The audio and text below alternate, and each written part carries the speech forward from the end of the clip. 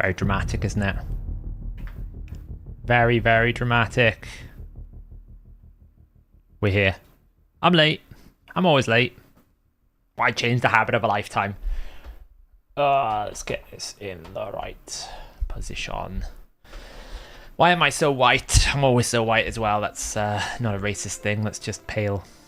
I'm too pale. There we go. It's a little bit better. How are we all doing? It's been a busy day. I'm not totally behind on my schedule today, honestly. What do we got to do here? Find faction wars without losing someone. All right. Oh, we can do Geomancer now. That's kind of cool. What do we got going on here? I'm sure we can do something like... I don't know.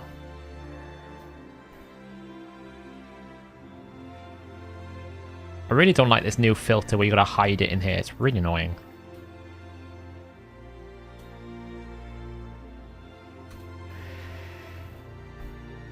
This is true dassery. Better late than never. No, I didn't get off the stuff I wanted to get done. Cat is gone to sleep somewhere. I don't really know where she is.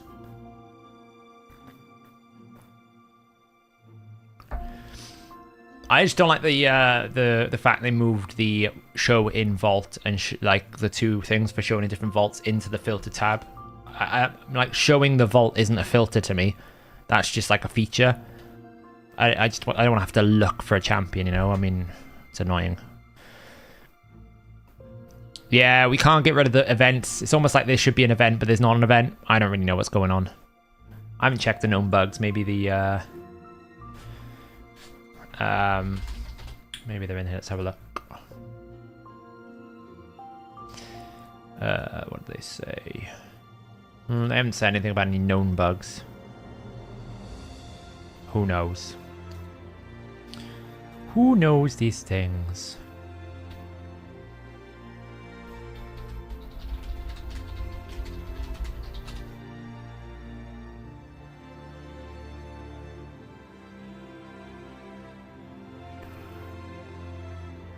The only reason why I'm doing stage 1 is I've got to do the mission where you don't lose a champion, so the factions are not favourable for the free-to-play today. Every time I search Whisper, YouTube keeps playing this stream. Must be a bug. I know, right? Just come back to me. Always come to me. Did you talk about Prism Shards in the event yet? Literally only just started, Laszlo. So no, we haven't talked about those. Who'd be good to put with Elva and Godseeker? In what context, Ravenwolf? What area? Yeah, I mean, we are kind of like in a proper wait Shadow Legends mode right now, aren't we? Everyone's like waiting to summon GNU and waiting to like... Even on the free-to-play, I'm waiting to ascend the epics and upgrade them to rank 5 for CvC points. So, I'll be honest, we're all in a little bit of a waiting stage. Does Nia's passive work with Lifesteal Leech and Critical Heal? Yes, it does. It also works with Bolster, Guardian, any form of healing it works with. So, yeah, I mean, you gotta wait. It's all about min-maxing. I honestly, I bet their analytics are showing more engagement with the events tab than they've ever seen before. Can we do this without a challenge? Let's have a look. Probably. Yeah, so am I keen to get it on GNU. I'm pretty sure I can shave a turn off of my my main spider team. We will be going on the main account pretty soon. We're just finishing off the free-to-play.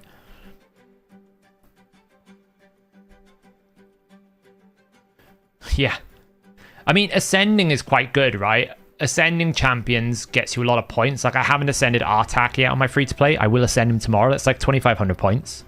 It's like, ascending is basically as good as booking champions to some extent. So definitely, you should really avoid ascending your legendary specifically outside of CvC. Epic's not so bad, because like a 6-star epic's only 500 points, but ascending a legendary to rank 6 is a lot of CvC points. In context. You know, obviously not a lot in context of tag team, but for a lot of people, not being in gold 5 or gold 4 tag team is a big difference. I did all that, and I could probably easily do the next stage. Should we just see if I can do the next stage? Let's have a look. How the points worked on the Spider tournament. I get 72 points for a 10-turn fight on a hard 10. Odd one got 82 for a 5-turn fight. Yeah, so the way that the turn meter... the way that the turn tournaments work is essentially they're very front-loaded. The first 25% of your points are where all of the point loss is going to happen, whereas the last 75% isn't going to be, give or take. I remember why I struggle with these, because these stupid... There you go. I think it's okay. So what it basically means is, if you take a long time, you won't lose as much points as someone who takes a medium amount of time, but someone who takes no time at all in terms of turns is going to get a lot more of the points. It's very, very front-loaded. So it does mean that if you're not, you know, one turn at those turn 5 and turn 6 is a lot of points. Oh, this is going to hurt a bit. Oh, God. It's all about Diabolist and Azana. Can they do it? Oh, they're holding on. She's taken one. There's another one. There we go. 130 materials.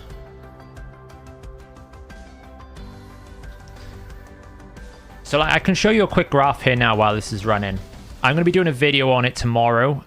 Clever people in the community figured this out. I didn't figure out this formula. Clever people in the community did. So they're going to get credit tomorrow. But you can kind of see, like, if I do this, you'll be able to see how it kind of distributes. It's basically a logarithmic equation, for better words, right? So it's like a linear regression equation. So you can basically plug in a formula and work it out. So essentially, like if we look at this, this is stage 5 versus stage 10. We start at 107, and you can see like the first like 10 turns, you lose almost like, if I do this, why is that not doing that? Equals that minus that. That. So you can see like the first 10 turns you lose 33, and then if we look at the next 10 turns,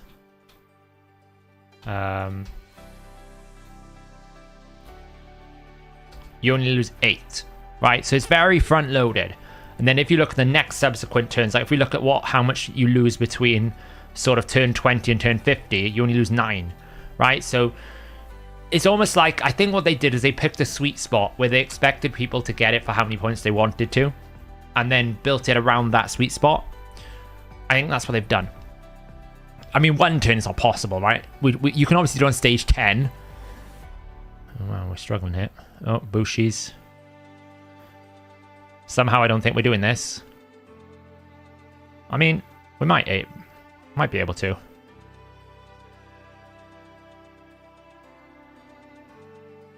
Diabolist and Azana are rocking this, aren't they? Look at them go. Begs the question whether or not they're going to be able to kill this Vergis, though. I'll be honest, because the Vergis is very hard to kill. Like, I don't know if we're killing the Vergis somehow. No, maybe we will. Oh, he's got continuous heal. Oh, he got lower there. We did get a crit. So, like, for example, my main team at the moment runs at 80 because it runs at 6 turns. You can get 82 if you can save yourself a turn. Can't really get to 4 turns. That's kind of asking a lot. You know, if you get to 10 turns, you're at 73. So, like, the difference between a 5 turn and a 10 turn is quite significant. It's like 9 points. That's a lot of points. So it's just a linear regression equation, essentially. My top tip for today, make sure you farm enough spirit pots to ascend Gnut tomorrow to 6-star instantly. That is a very good point. I did do a few because I've got to do Lady of Ireth as well, right? So, I mean, I haven't got enough. I don't know if I've got enough to really 6-star him tomorrow because it's going to take all of my food to get these guys up, right? Right now, I'm still in this situation where I've got to get these guys up to rank 5. Right, we haven't done that yet. I'm pretty sure I got enough food because I got 1, 2, 3, 4, 5, 6, 7, 8, 9, 10, 11, 12. 12 rank 4s, and I've also got like 6 of these. So I've got enough food for it, but it's going to basically take all of my food just to get the fusion. So I don't know if I've got enough to actually fully ascend him. I've got like 21 superior potions. So I think I've got enough. I think I'm alright. 15 force is a little bit low, but the thing is I've got to do this anyway. I've got to basically mix magic and then get the force and then mix the force, then go the void and mix that. I'm on these missions at the moment, so yes, mini mix pack, yes. What do we have to do here? Just gotta make some silver keys. Okay. Tomorrow we will be the first time we have beaten this Doom Tower rotation on this account. I've just got to let's just say I just need to ascend Artak so I can give him an Axie banner, because right now he can't land burn, which is a bit of a problem, really. So yeah. Hey Zaf, with Lady of Ireth, do you know who she targets with her A2 on auto when all eyes have full health? It's probably going to be team order, Brad. Normally in neutral scenarios it goes team order, so the leader.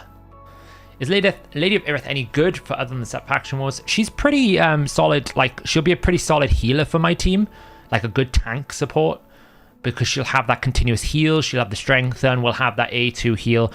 That A2 heal, by the way, when it critically heals, is a 60% heal. It's a very, very strong heal for a single target. So paired with Arogrim and her together, they'll keep any team alive, right? I did just get Kellen the Shriek today as well from the Prisms, which we haven't talked about yet, but I'm sure we will talk about. Yeah, Prisms are quite good, I think. I know a lot of people... I know I'm probably the only content creator that thinks Prisms are any good, but I actually think Prisms are quite good. It's a good system. It's better than I thought it was going to be. Does using Geo, Gnut, and a Cult Roll in a 1-1 clan boss make sense? I don't think Geo and Gnut together makes much sense, because they both do weaken. I know you have Geo's passive, but I don't really think, like, Geo and Gnut together specifically. But if that's all you got, then yeah. Yeah, so turns out, Moon Baboon, that pretty much every champion in the game has a hidden base stat called critical heal. So you can't use critical damage, but what happens is whenever you critically heal, you use your hidden base stat, and everyone has 50%. So a critical heal is always 50% more of the base heal. So in the instance of Lady of Ireth, she heals someone for 40% of their HP, so they get a 60%. Oh. Down with something, hopefully not. Oh.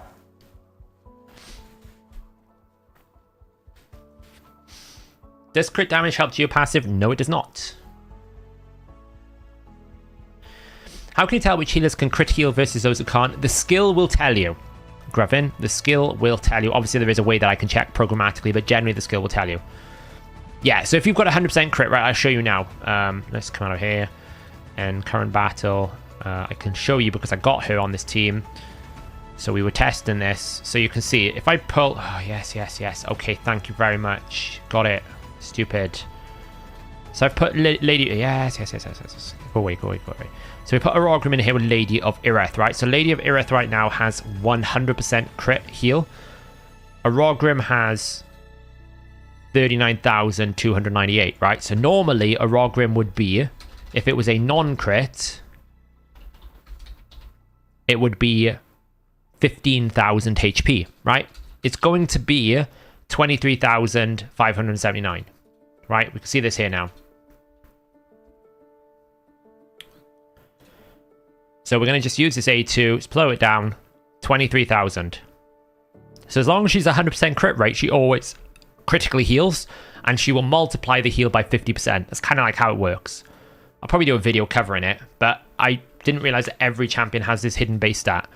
So yeah, between the two of them, these two have like some of the craziest single target heals I have on my account, right?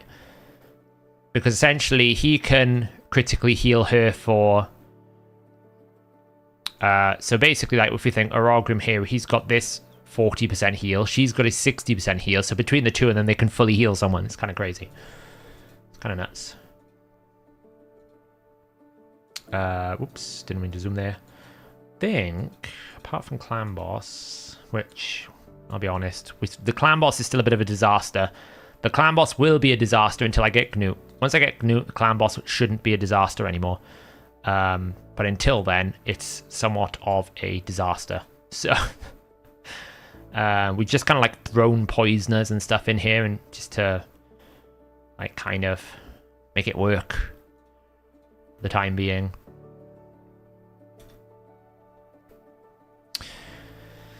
Crit rate affects critical heals. Yeah, so the chance to critically heal is affected by the crit rate, but the actual multiplication of the critical heal is fixed. You can't make it heal more than 50% on a crit. Can heals weak hit? No, because there's no affinity issues. You're not attacking. She's basically like an upgraded apothecary, but a little bit like apothecary's more speed tune. She's more overall stability. Like she's just like a full-on healer. That is her job. She sits in that thing and she just heals. So if all you need is a healer, she's pretty good. The problem is I feel like she needs a bit more about her. Like a well as a healer, plus a turn meter booster, plus an increased resistance, plus a buff extender, right? So you get a little bit more, where she's literally just like, well, I've got one ability that gives you strengthen, and I've got a really strong single target heal. But apart from that, I don't really have anything else, you know? What if you heal a champion weak affinity? You can't weak hit if you're not attacking. So you can't weak hit. If she attacked someone to heal, which makes no sense, then she would. No, I think she's a stronger healer than Wither. I'll be honest, I think she's a stronger healer than Wither. Just because I think she can actually burst heal a bit stronger. So I haven't heard back about a passive, no. Still waiting to hear back on that. So all healers can crit heal. No. Skills, some heals can critically heal, not all heals. But if it can critically heal, then it's dependent on the crit rate. So you have to actually know which champions can do it. There's probably a variable within the skill that basically defines it. Like, so if I look at Lady of Ireth here. Where is it? A2.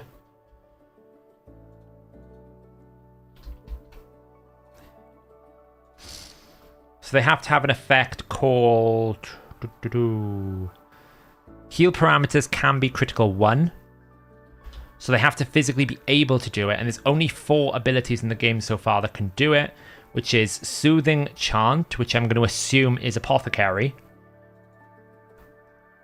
Regeneration, which seems to be some sort of passive for a champion.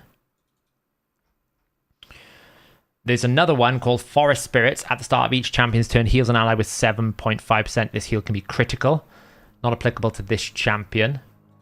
And then, of course, Lady of Ireth. So we've got, what, 6403. I got to basically reverse engineer these numbers. So Fury Stoker can do it. Apparently. Fury Stoker's got it. And then, who is this one?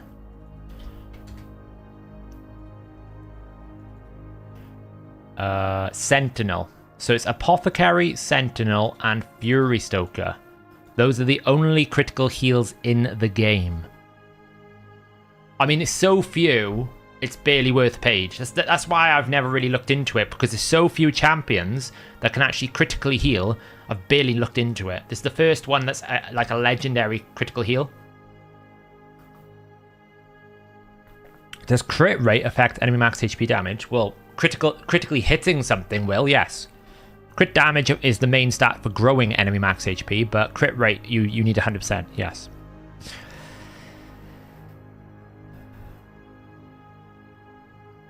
Sav, can you tell me why Creator in the Blue is good? He is, in my opinion, the second best, well, the third best freeze champion. I will die on this hill, and I think Gory is overall the best non-Gnut freeze champion for Fire Knight. It's something I will probably put to the test. I'm like 90% certain that Gory will be more successful than Creator in the Blue. I know you get increased speed and increased turn meter with Creator in the Blue. I get that. I just think that Gory's reliability and consistency is just going to be better for Fire Knight than anything else. Anything else. Yeah, Hellhades is locked into Creator. I'm not so convinced. The math tells me otherwise. No, because like if you look at the basic math here, right? I was doing the math last night when Hellhades was streaming. Let me find it.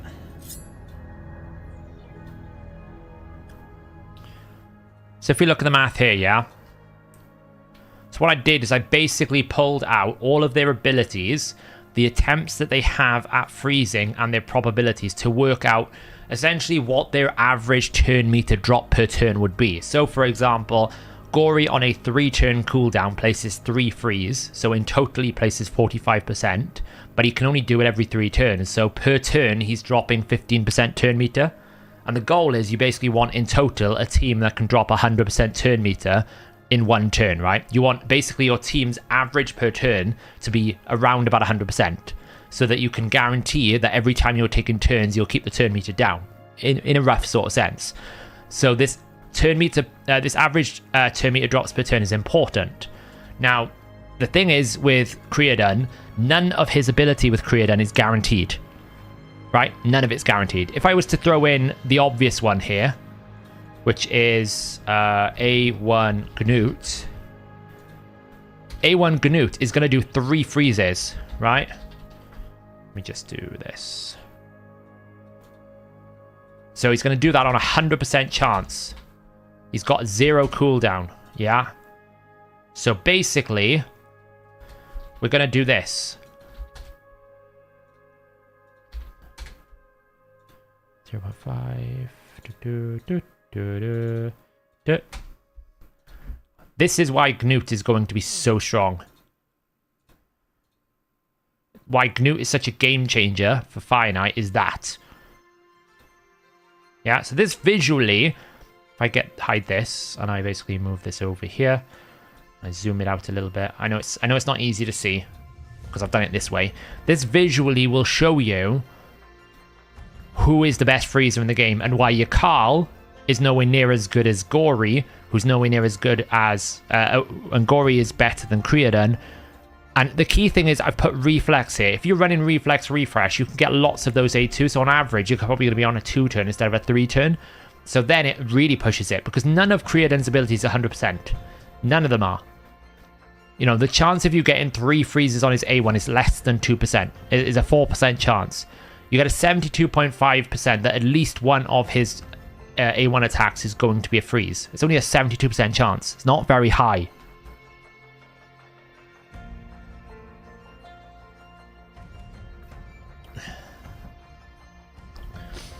Yeah, but I don't think you run 2 ally attackers, because I think you run more max HP.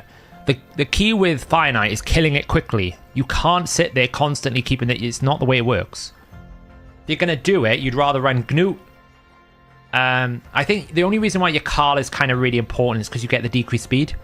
It's very hard to replace. You're getting a freeze with a decreased speed, which is actually quite good. So I think you probably run something Gnut, your Carl, Gory, someone to knock the shield down, a lot of phantom touches, and then figure it out from there. Yeah, so I basically got, if you don't run him Reflex, he's about 15%. He's about 4% better than Creodun's A1. If you're running him with Reflex, then it goes up to 23%. And obviously, Gnut's A1 is just bonkers strong. The answer to it is you run 1 Gnut for damage and 1 Gnut for freeze. That is the answer. Yeah, your Carl's also very good for waves. It'll help you clear it out. So... But yeah, like, obviously if you're running ally attackers, you can, but most people don't run the ally attacker for the freeze. They run the ally attack for the ability to knock the shield down.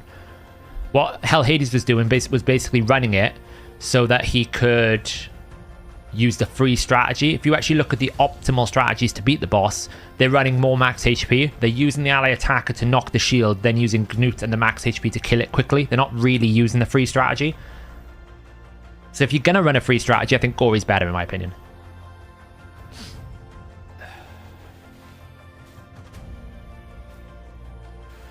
But Gory does struggle at stage 7 because of affinity.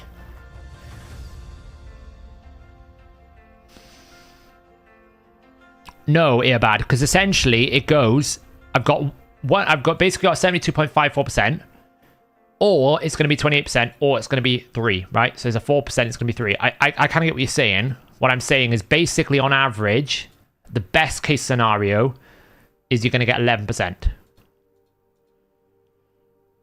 Yeah? That should be more. I don't know why that's less. So what I'm basically saying is you're going to get more average turn meter drops here because it's more likely you're going to get the A1. Best case scenario is you get on average 11% per turn. And I wouldn't run Fearsome Presence because you need to kill the boss. So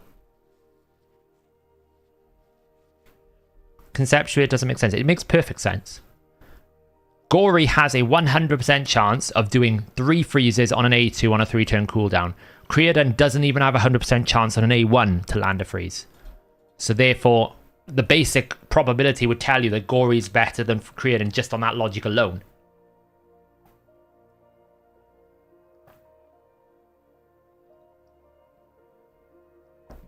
You can't rely on Relentless. Like, you cannot rely on RNG for these runs. That's the thing. You're trying to rely on RNG to beat the boss.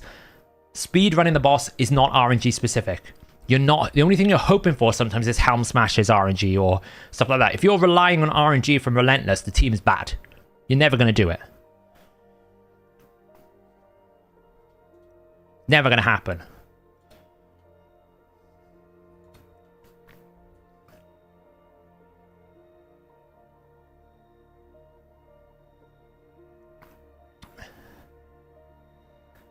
Yeah, I mean, Creodon's overall better. That's not the argument, really. The argument is who's the better freezer, Gory.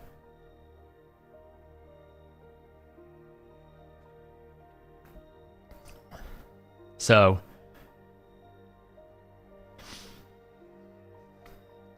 well, if you're relying on Relentless, then you shouldn't run free. Like, I will die on this hill, and I will tell you that the reason why Creodon didn't break any sort of teams is because he's not reliable enough. He doesn't guarantee a freeze. The only one that can guarantee the freeze is Gory. So until Gnute came out, Gory on his own wasn't enough freeze. That's why freeze didn't work. Gnute comes out, makes a big difference because he gives you the best freeze in the game by quite a margin. He's almost double the benefit of anyone else.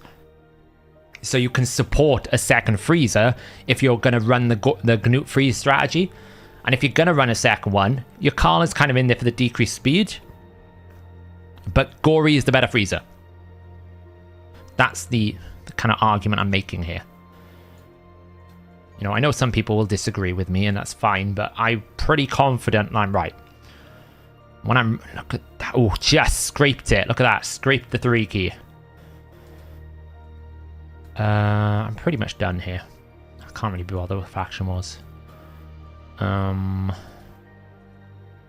Do need to do more jump training. I'm not going to lie. I do need to do these.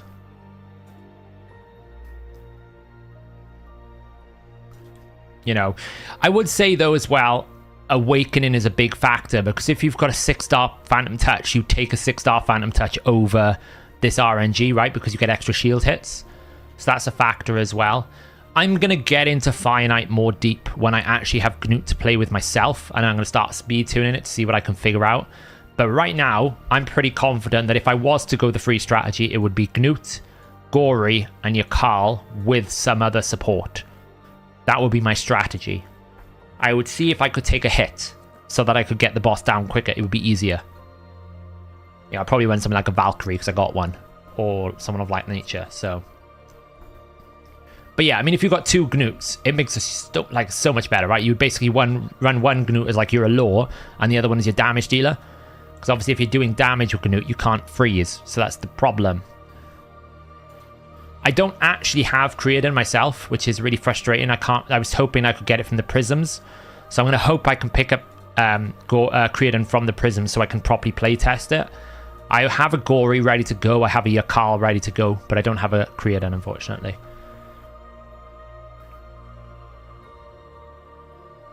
But the finite hit speed, isn't the increased speed worth a lot? Yeah, but you can find the increased speed elsewhere, Glenn. There's plenty of champions that could give you increased speed. Plenty of champions.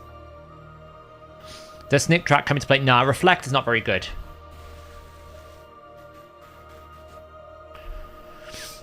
Not really GG, because you would basically disable his A3. You'd run him in Reflex, Refresh. I had mine when I was testing it at 270 speed in Reflex and triple Refresh. So he was basically getting his A2 almost like every other turn. So that's all you need, is just to roll it. The problem I was having, I couldn't get past stage 7 because of affinity more than anything else. But now that I've got GNU, I can probably just do an ultra slow team and just blitz it, get past that, and then go back to that strategy. But I just gave up because I felt like even when I got to stage 10, it would be very impossible without certain champions, and we're only looking at it now because Knut has come out. So yeah, that's why I'm hoping I get the Creedon from the prisms, right? The prism thing. He's in there. Prisms is potentially a good one. Nah, Wizgar's not good.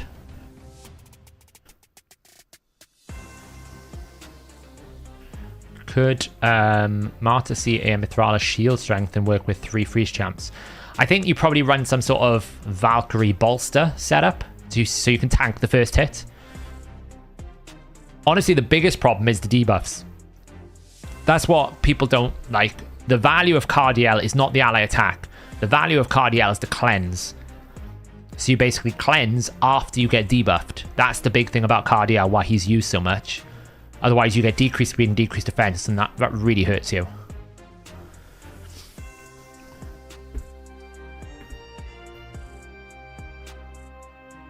It's like, is it? Yeah. We're playing a building cinematic playlist tonight. Maybe it is from... maybe it is League of Legends. It does sound like it, doesn't it, Moonbaboon? It could well be. Maybe they're using royalty-free. Yeah, the block debuffs. That's what I mean, Mullet, right? The reason why people pick Cardiel isn't just because it's the ally attack. It's because of the ability to stop the debuffs. Either cleanse them or to place block debuffs. That is kind of like one of the values of Cardiel. That's why I argue long that Cardiel is probably the best champion in the game. You know, put aside a Krizia and Tarasis and Marichka, Cardiel will just basically carry every content that you ever could need. He does slow it run. Yeah, you are correct. You are correct. He does slow it down. But to be honest, I think maybe you don't even bother with the free strategy. You just basically build a team that you can tank it and just run Gnut and try and one-shot it. It's better. I was even playing with the idea of, can I just fit my Seer in there somehow? Can I find space for my Seer, considering she could probably one-shot the wave without she doesn't need assistance.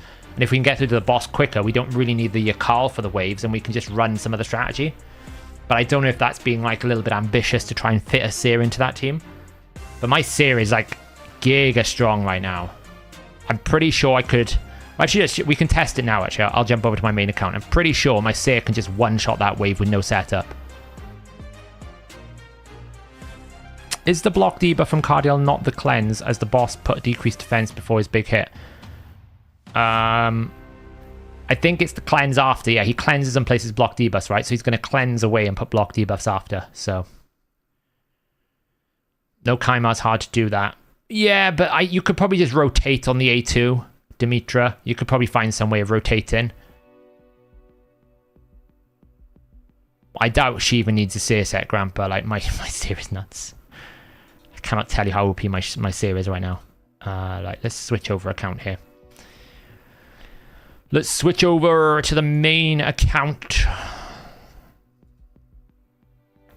You've done the maths on Creedon. You're going to send it to me then. I'm pretty sure it's still not as good.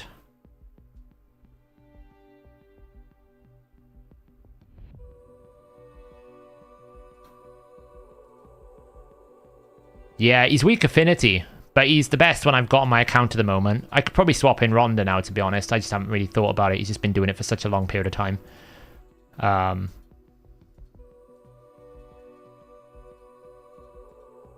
haven't even unlocked it, see? Didn't even get past. We didn't even get past this stage. I wonder if I can just brute force this. Let's see. With like super tanky teams. Like someone like a Duchy.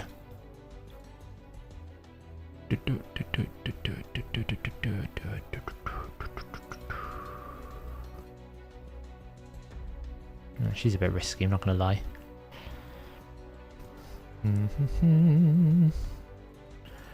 Probably not going to be able to brute force this because it's going to be too difficult, I'd have thought.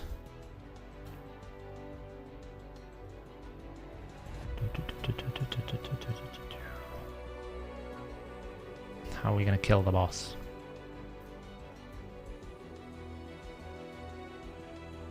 Poison activation, burn activation.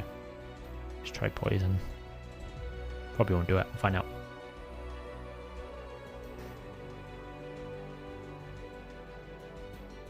Oops, that was the wrong thing. It's like, look, 3 buffs. Wonder what Seer can do. Bye-bye.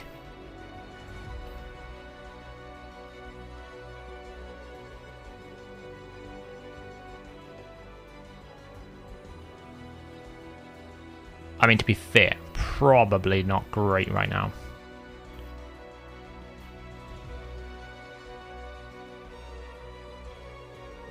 I know.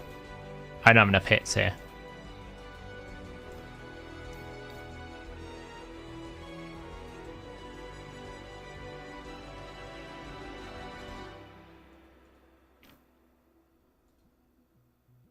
Nice. Can we take down 18 stacks? It's the question of the day. The answer is probably not. It's quite funny, really. Whoa! The friggin' hell happened there? What the hell happened to their max HP?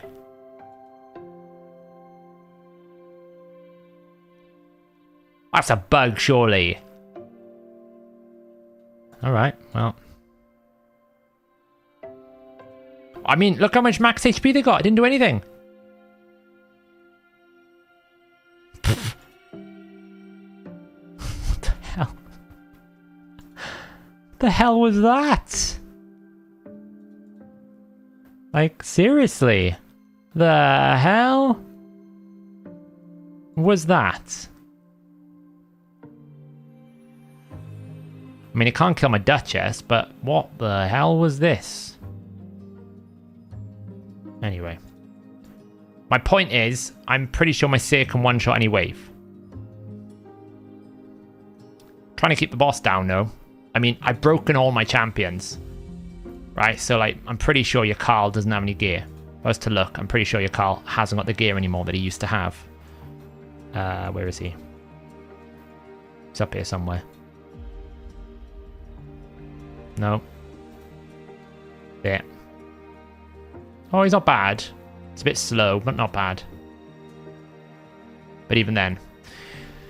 So, but I mean, all I wanted to do is just show that, like, obviously, like, I'm pretty sure if I was to put my Seer into that team and take away all the buffs and just basically run a 5-man team of this, like Seer, Theodore, I don't know, some random champions here, I guess. Morrigan.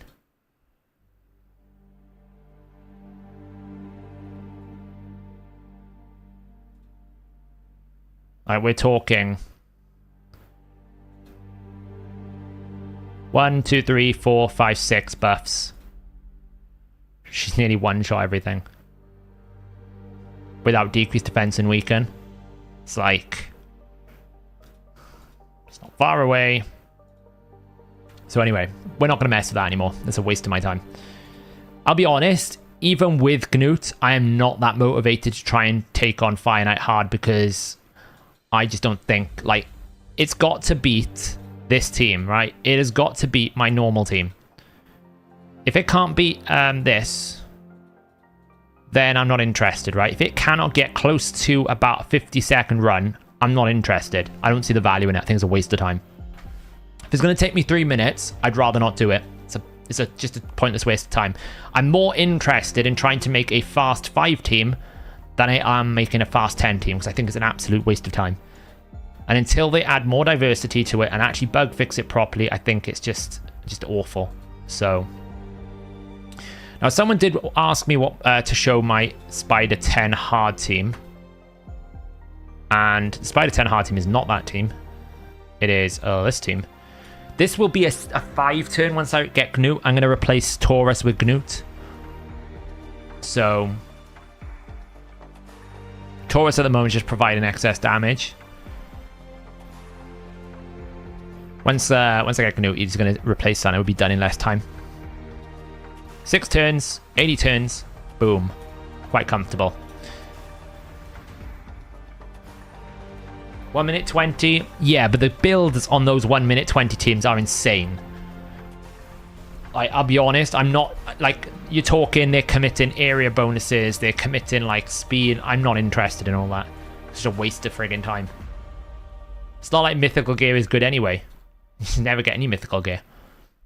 It's very, very, very low value in my opinion.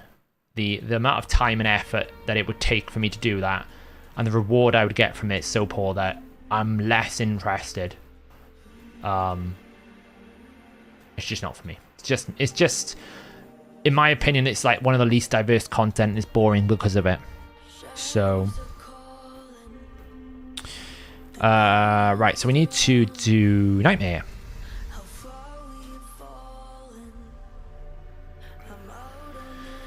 Yes, I'm looking forward to Diablo 4 Season 1. There will be a very, very long stream on Thursday. If you are wanting to see raid content on Thursday, it's probably not going to happen. We are most likely playing Diablo 4 for like 8 hours straight, if not more. Thanks, Kantra. Good start. So, I don't even think 7-star would make a difference here, bad. What they need to do is take away 5-star gear from hard mode dungeons, or take away rare gear from hard mode dungeons, right? They have got to start aggressively dealing with the bad RNG, because that's what's happening. You basically go into it, even if you do get the mythical drop rate, it's all blimmin' 5-star gear. And a 6-star rare piece is going to be more valuable to me than a 5-star mythical. It's just the reality of the way that it is for the end game.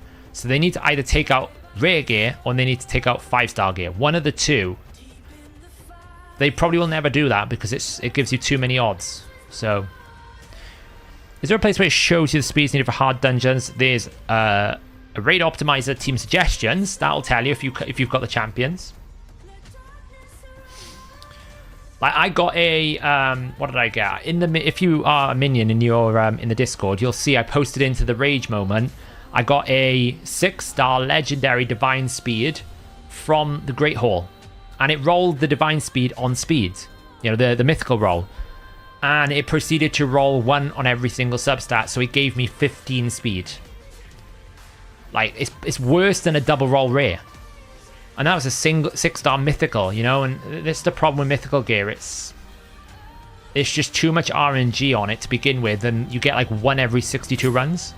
So am I really that motivated to do finite hard when that's the return rate? Probably not. I'll give it a go. If I can get my Gnut in there without it impacting Shogun and other places, then I'll do it. But if I have to lock Gnut into finite hard, I'd rather not do it. Simple as. I'd rather just not lock him in at all. I'd rather just stick to my current finite hard 25 team and just grind it that way, because it's just as good. Have I ever played MOBAs? Yeah, I played League of Legends a fair bit. I'm on a bit of a break from it at the moment, though, because I'm playing a lot of Diablo. So, we are back to shouting at Kantra. We've got to do a lot of prep work tonight. So what we've got to do is we've got to get all of Hydra done. I've got to make sure on both accounts I'm ready to go with the fusion to some extent. I've got to make sure that I buy up my 3v3 tokens. So that's what we're doing tonight. We're basically doing a prep stream. I have a feeling that this upcoming clan versus clan is going to be incredibly, like, big.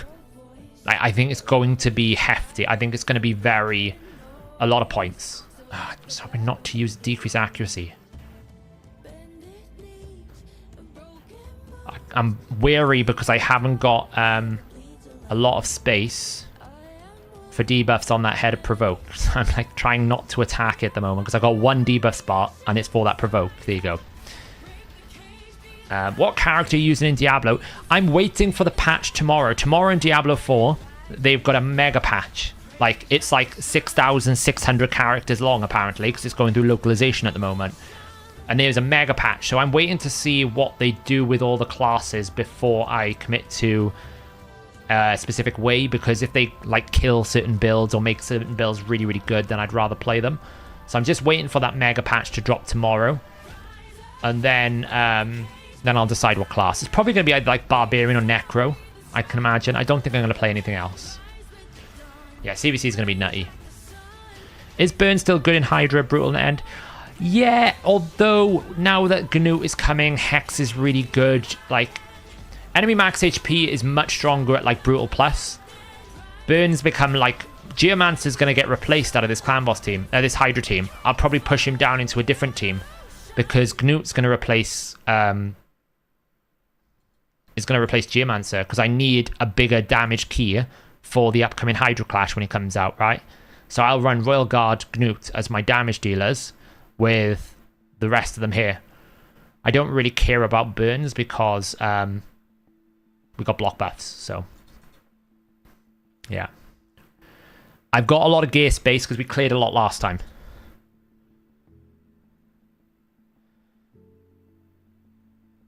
Saf going to be getting the caffeine boost drinks. I kid you not. We're probably not going to have a long stream tonight. We're probably going to be streaming till about midnight, maybe no later, because I've got a crazy week and I need to be like certainly refreshed. So after I finish stream, I've got to go back and finish off a few jobs before I go to sleep. But yeah, we're going to have quite a... it's going to be a busy... It's going to be a busy old week, so... Got to pace myself, as they say.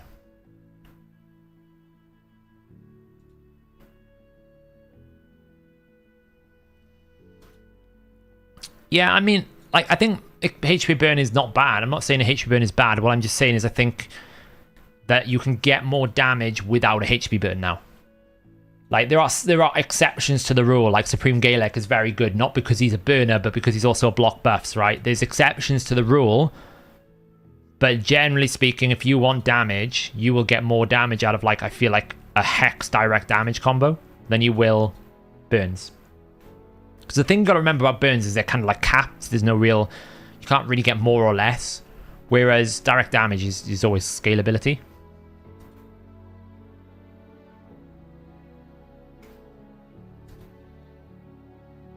And to be honest, you notice I barely have the capacity to use Geo properly in this team. Because of the way that the team is structured, Geo just doesn't really fit very well into this team. So he will go into my other one. That's a real pain in the backside. Not going to lie. I'm not a fan of Torment. Okay. Torment Mischief. That's not so bad. Should be able to get this out though. Night, Earbad. Have a good rest, my friend.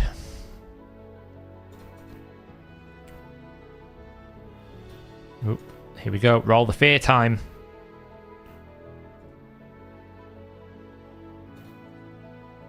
Get some block buffs out. Ooh. Smack hit for some damage. We're cleansed. That didn't work. Here's Royal Guards out. Good. Why not put HP burn on the Wrath or Suffering? Because you don't want to put it on the Wrath because you want the Wrath to proc his passive loads of times, right? You don't really want to kill the Wrath head when you've got Geomancer because you're going to use the Wrath's passive to build damage from the activation of Geomancer's passive. I don't want to burn the Suffering head because I want the Suffering head to be alive as long as possible because it gives me very good Brimstone damage. You'll notice that when I'm using Cantra here, I'll only ever A1 the Suffering head when there is no Brimstone out because Suffering by a long margin is really good for Brimstone. You'll see I'll put it back out here. So pretty much all the time I've got Brimstone on this target. I don't really want to kill either of those heads very quickly, which means I'm left to burning the other head, but then I can't really burn the Provoke head because I put too many debuffs in my team. If Mithrala decides she wants to A1 attack the Decay head, I'll have too many poisons and then I'll create problems. So what I end up doing is only being able to burn the one head, which is why I'm saying Geomancer for this particular team is not very good because the conditions to make the team work are not ideal. It's not to say it's a bad champion, it's just for this particular team configuration, Geomancer doesn't really maximize his kit, right? If I didn't have the Cantro with a 5-star Brimstone, if I didn't have like the issues of too many debuffs, then he would be able to burn everyone and it wouldn't really matter. But because of that, I can't really activate those burns, which means it does limit him a little bit. So I have pulled my Prism Shards, yeah, in the video earlier. I haven't got the Spider one yet because I don't really know why, but oh, do you know what? I overfilled. See what I mean? I overfilled the debuff bar here, and I couldn't even get the burn out. Yeah, that's the problem there. I couldn't even get the burn out because I overfilled the debuff bar. It's kind of bad. Let's run the risk. Nice. Burn. Of course she attacked the Fearhead. Really, right now, what we need to do is kill the Fearhead. That's the risk. This team doesn't really have a Fearhead solution, but we can normally, with the 2 cleansers, just get away with it. But we do lose a little bit of momentum. Again, look, I'm A1 in it. I'm always putting the Brimstone back out. I always want that Brimstone out. With the Geomancer, what we're doing is we're alternating the A2, so we always get the burn up without fears. And then we just RNG the cleansers. Oh, that was great. Thanks for giving me all that. Really, really wanted that. Will you participate if Deadwood would do a Hydra? I unfortunately can't because I don't have test server access. And they only do it on the test server. So, unfortunately, I can't take part. So I'm always the mascot on the sidelines going, yeah, that could work. Oh, that looks interesting. I wonder how that's going to work. That's my role normally in the tournament draft things. Yeah, this is Nightmare. Yeah, this is Nightmare. Yeah, the team's solid. Like, if I get good RNG with Royal Guard, like, this team can pump some numbers. It's also dependent if there's no Fearhead, right? If the Fearhead comes out, it kind of messes things up a little bit. Like, all we kind of want to do now is just kill the Fearhead as quickly as we can. This is why Gnut would be better, right? Because I can literally just target the Fearhead with Gnut and one-shot it very quickly. Whereas, the longer the Fearhead is up, the worse this becomes. You might be able to make it work without test server. No, because just the way that it works. I'm not going to burn all those resources, Almighty. It's not going to happen. So, yeah, I'll show all the stats after, don't worry.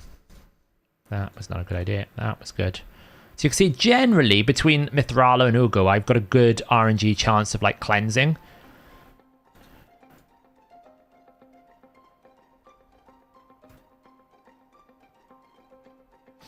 The only Hex champion I have is Thalesia. Is she a good enough Hex champion for hard brutal, or would you stick with Burns and have a Geo? I would look at a cursed option to support her, Taiku. Curse set is very good. Curse set is worth farming if you can.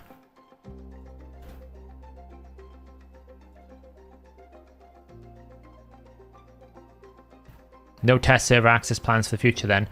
Well, there is no apparent desire from Playroom site to put me in the program. So, whilst that's a reality, it means we are not going to have test server access. So, it's fine. It is what it is.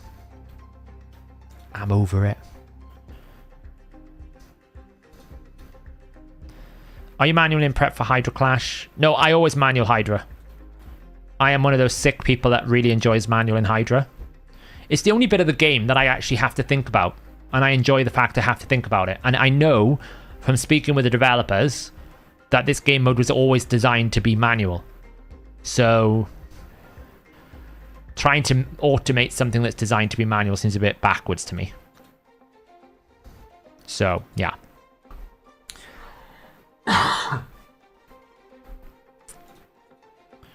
They really do need to fix it. I agree, Stiko. I understand why they put those in originally, but right now we're in a world where having artifacts with campaign silver deficits is really poor. Oh, look, we've got the friggin' Fearhead back again. That sucks. Just got rid of the Fearhead. Let's drop 2 meter. Can we drop 2 meters? I didn't really want to kill the Suffering Head there, but never mind. You could do some more Hydra encounter. Well, look, I enjoy manual in it. I don't like doing it all the time. Like, let's not get carried away here. There's a difference between enjoying manual in something and doing it all the time.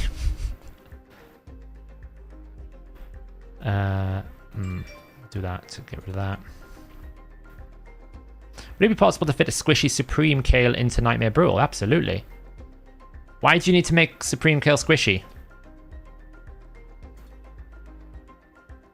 What are we going to get? Provoke Head. Kind of bad. Not going to lie. I'm going to have to throw that out there in RNG it. Of course it put that on there. Burn. Leech. Nice. Please don't RNG me now. Please do not RNG me to the Kingdom Come. Please let me boost. Thank you. That was important. Should be able to get back to the provoke. Nice. Nice, nice, nice.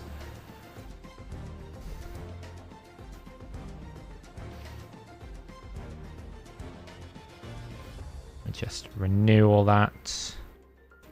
Hold that because we're going to need it. Yes, but we'd love to see you there so bad for us. I know. I mean, it's a to some extent, it's a loss for Playroom as well because, let's face it, I do report a lot of bugs that make it into actual changes within the game. So clearly, I'm pretty good at testing the game. But, you know, it is their decision. And I have no negative thoughts about it. If they don't want it to happen, it doesn't have to happen, right? It's not the end of the world. It's not gonna change anything about what I decide to do. It just means that obviously competitions that happen on the test server, I won't partake in because, I'll be honest, I'm not going to... I am not going to waste all those resources on that tournament. It would take me too long. So now we need to kill that friggin' Torment Head again. Nasty little boss he is. Oh, get a nice boost. Drop the attack. Yep. This is the problem, see now. This is the problem with the Suffering Head. Without the Suffering Head, I haven't got a Brimstone target because this little dude is never going to spread... the Mischief Head is never going to spread any debuffs. Because he's not got any buffs, so he won't spread any buffs if he's not got any buffs, so he'll never use his basic skill. He's already used his A3, doesn't like using his A2 unless there's poisons out there, so he's not going to use it. Torment Head has got 2-turn, he's not going to use it, and this guy over here is provoked, he's not going to use it, so nobody's really going to use an active ability, so I can't activate Brimstone. So I might as well hit this guy to put it on, but that is the problem why I don't like killing the Suffering Head, because if it doesn't come straight back up, I'm now in this position where Cantra loses significant amounts of a damage. Like, we're talking millions. Why are we typing War Maiden? Chill out, Arctic. Don't make me use my mod power. Right, okay. Okay, time out.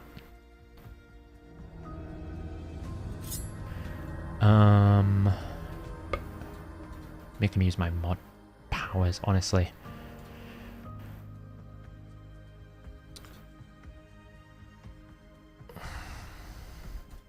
What are we up to? 32 million. We're doing good.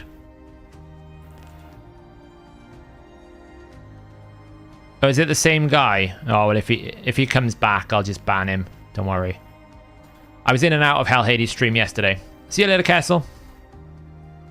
I was in and out of Hellhades stream yesterday because I was trying to work at the same time. Boom. Fears. I guess you want to see my War Maiden, yeah. I'm a very patient individual. Oh, can we not have fear after fear after fear? There we go. Get this back out. Just attack this. What I do in case is put Brimstone on low HP head and kill it so the Brim appears. Yeah, I guess. You are right. Burn that. It just sucks, right? It's one of those situations that Brimstone, if used correctly, is very powerful, but it's very difficult to continuously have it. And there's not really a better option, right? Because Soul Reap is pretty poor, generally because the AoE, it's coded as AoE, so you lose a lot of damage. There's just lots of little issues with it. So...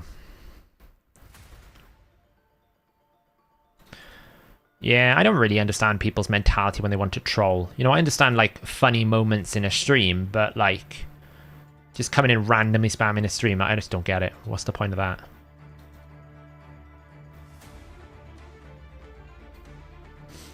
I'll aim for 100 million with Gnut.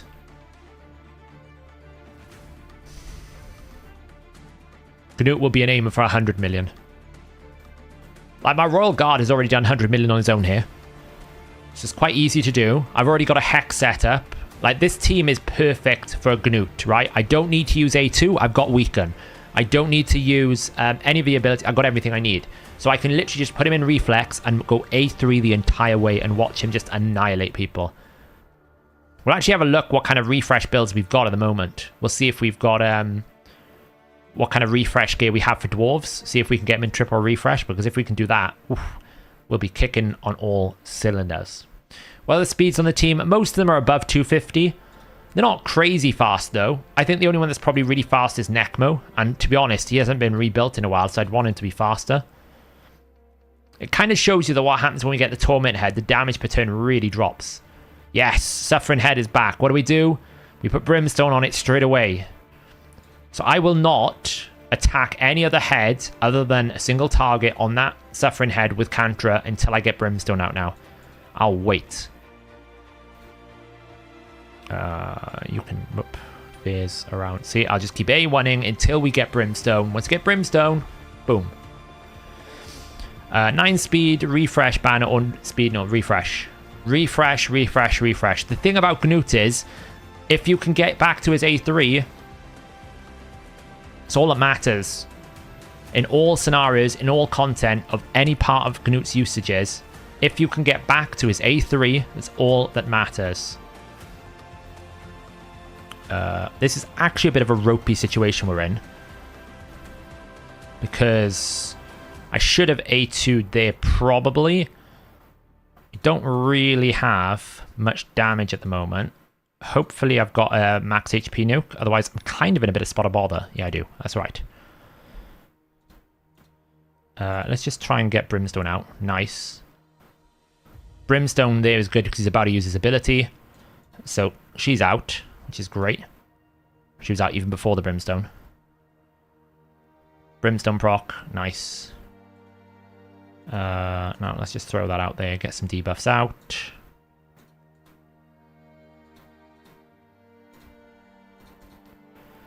Get some increased defense. So we're already at 1 key here. We lost a provoke somewhere. Just put it on auto now. I'm going to let it auto. We got 1 key. It's fine. It's all that matters. Replacement for Necmo. Necmo's the hardest one. Cantra just needs to really be a provoker, but don't underestimate the value of Cantra's debuffs. She can place... Oh, God.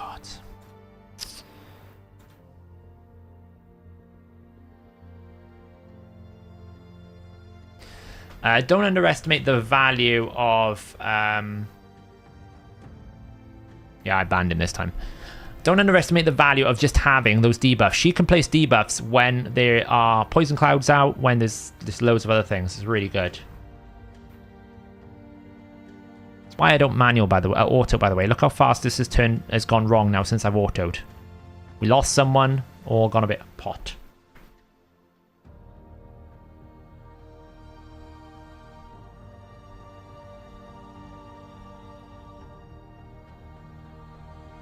Yeah, I don't really understand it, Sniper. Like, what motivates someone to jump in random streams and just spam War Maiden? I don't really understand it.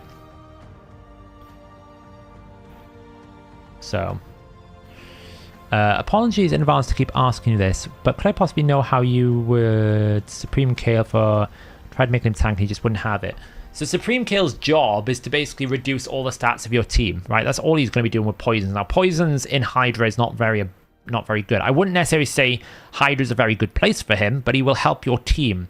So you just need to build him probably fast with good tankiness, because he doesn't need accuracy. Probably good resistance as well if you want, so you can just, like, you've got space stats. Just build him with War Master, right? He's never going to be a damage dealer. That's not his job. His job is to make it so that the rest of your team doesn't need accuracy. Now, whether or not he's good enough to put him in that team, I don't really know. Because to be honest, I don't really feel like the numbers to reach all things in Hydra's that difficult. It's pretty easy to hit those numbers, so... But that's what I would do, is build him tanky, high resist, and fast, so that you always get him going before your team, so he's always buffing your team's stats. Cantra's provoke is one of the best provokes in the game. There's no one else better than her, really. There's very few people that can provoke better than Cantra. I know she has her RNG moments, but with Necmo, she's almost invincible. This is what I mean about damage. Look why I'm saying Cantra with 5-star Brimstone. She nearly out-damaged your Geomancer. This is the value of that Brimstone with Suffering Head. Is why I think Geo comes out and Gnut just replaces it, goes in, and I get Royal Guard, Gnut, Cantra as my main damage dealers with Hex from Mithrala. I just think it's too good. I just think it's too good, you know. How do I rate Snick Track? YST rates Snick Track incredibly high. So if YST thinks it's a good champion, I think it's a good champion. Yeah, but the problem with War Chief is all you get is provoke, right? So what I mean by she's the best provoke in the game for this, you're getting all of her debuffs, right? You're getting all of her debuffs. You're getting a passive where she can apply debuffs on weak hits. She can even steal buffs from people under Poison Cloud. So if that Wrath Head suddenly decides he wants to put increased attack and reflect, she can go in and take those buffs away. I know Geomancer can do it as well, but the fact that you have all this in one kit and all she has to do is take a turn to provoke, put her with someone like Necmo Thar, and she's constantly going to provoke. Way, way better than War Chief, because she's much easier to keep alive as well, because she's very, very tanky. Much easier to keep alive than War Chief. I know, I keep forgetting. I haven't quite decided what to put on him, whether I put Cruelty or something else. I've been, you know. I don't know. I haven't decided what to put on him.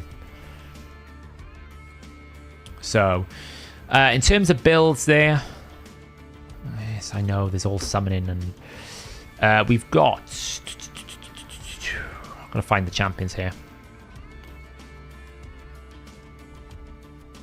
Mithrala, she's just in an arena build, so as much accuracy as I can. The only reason why she's got a lot of resistance is I have a triple reaction banner. It's the only reason why she has a lot of resistance.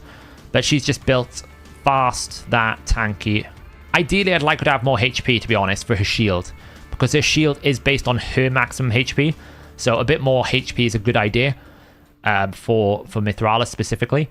Necmo Thar is built at 294 speed, if I put him in Hydra here just to make sure, 296 speed, 400 accuracy, and relentless. Tanky, relentless, fast.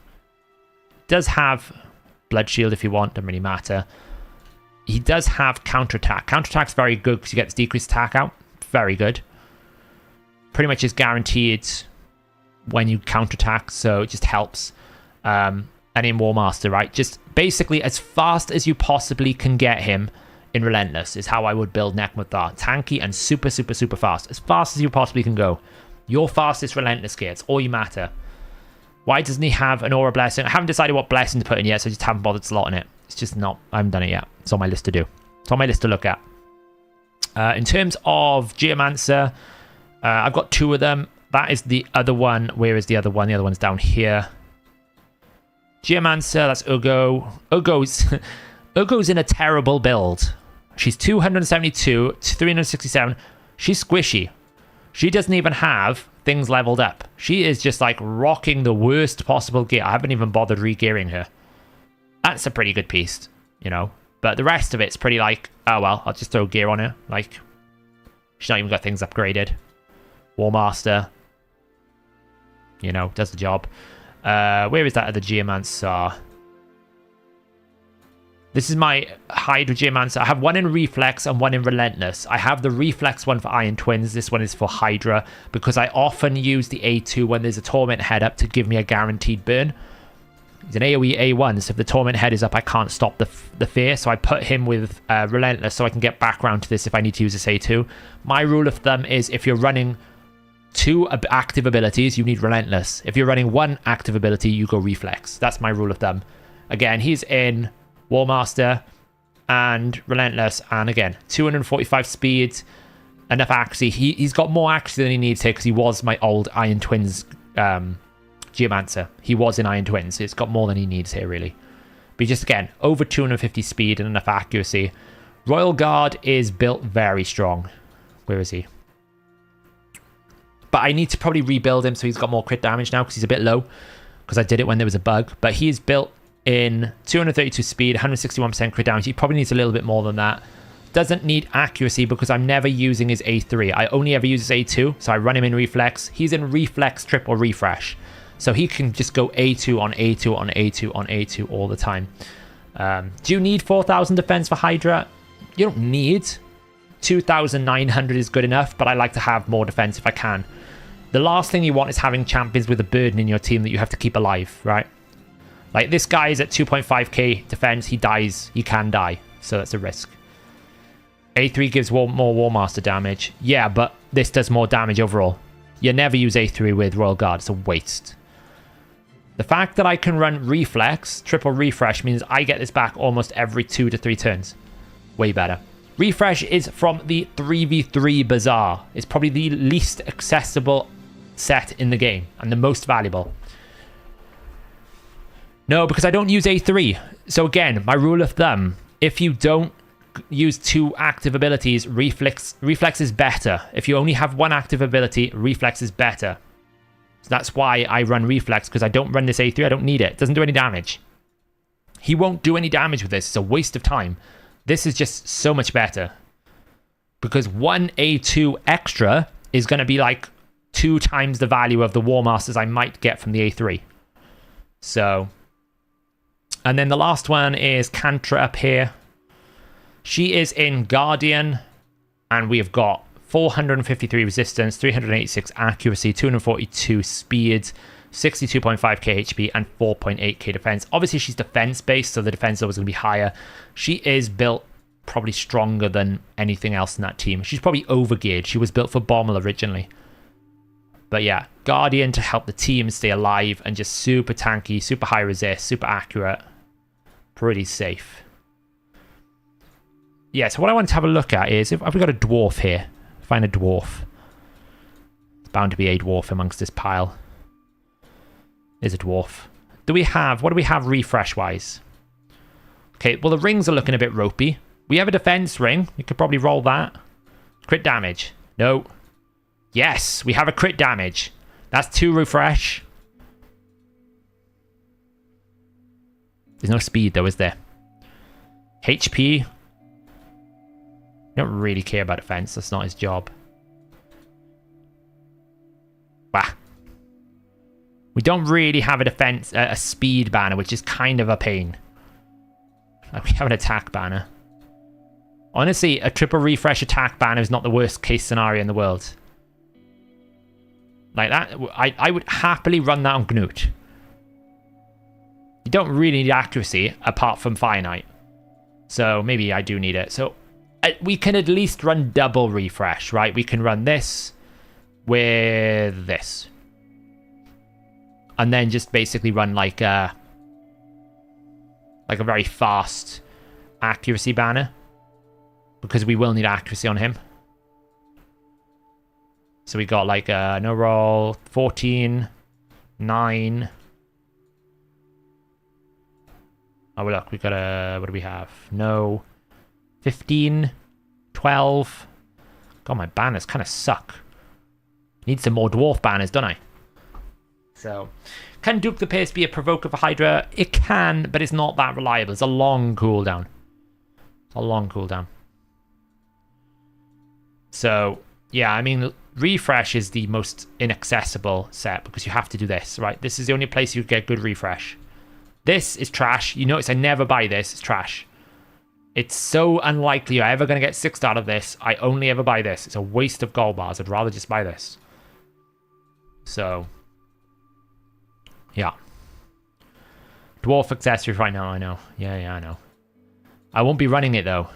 I will wait for tomorrow. I'm not burning any energy in Spider right now when I'm waiting for tomorrow for Gnut. Right? My Gnut is ready to go on this account. It's ready to go. The Ambassador Lethalins, all ready, all rocking. Right, let's pull this team up. The hard team. Take you out. Who are we going to replace in here?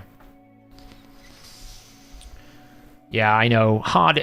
I agree. getting into gold is hard, and then the fact that they've locked refresh only in gold is really bad. That's why I'm saying that refresh is the hardest set to get, because you've got to roll the RNG and you can only get one a day. It's even harder than reaction. It's super hard. It's harder than blood shield. And it's so valuable. You only notice you don't have it, like Hellhades yesterday. He only noticed he didn't have much refresh when he started building for refresh. He was like, oh my god, I've got nothing. So, hey Saf, when do you think new Hydra diff will come out? Maybe when they release Hydra Clash, Victor. Maybe we'll get some more updates with Hydra. Maybe they'll get back on the development train of Hydra. It's a bit overdue, isn't it? If you're not in gold 1G, man, I'd probably buy it just to start building it up. But I wouldn't unless you really had to, basically. I really just don't like the fact that you can't buy gold unless you're in gold. Just like literally unlock the entire bazaar for everyone and cap the amount of rewards you can get based on the amount of gold bars you earn. You probably can't earn enough gold bars in silver to be able to buy everything you want in gold anyway. I can barely do it when I'm in gold. The way that I run in 3v3 these days is in a clan versus clan week, I will leave my defense off the entire week, deliberately demote back down to gold 2, so I get a 1 week of free 10 of 20 battles free, no defenses, so that I can actually rebuild my gold bar stack, because it takes, if I want to buy everything I want from the 3v3 bazaar, I can't earn enough gold bars, and I really haven't got the patience to fight proper fights every day. So I'm actually deliberately demoting, then I'll re-promote back up the following week, so I'm back in gold 3 for CvC. Because I can easily sit in gold 4 if I wanted to. But it's just a lot of hassle. I just don't want to have the hassle. What do we want here? Got burns. Block buffs would be helpful. Probably.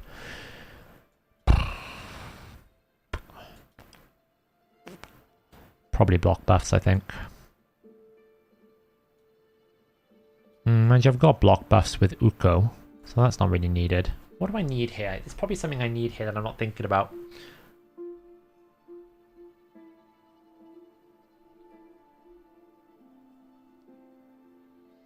Provoke. That's it, Brad. Thank you. I knew I was thinking of something I needed. Maybe I can use one of my Seekers. How much accuracy do you have? Not a lot. How much accuracy do you have? Even less. Because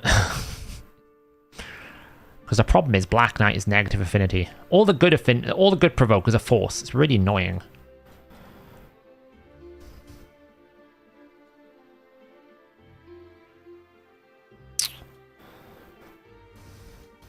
Let's just do this. Skull Lord's in my other team.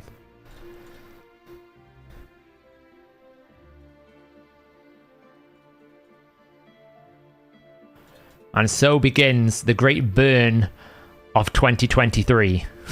This team is just like, did you want poison? Did you? This is kind of like one of those adverts. Did you advertise yourself for burn activation? If so, dial this number here because you're about to get burn activation 1. Burn activation 2. It's like, so dumb. So much burn activation, it's unreal. Burns. More burns. I've actually overfilled the debuff bar. It's a problem. There's too much poisons. I've actually overfilled the debuff bar. Well, it was nice when we got started here. But we've somewhat overdone it. We've overclocked the engine a little bit. So, unfortunately, we're going to get fully cleansed. Ugh. That hurts.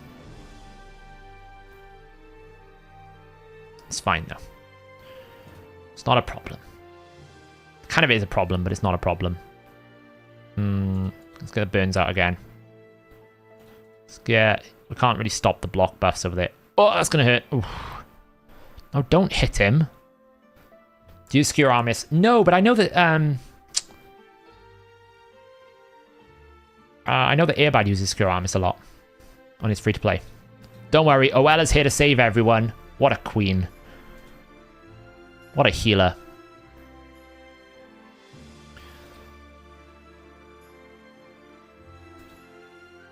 Yeah, so when I'm in the mode for... when we are using burners, I commit to burning.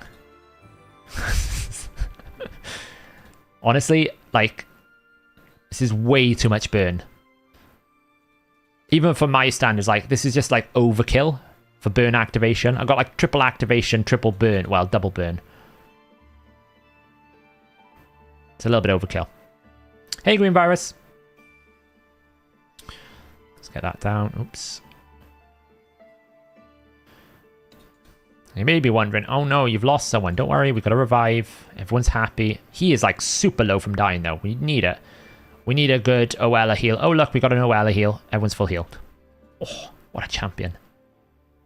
Love Oella. More activations. Activate the burn.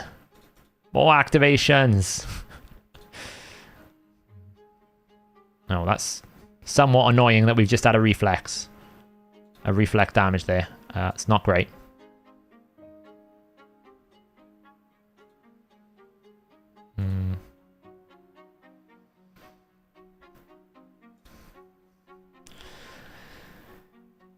Yeah, Oella's such a great champion. Full heal. Oh, what a dream. I mean, Sisia's kind of ruined. The funny thing about this team is you actually have no idea who's doing any damage. Because when you get to the final screen, it's like, I've no idea which champion activated the most burns and did the most damage. I don't know whose burn is being activated. We don't know who's extending whose burn.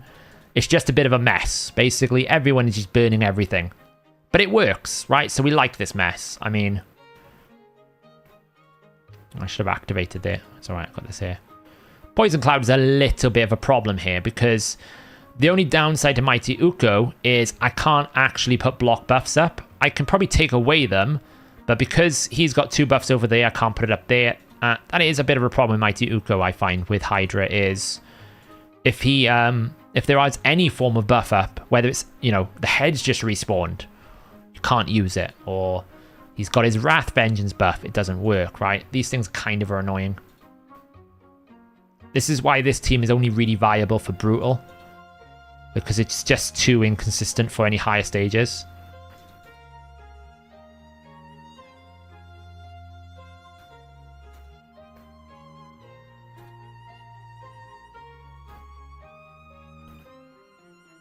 So,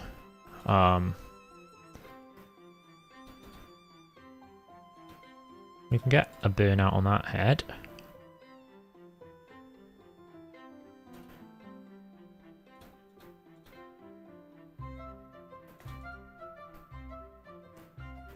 Well, Sisia died.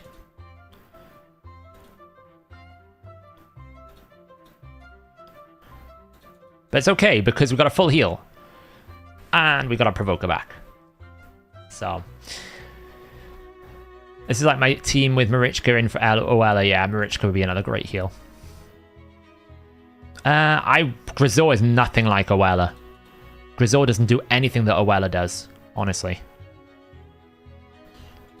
Like, well, maybe I'm wrong. Because he does have that increased resistance, he does have healing. Maybe I'm wrong, actually. Yeah, you're probably right, actually, Nexard. I take it back. I was thinking of Grisor as like a Vogoth, but of course Vogoth does a lot of healing. So maybe, yeah, maybe she is. Because I forgot he's got that increased resistance, hasn't he? What's special about Oella? I mean, we get this massive turn meter boost. So everyone gets 30% turn meter fill with increased resistance. You get a 30% heal with an increased buff duration. And you, anytime anyone takes like 15% of their damage, they all get a continuous heal. So basically, she replaces damage you take. And she just, like, I found whichever team I put her in, she just stabilizes the team, right? She's a bit like Godseeker Rhaenyra.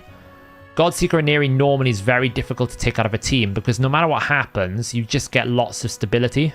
This Torment Head is a bit of a disaster, I'm not going to lie. Because I have no solution for fears in this team. Because I took it out because Shamael's my fear champion. Oh well.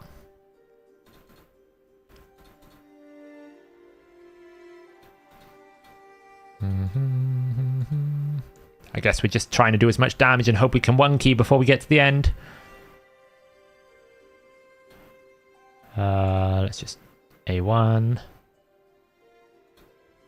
Boost. She's also kind of good because she doesn't really attack that much. So you don't really get feared. She only has one attack, and that one attack is 100% decreased speed, which is really good for bosses. I don't actually think Grisor is that OP, believe it or not.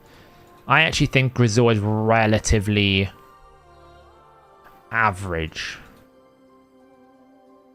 Like, so average is the wrong word. I don't think he's anywhere near as OP as something like Acrizia or Nekmothar, right? I think they're just so much stronger. It's not that he's bad. I just think that those champions have so much of an index of power that he doesn't really come close to that. Is that a fair assumption? Maybe that's just unfair on him. I don't know. I'm sure lots of people would disagree with me. I didn't have a provoke there. That kind of sucks. Don't account. Alright. Now we got to try and get a counter-attack. Provoke, please. Nice. Hey, Soul Saint.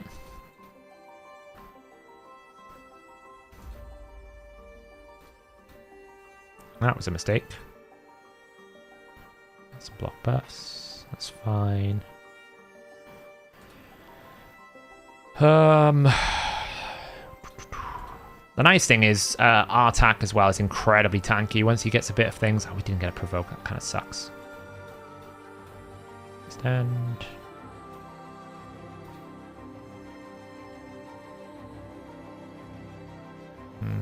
Don't counterattack.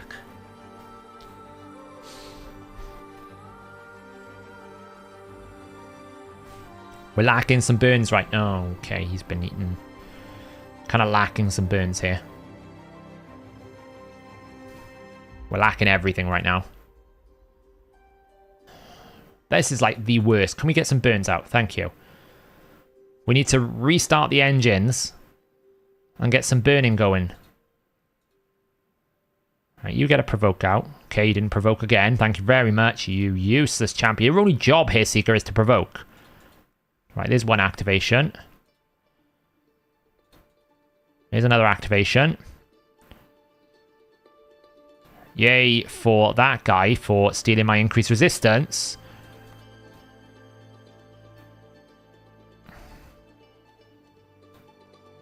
Okay, right. Oh, fear heads really suck for this boss.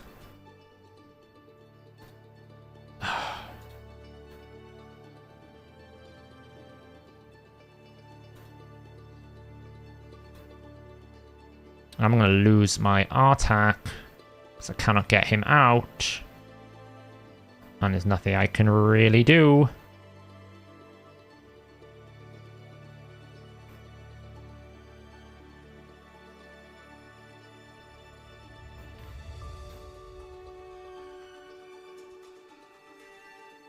Oh, that was clutch. That was very clutch. We were very close to not getting that out. Very clutch. Super clutch. We're going to resist now because it's got increased resistance spread out to everyone.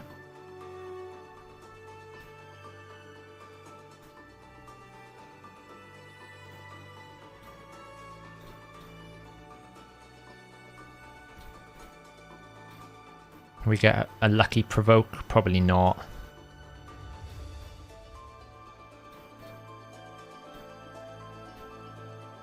Let's just throw that over there.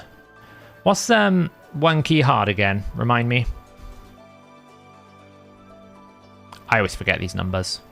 You'd think by now I'd have remembered them all.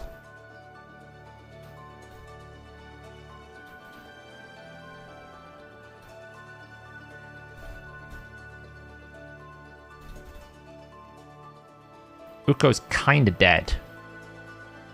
Not gonna lie.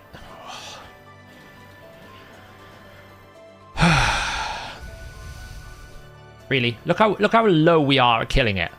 Just like seriously, how low is that from killing it?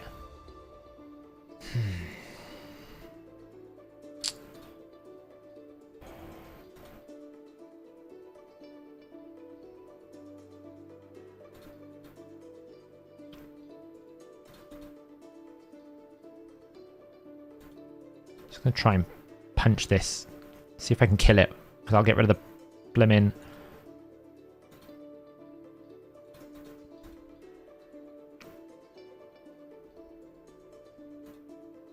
If I can kill it, I'll get rid of the poison cloud. It's a big if.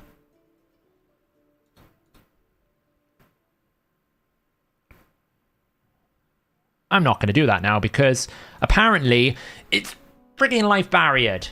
Oh, I'm going to lose my mind. All right, we're back to burning then. Back to the usual rotation. Let's get the burns going. Because apparently we have to get Sakia out. Because this little idiot decided to poison cloud on 10% HP. Oh, well, we've lost someone. It's fine. We can revive. We'll wait. That's the problem. I can't even revive because every time he A1s, he's just going to fear. Oh, he's gonna full heal because I haven't got anything. I can burn. Rough.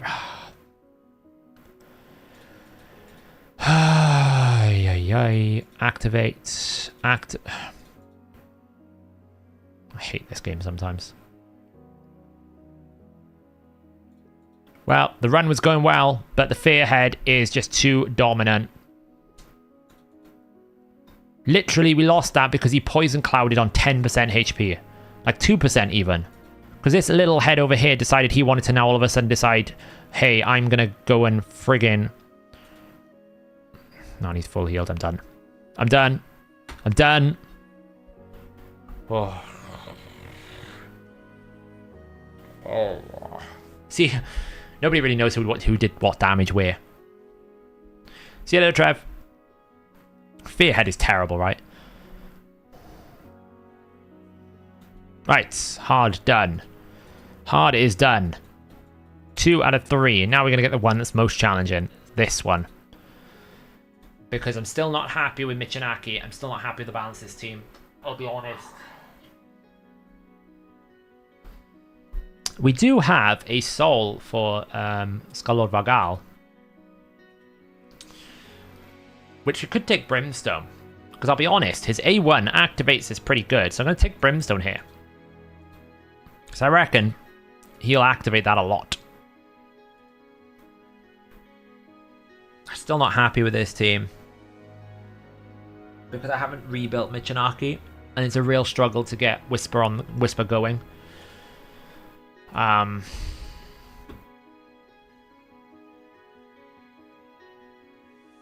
So...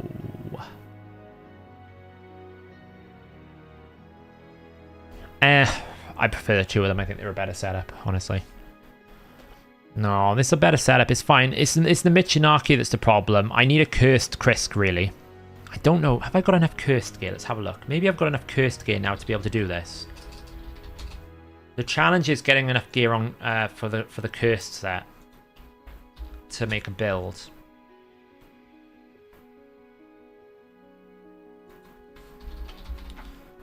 Because basically I need more Hex stability. And I don't have Hex enough with Michinaki on his own.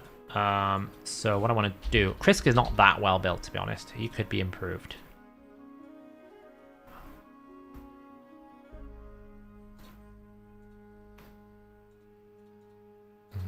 See, I've got enough. We could probably take that.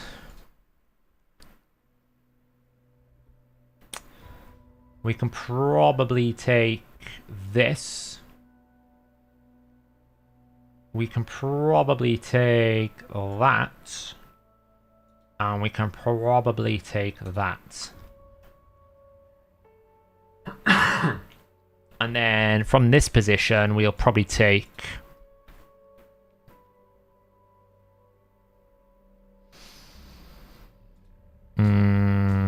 resistance with lots of speeds. To speed him back up.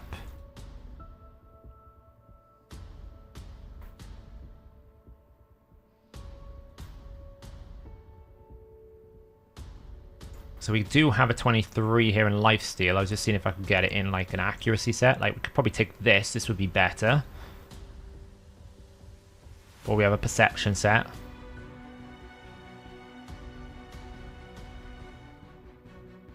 And then we don't need as much resistance like here. Actually, resistance in perception. Perception, perception, perception, perception. So we can take this piece.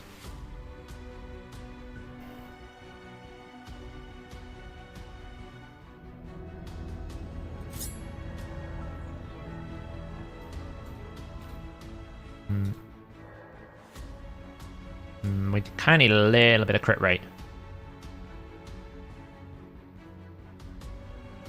Kind of need a little bit of crit rate, but we can probably cope with 98%. It's probably okay. It's about right.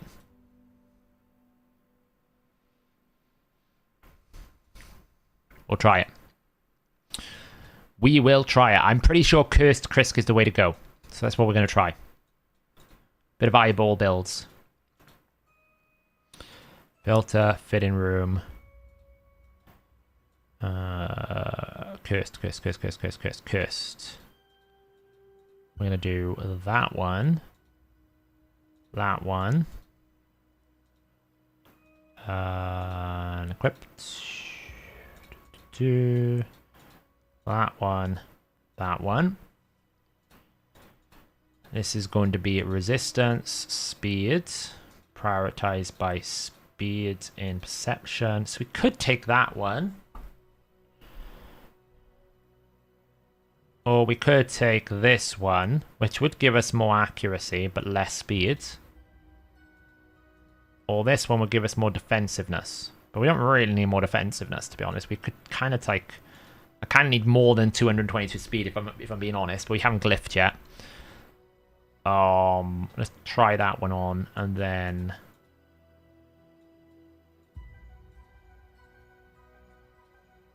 speed, resistance, accuracy...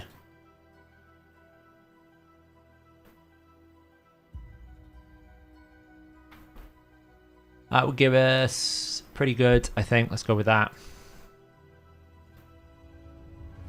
And I think that's as good as that's going to get. It's kind of lame. Do we not have a better one than that? This looks better. Yeah, you don't really need an awful lot to stay alive, though, to be fair. You need very little defensiveness to keep Krisk alive. He's very tanky. I do like a counterattack piece on his A1, even though we have some good defensiveness, but that's fine. I'm pretty sure that's as fast as I've got on a resistance banner. Could be wrong. Res.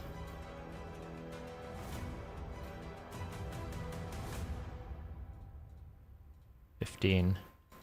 Yeah, so that's as good as we're going to get. Obviously, we can just, for the time being, I know we shouldn't, but take it up right now just so I can get some resistance in. Oh, we got a bit of bonus accuracy there.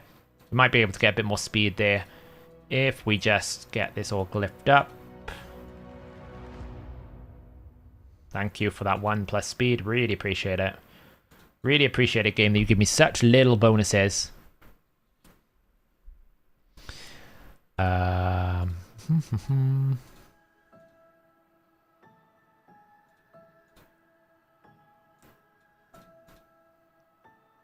I've got a +4 there.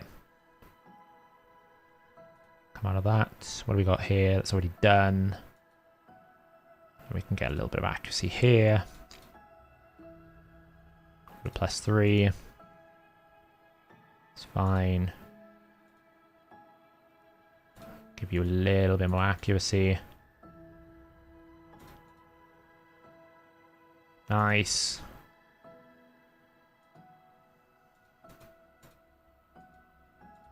Give him a +3. Oh, and also give it a plus. Boom. Pretty good there. It's a really bad thing, so we'll not really focus on that. Looks good, right? 416, 325, 231 speed and cursed. Very low HP, but it's fine. That'll improve. It's good. Let's try this. Let's try it. Let's try it. See if how much it helps. Why don't you run Mithrala and Michinaki together? Because Mithrala is locked. We just used Mithrala.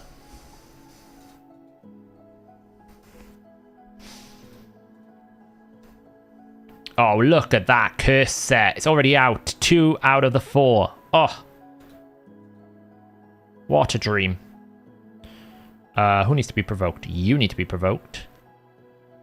And then let's go start it on you. Let's kill you, because you're a nightmare. The only downside to this is obviously if we get a provoke head, if we get the head of...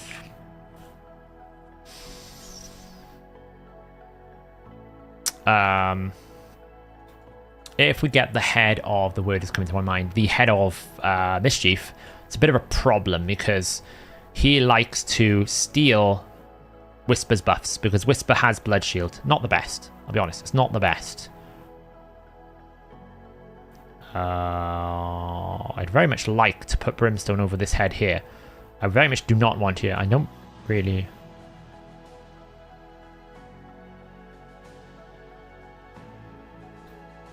Nice, we can do that.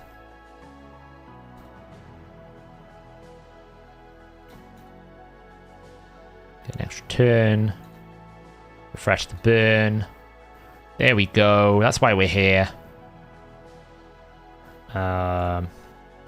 You just keep attacking that head. Want that head down as quickly as possible. Oh, cursed. I think Cursed Krisk is probably a really good idea. Get rid of some of that. Provoke that.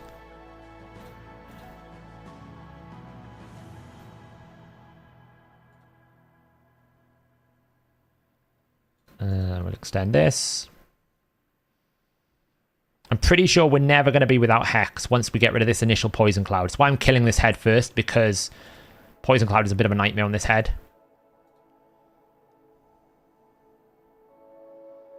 Can we get Brimstone? Nice, get Brimstone out. Lovely. It's kind of not ideal though because it's on cooldown, but hey. Take it what you will. Provoke. I kind of want to stop you. Oh, big hit.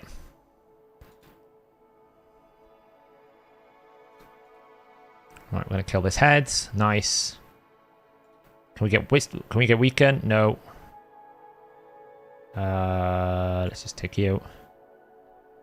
I'll be honest, there's a very strong possibility that we're about to get one shot on that Krisk. Unless he gets a turn, I'm pretty sure Krisk is going to get one shot. Oh, I got a turn, that's fine.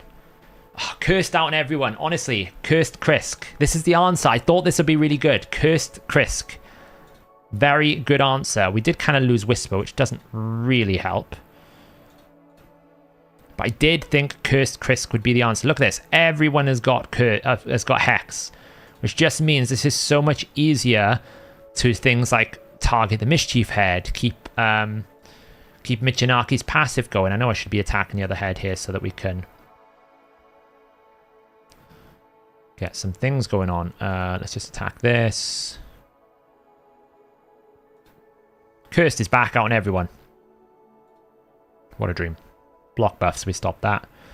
Didn't really get any Whisper uptime because we lost the Whisper because we had increased attack out. But we can start pumping some damage over on this Provoke head. Just to get some damage out. What I really need is a block buffs option here, to be honest. This is not desirable to have basically no way of stopping the Poison Cloud. But Hex-wise, honestly, Cursed is so good. Can you explain why Timisia can place burns on Hydra heads? Because she places the burn before she attacks, Cornell. So she places the burn, then she attacks, which means it doesn't matter if she weak hits.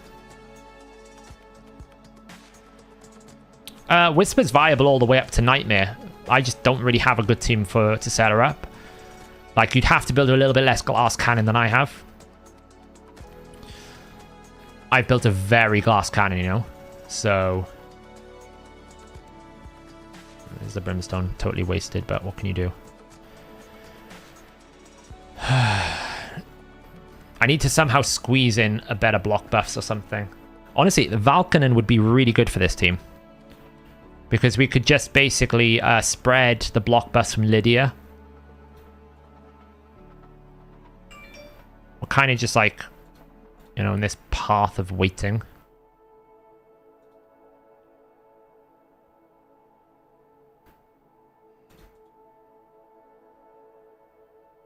We didn't actually land the decrease. The block buffs. Doing Cursed over Krisk in this team would be better. No, because Krisk is doing a lot to keep the team alive, right? Krisk is basically ally protecting. He's got continuous heals buff going on here.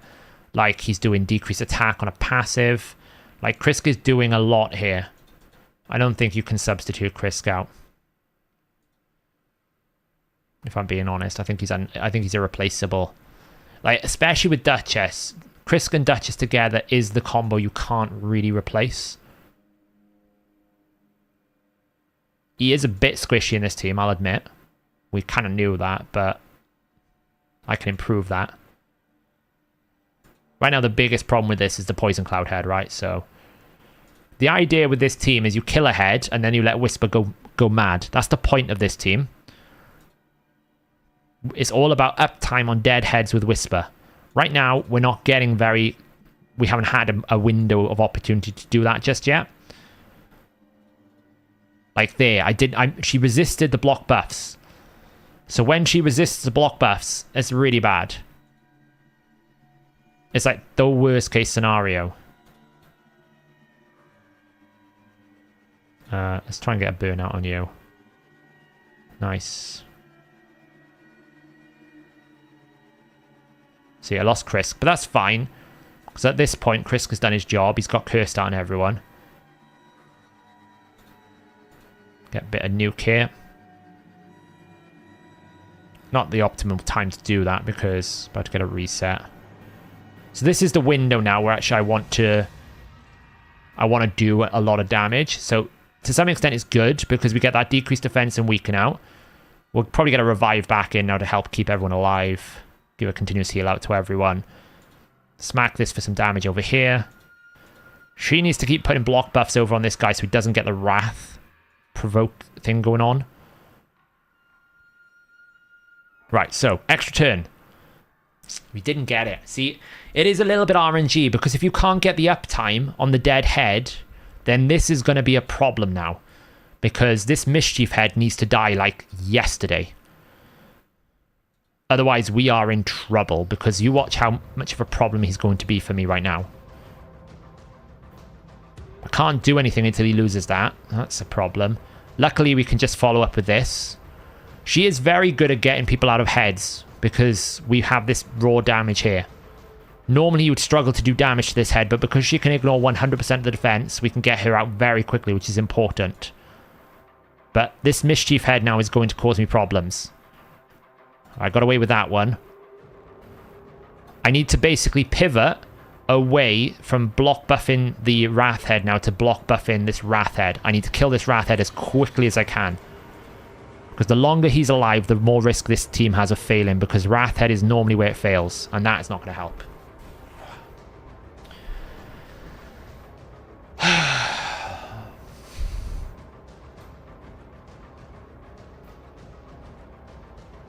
Guess we're killing the head of Wrath now.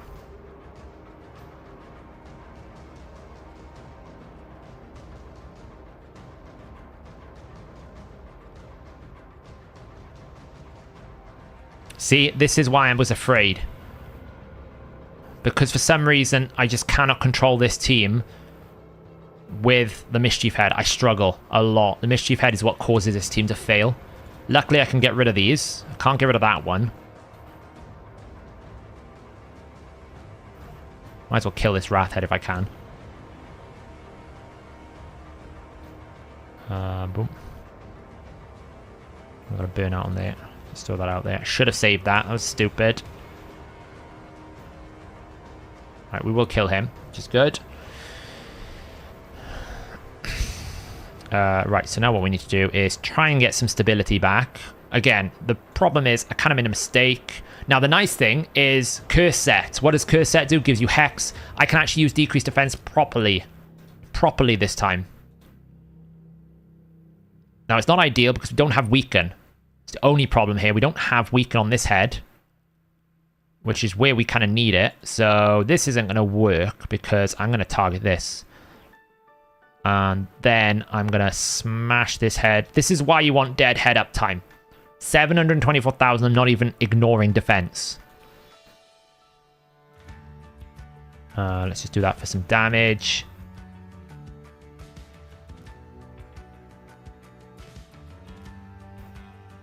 There we go. Oh. Yeah, I know, right?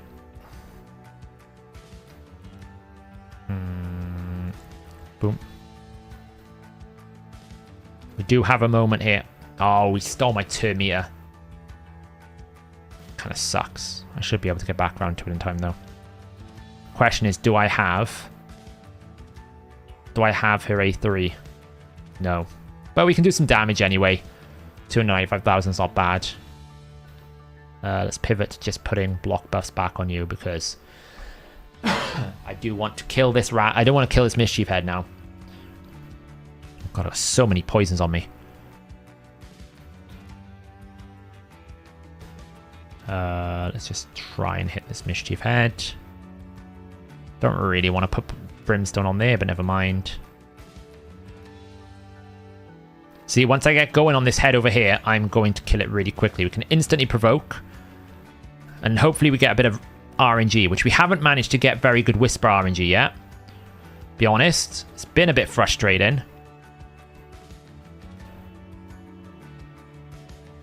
Now, this is where having a curse set is going to be really good. Because right now I cannot target this head over here. Normally it would have been a disaster if I didn't have Michinaki. Curse set. I can now target this head. I actually think Cursed Krisk is like legit very, very good. Because I can come in here now and I can go boom, boom. Get my Lydia back. I can also smack it for some damage. Kill it in one shot. One shot him. Get an extra turn.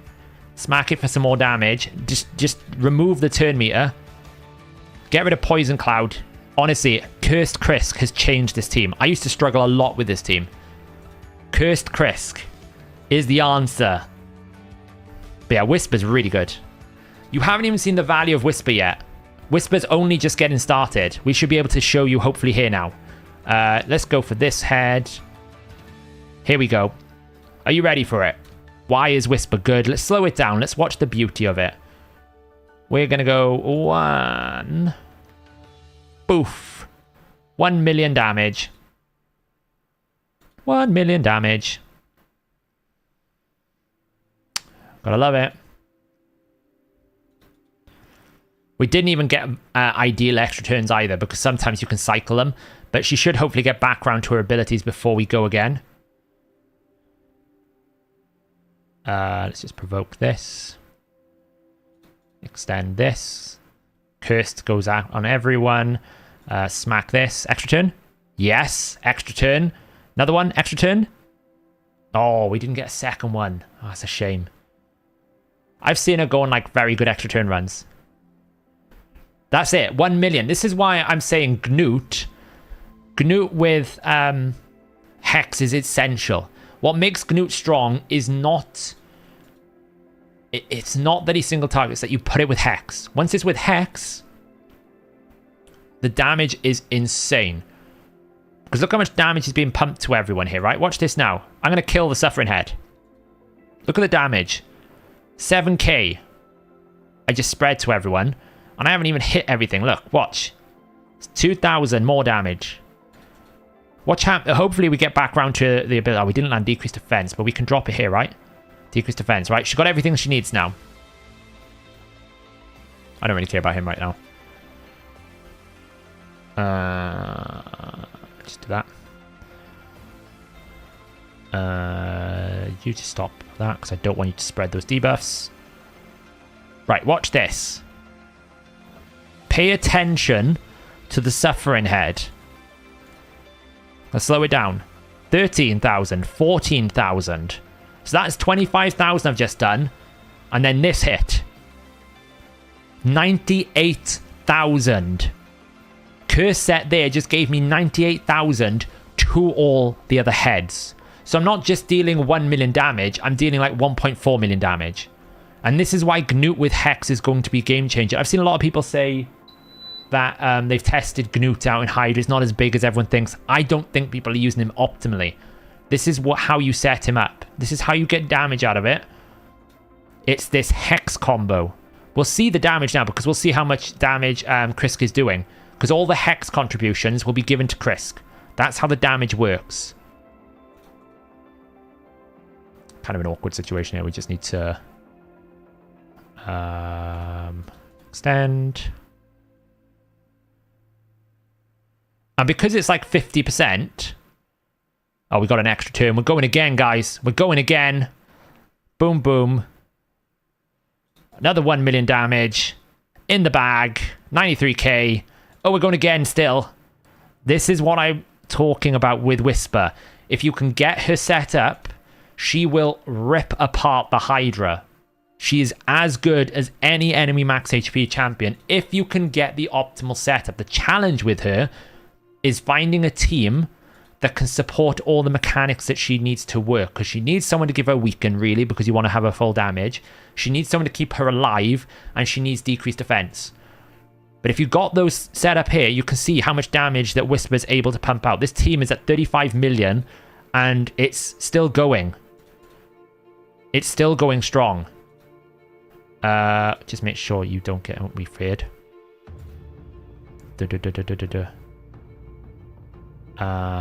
We need to provoke. Now, a lot of people say, no, why didn't you just run him and provoke? This is why I like the Krisk. This is why I like the Krisk Skull Lord combo, because you basically get a guaranteed provoke no matter what happens. It works without Poison Cloud. You're pretty much good to go. I can provoke constantly through Poison Cloud. Again, ready for the big damage. 31,000. Now imagine there was other champions that got consumed as well. Like, this is all going to get spread. Now imagine you do this with Gnut on that A3 all the time, and you've got him in reflex, and you're constantly doing it. You see why I'm saying, like, I don't understand how people have come out of it going, oh, he's not that good for Hydra. I'm like, if you set him up, you set up Gnut, he's as good as Acrisia. There's probably no one else that comes as close than Acrisia as Gnut does. This is brutal.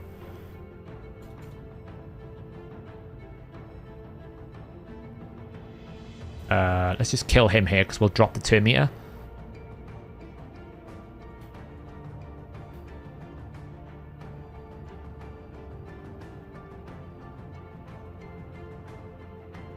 Like, Cursed is pretty much... Cursed is keeping up Hex on everyone. Now, here's the nice thing, right? I can't really do damage to Torment, okay? Because he's got Poison Cloud. But what I can do is I can attack the dead head that has Hex. So what does that mean? I can chunk this damage, 30k. I wouldn't have been able to do 30k damage. Here, I can chunk this for little bits of damage, bit by bit. I don't need to provoke. Put that out there. A bit. Unfortunately, we've got no decreased defense. Right now, we can actually do damage.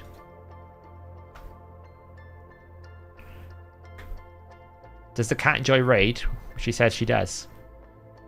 Because she's walking across the screen right now.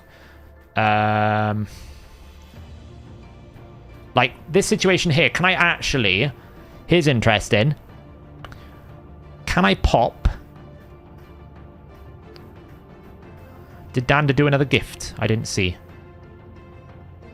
If he did, thank you, Dander. Can I pop this head without attacking it? Oh, he hasn't got Hex. Oh, I wasn't paying attention. That's a bit embarrassing.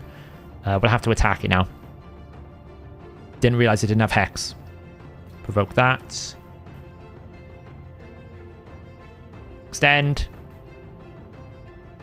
Michinaki's out. What is this? What have you been rubbing up against? Honestly, I've brushed the cat. I pinned it down to brush it, and it's still producing more fur. It's unbelievable. Yeah, I wasn't paying attention. There was no Hex, which is a shame. Burn this head now. I want to kill this head.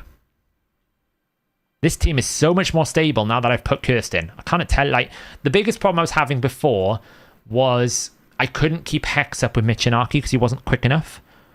This team, now that I've put an extra source of Hex in here, is very much like, it's way better. Throw this out to reduce damage. Get some Hex going. Is poison good for Hydra? Not really, because half the heads are immune. Oh, look at that. He stole my frigging burst. 31,000 to everyone. How much do we reckon, like, she has done in this team? Good old Whisper here. Probably a lot, I'd imagine. Let's make sure you get provoked.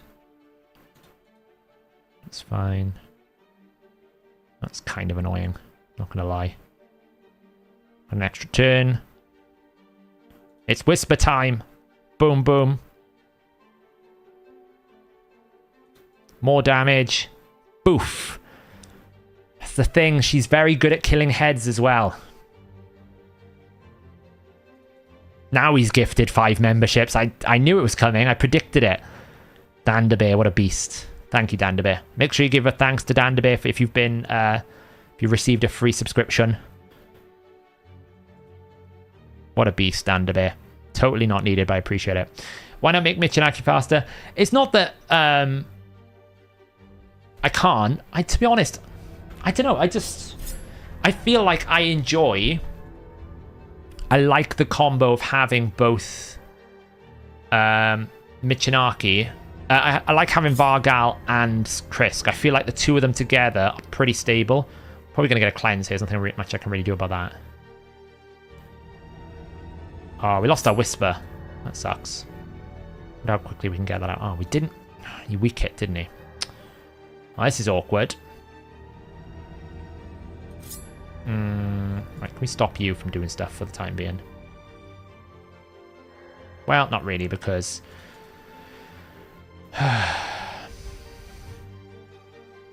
I mean, the run might be coming to an end now because of this situation. We lost our Whisper.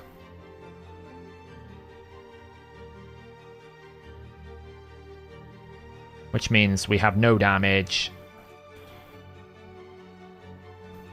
for a while. Maybe I get lucky. If we keep attacking that head. It's close. It's close. We're so close to getting her out. There we go. Whoa, it's close. It's a close one, but we're okay. We are okay.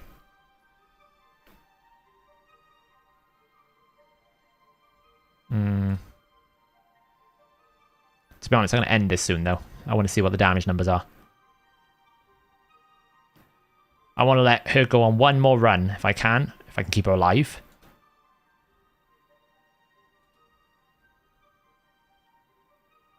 Just kill his head off.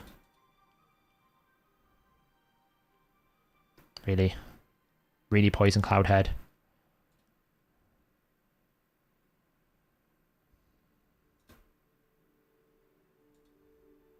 Go. So, we're going to have one more run, hopefully. With a bit of luck. Here we go. Please don't fear me. The fear is a bit of a problem, I'm not going to lie. As is all of the damage she's taking, but hey. Got cursed out on everyone. Can we do it? Can we do it? Is Whisper good without Blood Shield? She's perfectly fine. To be honest, the Blood Shield's a problem here. She died. Because actually she's becoming a mischief target because she's got too many buffs. So it's a kind of a problem. But I like having it on her because it gives her a really beastly shield. Like, it gives her a very chunky shield when she actually does it. So it gives her more... You can basically run her squishier because she can have effective HP. That's not really great, unfortunately. Someone's been eaten. Doesn't matter. If I can get a turn, it'd be great. Here we go. Get that provoke out. Doesn't really matter because we're going to get him out instantly. Like, she's as good as Gnut for getting someone out of a head. Look at this damage here. Boof. Almost like took 25% of his HP off. Boof. There's another 10%. She pretty much has just annihilated the Mischief Head on Brutal. Like, this is brutal difficulty. These heads aren't like normal squishy where you basically hit it 3 times and it dies. These are good HP. Right? There's a reasonable amount of HP on these heads.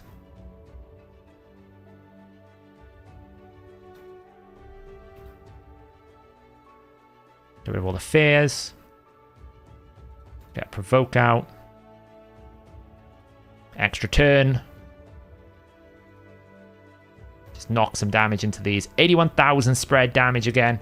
Now remember, when we run the results, when we have a look at how much damage, all of the hex damage will get attributed to Krisk. So that's how we'll know how much damage is happening, because most of the damage from Cursed, outside of Michinaki's hex, it gets attributed to the person who places the hex, not the person who deals the damage. So it does mean that the damage will be shared between Michinaki and Krisk. Should be. Here we go. Are we ready? 1, 2, 600. Oh, that's like 700,000. 869,000. 492,000. Another 500,000. That's insane. She's insane. Like, she just ripped apart. Like, she just ripped it apart. Like, it's so stupid. I don't think she's going to get another turn, unfortunately, before he comes back up. But, like, what sets do I have on her? She's just in full damage. I'll show you the builds after I'm finished here now. We're going to hit 60 million. I'm going to end it on there. But like, for example, we can just take this head out if we want. Right? Because we can just go, you are a problem. You need to die. And we can just put Cursed out on it. Honestly, is Cursed probably the biggest set that went from totally useless to one of the best sets in the game? In one change, because I'd imagine it's got to be, right? It's got to be right up there. The value that Cursed has given us has got to be like right up there with the change for sure. Like the amount of like just pure value it's given us.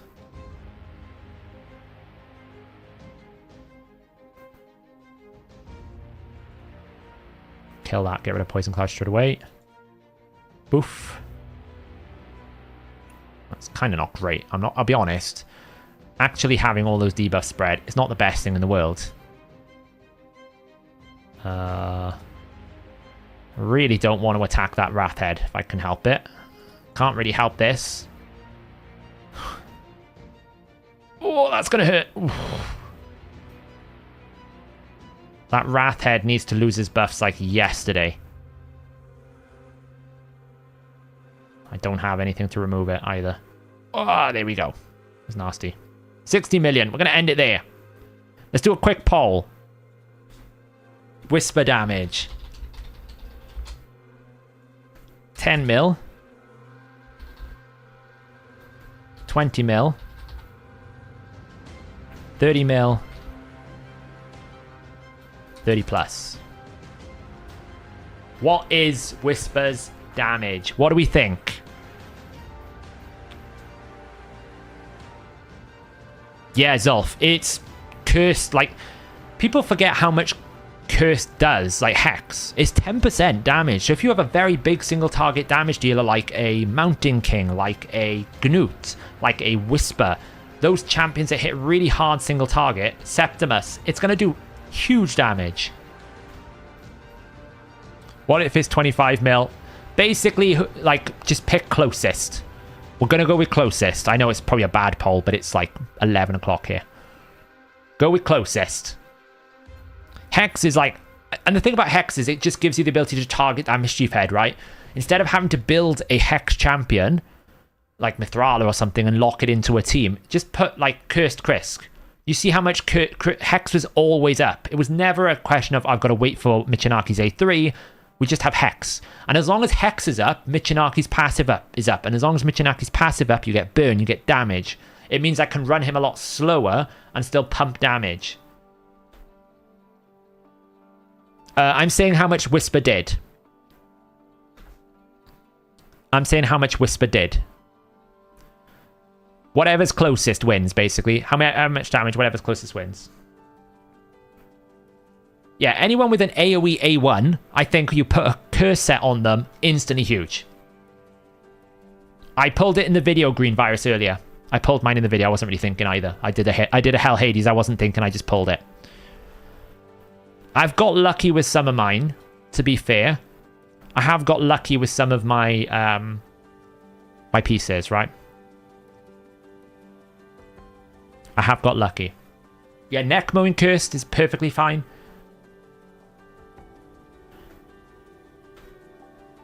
So, wait. When you kill the poison head, the poison cloud is gone. Yes. When you kill the poison cloud head, it removes the poison. When you kill the head of decay or blight, whichever one it is, it removes the poison cloud. What sets are good on Vargal? Probably Guardian. He has a lot of base stats sniper go to, so you don't really need an awful lot of like resistance and accuracy. So you might as well roll Guardian and make him absorb some damage. Artak and Cursed, yeah. Anyone with an AoE kit, right? Like Kriska's got full AoE, Artak is full AoE. Someone like a Theodore, full AoE. Anyone with like full AoE kits, Cursed is really good for. Right, we're going to let it run for one more second, and then we're going to end it. 137 polls. Anyone wants to submit it? The closest damage will win. Whoever gets closest to it will win. Whoever gets closest to it will win. And as I said, all the Hex damage will get attributed to either Michinaki or Krisk. Now, Krisk has War Master, but normally all he would used to do was around about 2 to 3 million, right? That's your average War Master procs. 2 to 3 million is what you would expect an average AoE War Master champion to deal. So that'll be like the base mark of Krisk. So we can kind of like go, whatever Krisk damage is minus about 2 million is how much Hex is doing.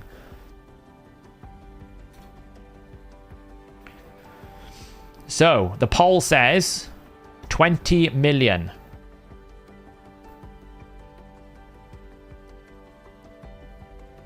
The answer is 23 million. So 20 million does win it. But as I said, right, Vargal had Brimstone, doesn't really count. Lydia has War Master, right? Lydia has an AoE with a single target, and it's about 3.8 million. So if we take roughly around about 4 to 4.5, the curse set added 5 million damage to my run. If we basically just increase it because he's got an extra AoE on his A1, but keep in mind his provoke doesn't attack, so you kind of can factor that off. He's doing around about, he'd probably have done about 4.5 million from War Master. He's done 10 million. So Hex has contributed here an extra 5 million damage. That's huge. That is a big proportion of a key. You know, that's basically, what is it? It's done 60 million here. So 5 divided by 60. Hex alone on him has contributed 8% of my total damage. It's a big amount of damage. You know, obviously he's sharing it with Michinaki. So it's kind of like it's a bit mix and match. So you take Michinaki out, it probably goes up a little bit. But it's doing a lot.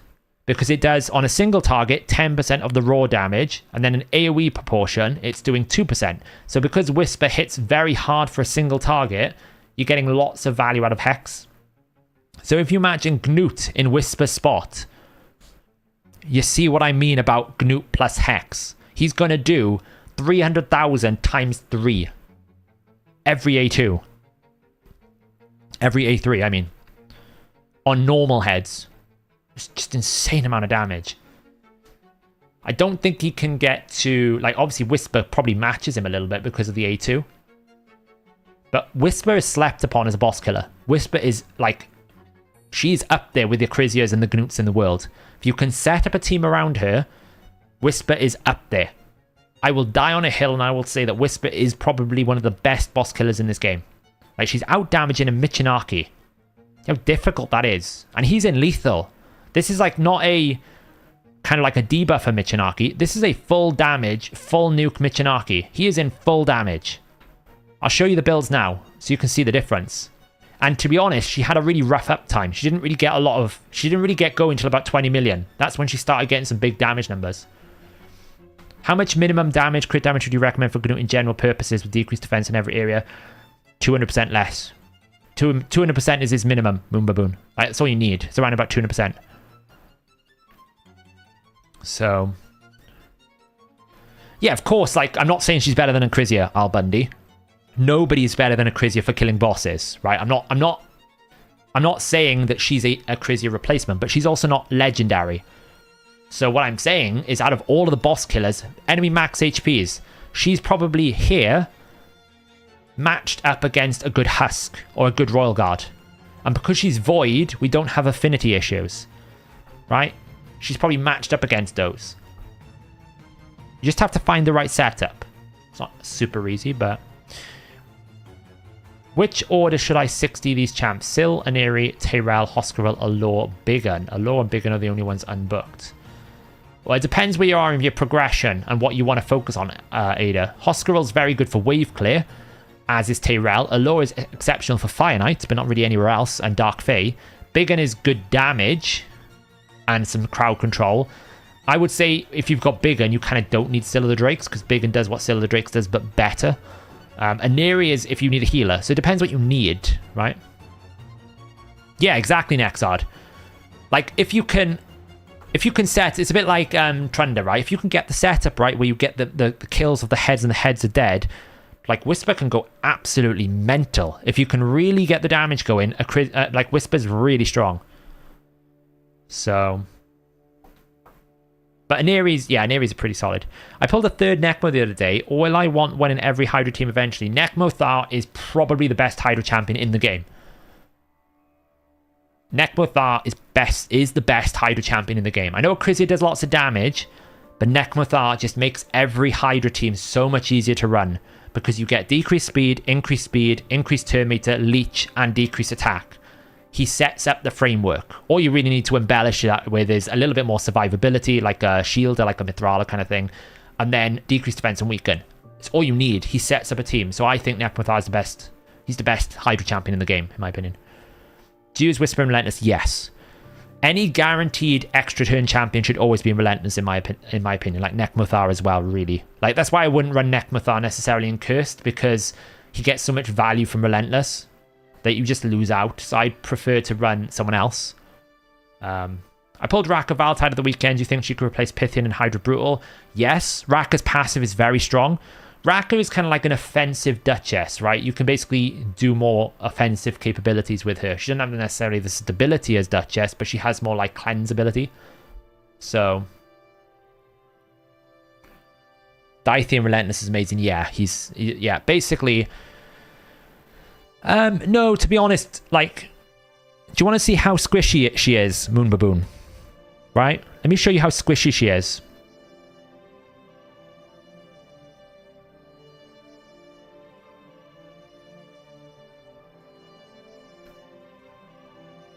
Keep in mind, we've just fought Hydra Brutal. She doesn't even have 2k defense.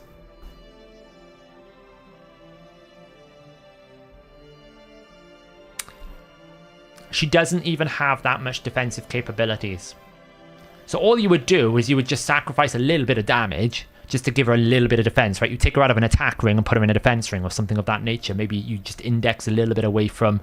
Like, she is built in my team here for, like, absolute roar out, kill everything as quickly as possible. She is built for pure damage. So the fact that I was basically able to permanently, if you think about it, keep Whisper alive in Brutal Hydra... Yeah, she's not that fast. Like, if I put the Hydra in, you can see I haven't got that many bonuses. She's just built for full-on damage. When you recommend start Hydra, only do 5 on a normal. I wouldn't put much focus on it early, Jack. I would just throw your keys into normal and try and do as best you can. If you can get the first chest to normal, great. You can start getting Mithrala fragments, but I wouldn't put too much. Aim to try and just get that first chest in normal and then work on it in, like, don't build specifically for it. Yeah, just basically try and get that first chest so you can start getting Mithrala fragments, but don't really focus.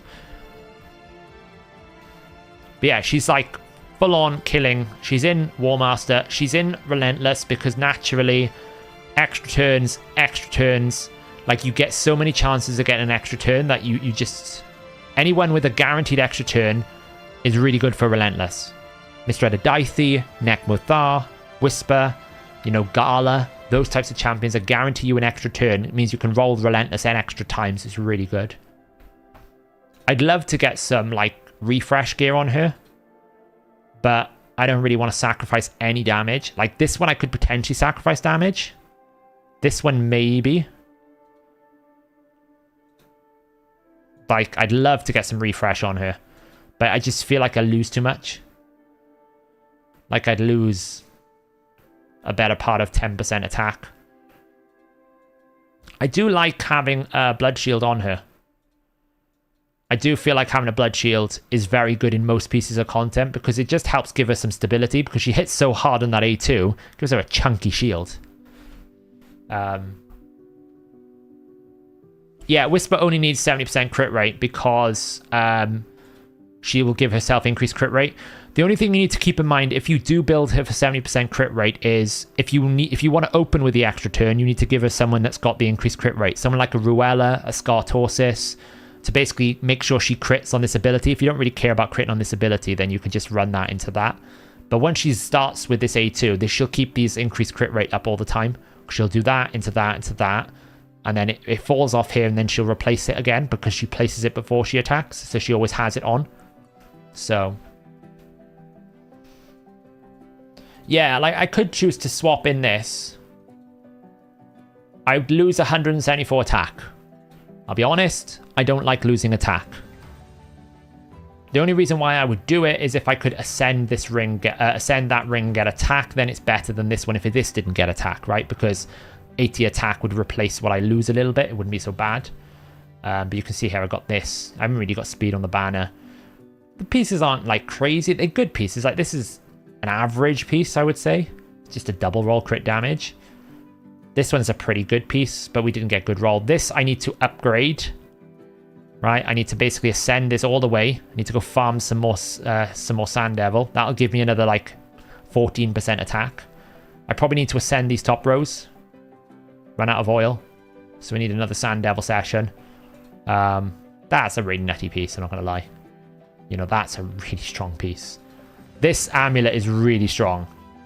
It's a really strong amulet. I can't get much better than that beyond... like, I did swap it out from this. Which one was it? I did swap an amulet out.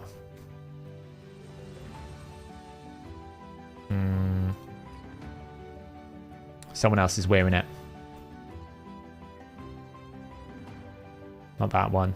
That's the other one I've got. I have some insane amulets for Night Revs, because I've even got this one.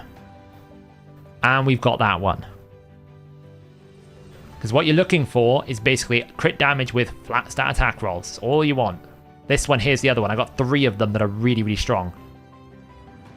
None of them roll crit damage, though, which is appreciative. I really appreciate the game for that. But this, and this. You can see I've got a second Whisper. We are going for double Whisper teams. She's going to get masteries soon. She's... yeah, we do have another Whisper in the works. We have 2 Whispers in the works. It's going to be for the Shogun. You're going to see some insane pieces. You're going to see what I'm going to do with Shogun. It's going to be nutty. We need to wait for Knut, though. Do we need to work on the chase on the free-to-play? How many points do you have? The chase? What chase? The chase is done. Chase is over. So extra turns can't proc Relentless. No. But, so, here's the thing. You can't proc Relentless on the extra turn, but you can, if you basically get an extra turn, you essentially get a free extra roll. So it means like I'll do this.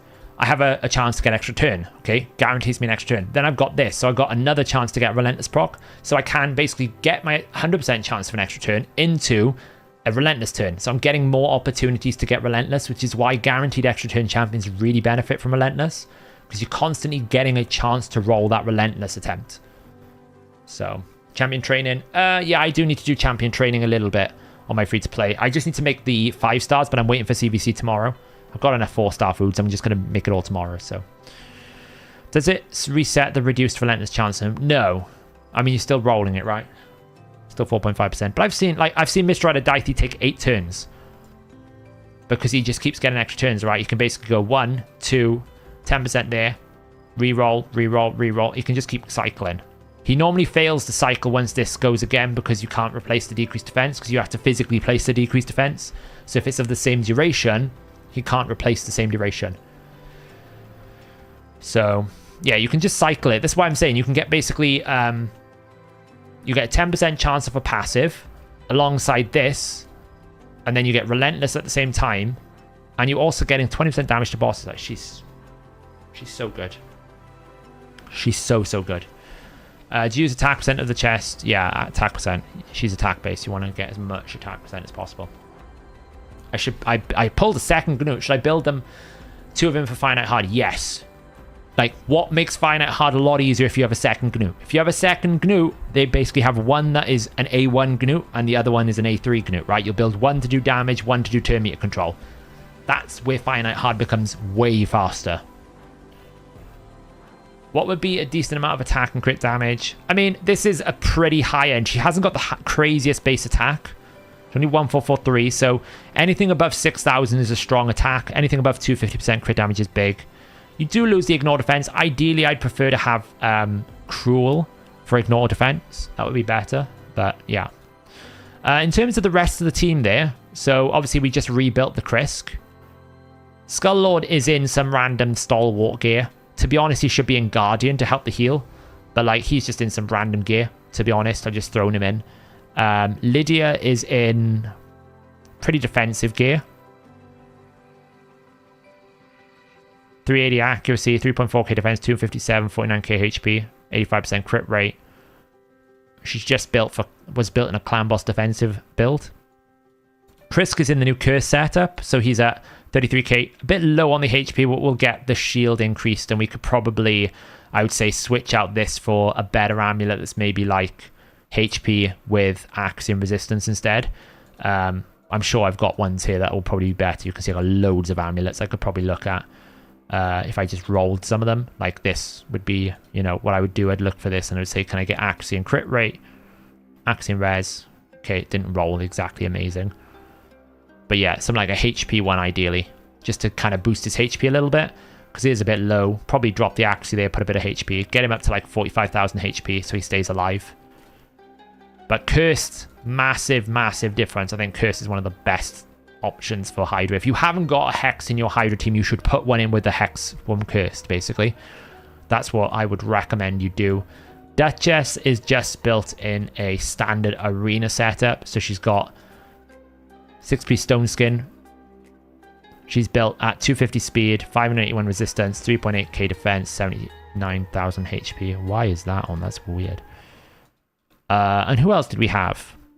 We had Michinaki, right? Michinaki is built full damage.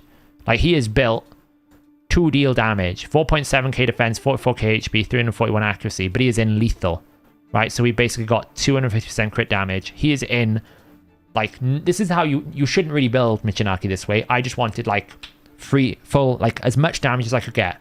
This is about as much damage you can probably get on a Michinaki without getting super big gear, right? Because you want defense, you need the accuracy for the cursed, and you just want crit damage here, right? Crit damage defense, because he's defense based. He has actually got quite a low base defense, to be honest. I got him in Hero Soul then, because at the moment, Low Awakening, Cruelty is not that. Cruelty would be better, but I feel like I got Cruelty from other places, so. Who Mischief tanks for you? Normally, it would be Krisk or Vargal, right? Because when Vargal does his different things, he can get, like, strengthen up on off pieces, but normally it's Krisk or Vargal. But this is where the Whisper's Blood Shield causes problems, because it gives her a shield that nobody else has.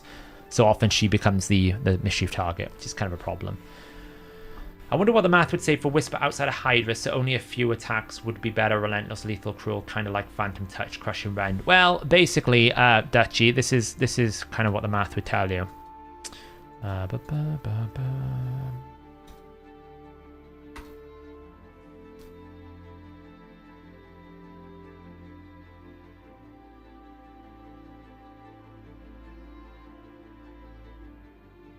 Ready for it?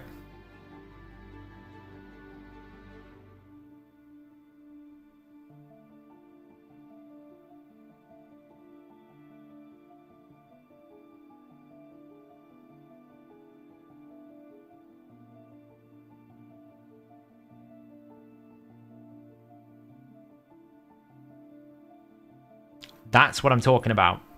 She's so strong.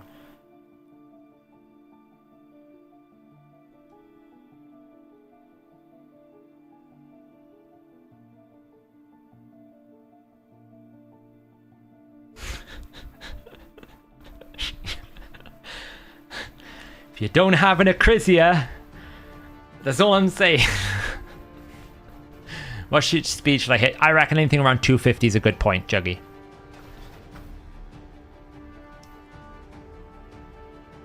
You see, like, you see where I'm going with this, why I've got a second whisper, right?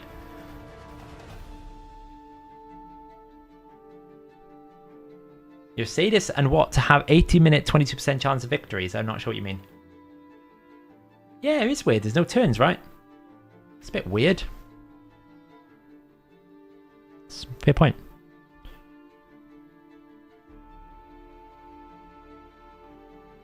Like...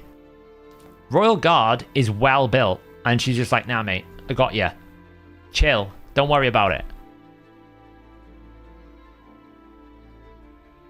Do I go Crushing Rend with the... Crushing Rend is better if you're attacking targets with 2,500 defense up to around about 6,000 defense. So if you're targeting enemies in that defensive range, that's with decreased defense, then you go Crushing Rend. If they are below 2,500 or above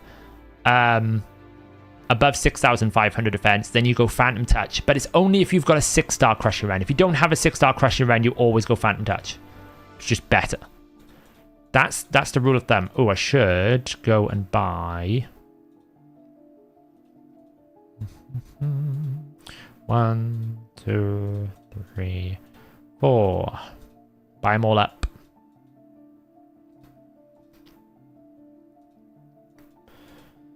Yeah, we're going to wait. Tomorrow we'll get this pretty quickly. I'm pretty sure I'm going to roast this spider tournament. Although, I will say, these people up here, why have you burst all of your points right now? 8,600, what's wrong with you? Like, CvC's tomorrow. Why are you wasting your energy? Blows my mind. I'll get this comfortably. So...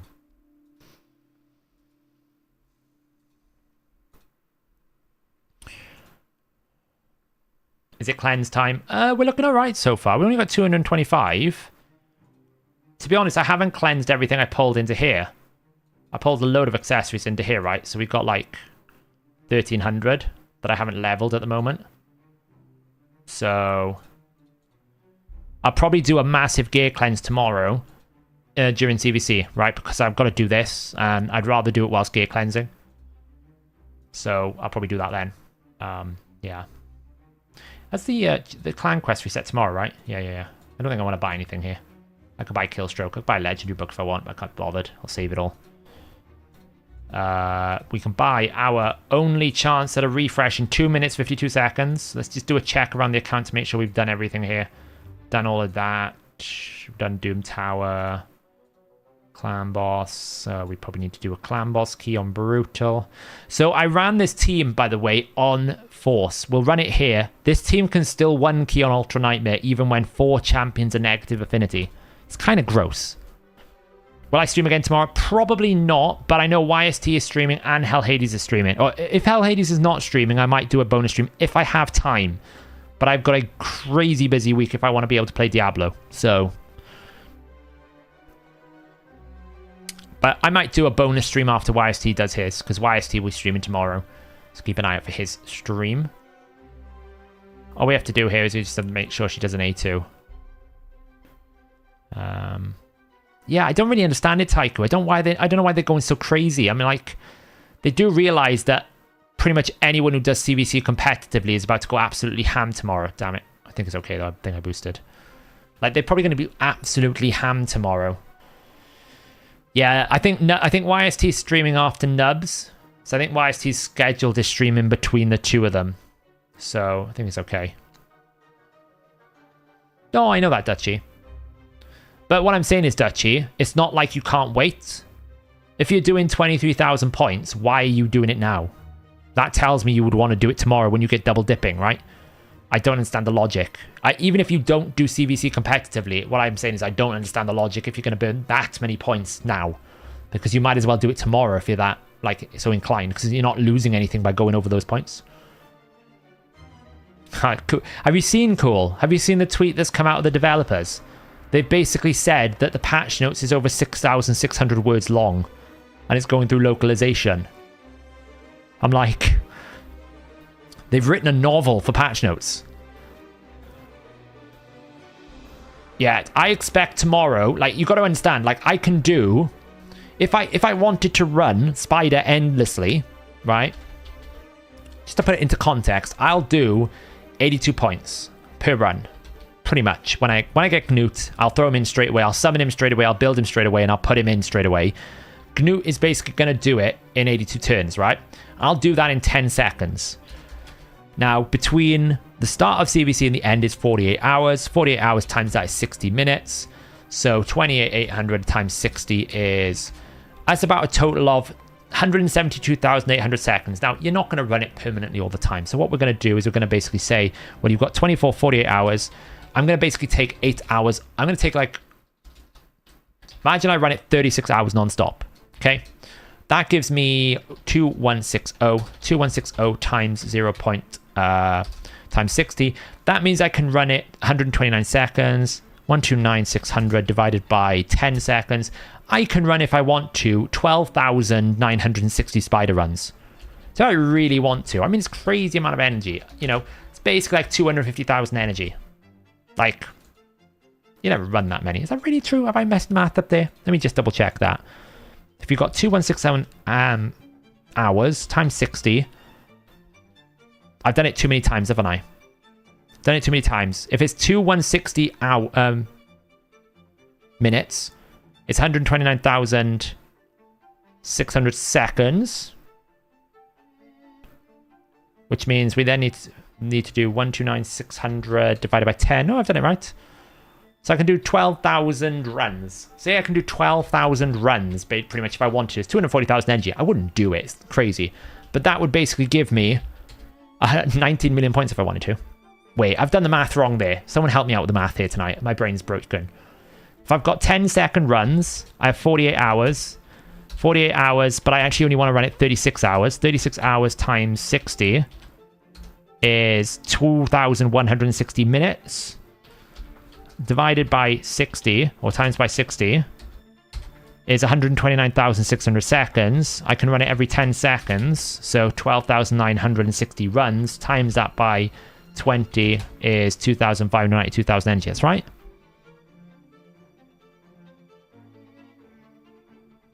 I mean, if you, like, I'm accounting for the 5-second penalty and cutting off, like, 12 hours, right? I'm doing it 36 hours.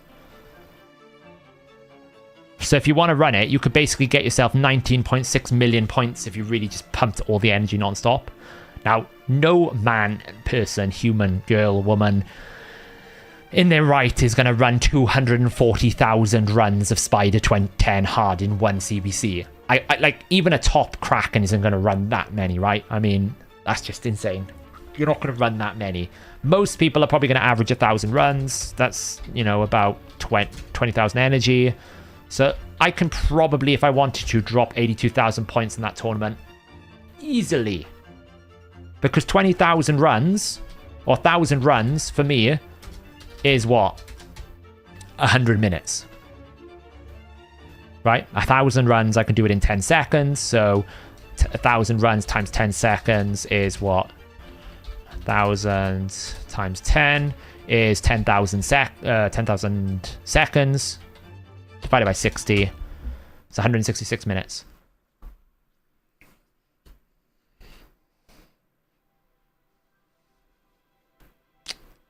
That's about right, yeah? 166 minutes to get 82,000 points? Or have I done my math wrong there? Right? If I do 1,000 runs, it takes me 10 seconds to run. It should take me 10,000 seconds. Which means if I divide that by 60, that gives me 166 minutes. And if I divide that with 60 again, that gives me 2.7 hours. I mean, it's 20,000 energy. Don't get me wrong. It's a lot to burn, but you can do it.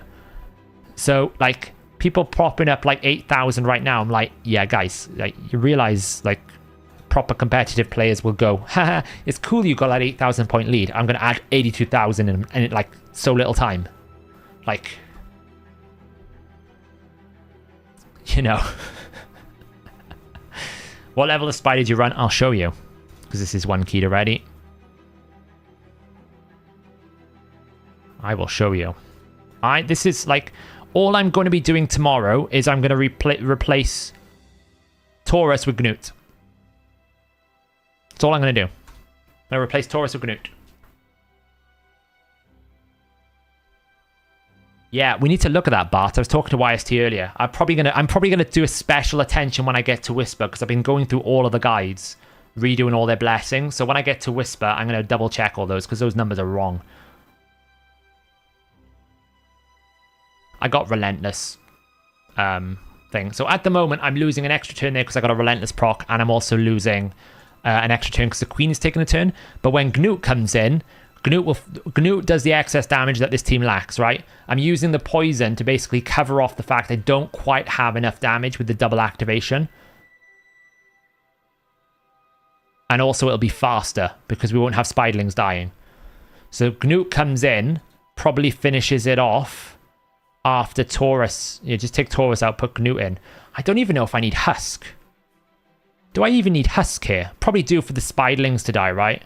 We probably need some form of AoE to kill the Spiderlings. I don't know if I can even get... Can I get it to a 4 turn? Because all we need to do is Drang. We basically need Gnut to go first on the Queen. Ooh. Oh, we can't trust it. I was going to say, can we bring Hex? But I can't trust it. Because it's only 50%.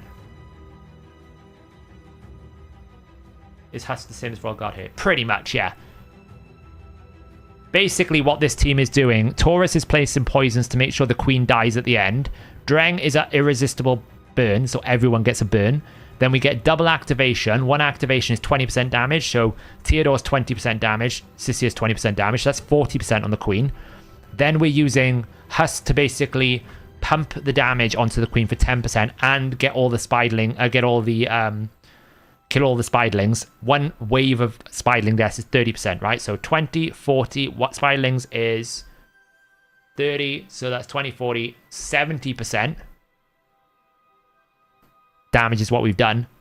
The poison should finish it off, basically. I think that's what's happening. And Husk is obviously doing another 10%, so it gets us to 80%. So the final 20% is basically the damage from the poisons. So, doesn't weaken increase damage from dead limbs? But who's doing weaken? Yes, Mark, you're correct. Sorry, yeah, because Theodore's doing weaken, right? Theodore will place weaken on the boss because the boss can't be burnt. So it should actually be 20, 20. Spiderlings will do 30 times 1.25, so 30 times 1.25. So Spiderlings will be doing 37.5. So we got 20 plus 20 plus 37.5 plus a 10% from Husk. That gets us to 87.5%. So we basically just need 12.5%, which is easily Gnut, right? You see what I mean? So Gnut, let's just do this in math here. Display. So for example, we need to do 100%, right? So A2, an activation is 20%, right? Because they do 30% damage, but the boss heals for 10%, so it's net 20%. Let's just do equals subtotal 9. That minus this. Yeah.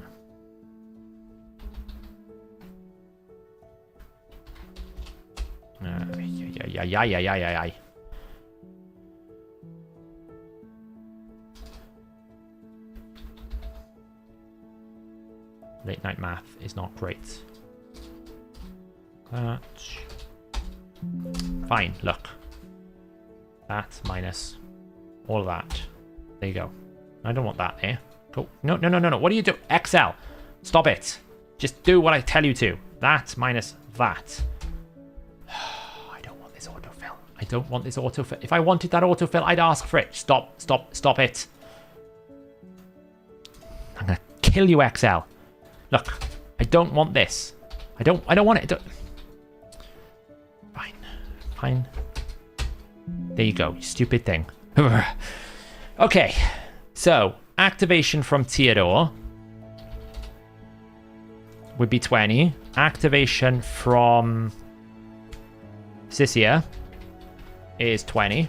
So that's 60. We're going to get a husk. Oh, what are we going to get? So we need to find 30. So obviously the Spiderling death is 37.5. So we need to find 22.5% damage, correct? It was forced in an array because I didn't put the array selection in the sum. I was being an idiot. So we need to find 22.5%, which is easily Gnut. Easily Gnut, right? Gnut is basically 30%. But the only problem with Gnut... I don't want a percentage there, format. The only problem with Gnut is where's the kill from, right? We need something to kill the Spiderlings. These two together are not enough damage to kill the Spiderling. And obviously if the Spiderlings don't die, Queen does not die. Now, if you had two Gnuts, you would literally just go burn, activate, Gnut.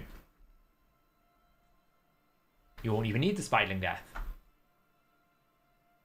Do you think 2 Gnuts Bell Zarvia just for the irresistible defense down a weaken? 1 Hex AoE champion is enough to kill the spider. I don't even think you need decreased defense, Crazy Thunder. I think you can kill the Queen without decreased defense on Gnut. I don't even think you need it. Yeah, it is Husk's job. I was entertaining the idea, can we do it without Husk? Can we basically take Taurus and Husk away and just do it Gnut? Apparently not. Because I was like, there's not enough AoE damage. The only problem with Gnut is he's single target. Now, if we had a Hex... Like, we don't need... Like, if you think... Yeah, one Spiderling's death is 3%, right? So the sum of that times 0, times 3 times 1.25, right? So if we... So here's the logic. If we replace Tio and Sisia in Cursed, who have an average 50% chance, does Theodore... I wonder if Theodore places Hex on his A3.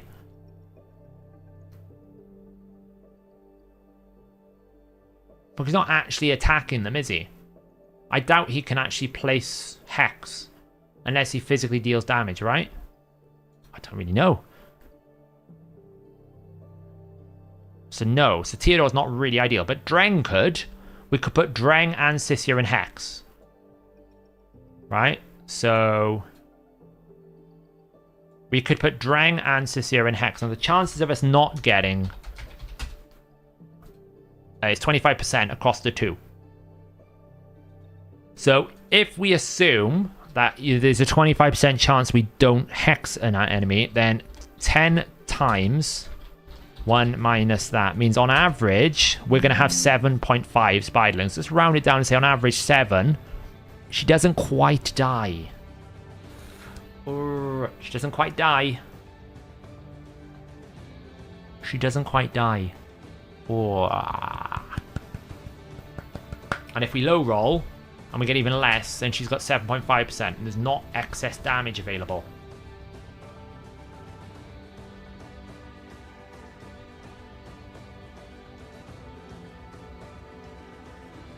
Yeah, but I mean, the problem is if we put someone in, we need double Hex already, right? Soul Reap would work. I do have a Gnut Soul ready to go, right? I'm pretty sure. Oh, where is it? Where is it? Where is it? We do have a Gnut Soul ready to go. It would only give us, like, what, 2%? Soul Reap's 2%, right? 4%. That would put us there. So if we got a minimum of 7, that would work. And then we could basically 4-man it. It would be 4 turns. Because it would be basically Drang, Sisia. Now, the biggest problem is I don't actually have a curse set that's going to be able to do it. Because I just equipped Krisk. So I can make one. I can basically make 2 curse sets. That is a problem.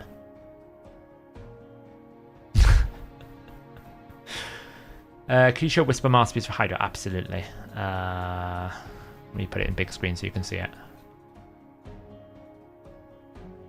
I put her in defense tree because she does have incredibly low base defense, so she benefits a little bit from the tough skin and delay death to just keep her alive. You don't have to, though. You can put her in lasting gifts if you want to give her the extra A2, but she doesn't need it. So defense tree just helps her stay alive. If you replace Tia with anything other than Sisia, you have a 3% chance Big Spidey doesn't get weaker. And if you replace Tia with anything... If you replace Tia with anything other than Sisia... Not sure what you mean, Dimitra. See you later, Sniper Goatia. Would Marinix work? What does Marinix do again?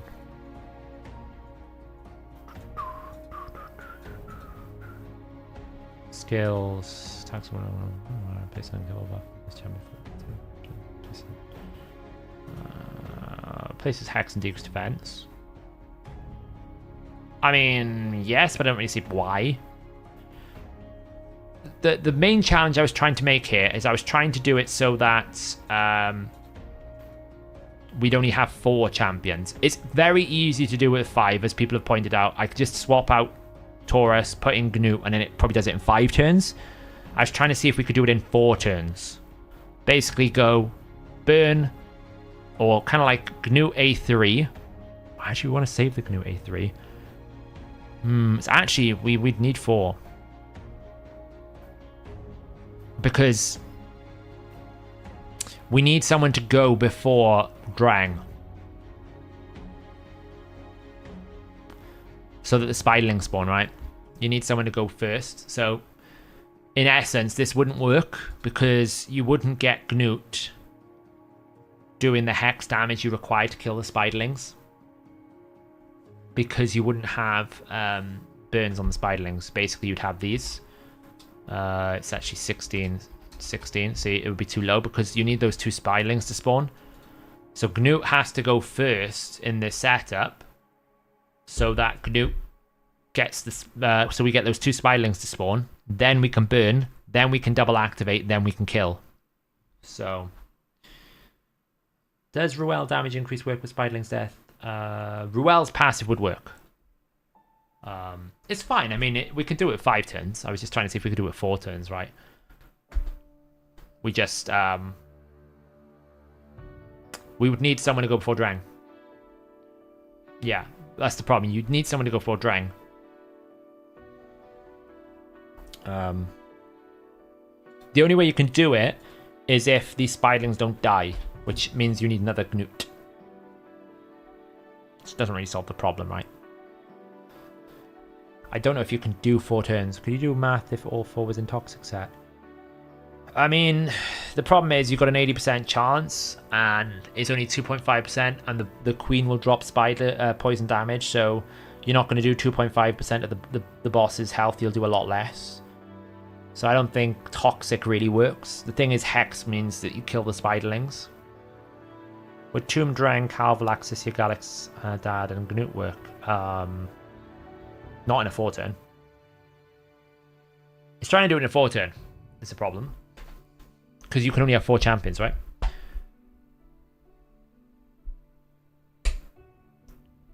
You didn't get Gnut. Oof. I don't think anyone's doing 4 turns, right? I can check the optimizer here.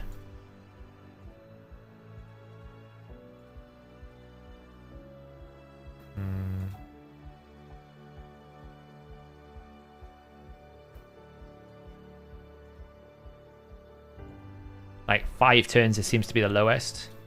5, 5, 5, 5. There's loads of 5 turns, but there is not any 4 turns, right? It's a 5 turn. Let's just give it like more than 10 battles because that'll get rid of all the bad teams. Like 5 turns, 5 turns, 5 turns. It seems impossible to do it less than 5 turns.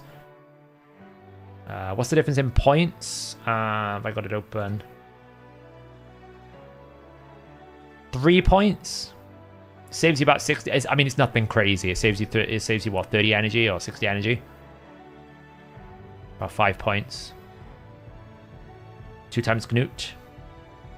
Mind you, yeah, this isn't showing Gnut yet because I haven't summoned him, right? So until I get Gnut, I'll not see those suggestions. So maybe there's a team that's a 4-turn with Gnut. Because see, my team, like outside of Zarvia, I'm running basically the fastest possible team. So you want to see a 3-turn team? Well, you will. It's called Triple Gnut with something else, right? Probably Triple Toxic Gnut is a 3-turn team, right? If you have 4 times Gnut, you can. Yes, exactly. I mean, Triple Toxic Gnut will do it. Because you probably get enough Toxics from the... Like, you'll get 9%. Be close enough. But, yeah, I mean... This at the moment is a 6-turn, so actually going from a 6-turn to a 5-turn, from a 6-turn to a 5-turn is good. It'll save me about 50 energy, but it'll give me 2 points. It's worth it. So I'll do that instantly tomorrow. I'll take Taurus out, I'll put it in Gnut straight away, and just basically rock it with Gnut. Because actually what we'll save is about 3 seconds per run, which doesn't sound like a lot, but when you're running like this team here,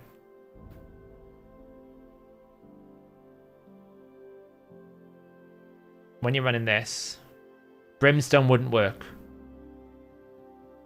Like, you can see the time. So, 3 seconds saving here is like 25% of the time. It's a big time saving. So, any suggestions getting past Doom Tower floor 109 with double mortar on wave 2? I've tried so many different things and nothing is working.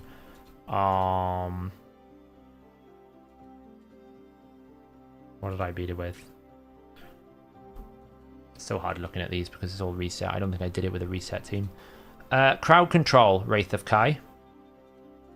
Basically, I use this team. I mean, I have Romantu. It's kind of cheat code. Can't really help. So... Yeah, I don't really need to see the videos because I know what people run. But it's still not going to be 4 turns, is it? I can see it here. It's like 1, 2, 3. Yeah, I mean, dude, that is not Spider 10 hard. That's stage 20. Of course Gnut's going to do it in less turns because there's no cap. Yeah? Spider 10 hard is a 10% maximum HP cap. Doesn't work the same way. Gnut will one-shot Spider 20, of course he will. Because there's no cap on the maximum HP hit. Yeah, like provoke sets, a hidden OP for you. Tried Aslan Timisia, but Mortu never got stunned and they both have 400 accuracy. Astralon has 100% accuracy. Why is he not? Why? Astralon has a 100% chance to get accuracy. Is he not booked?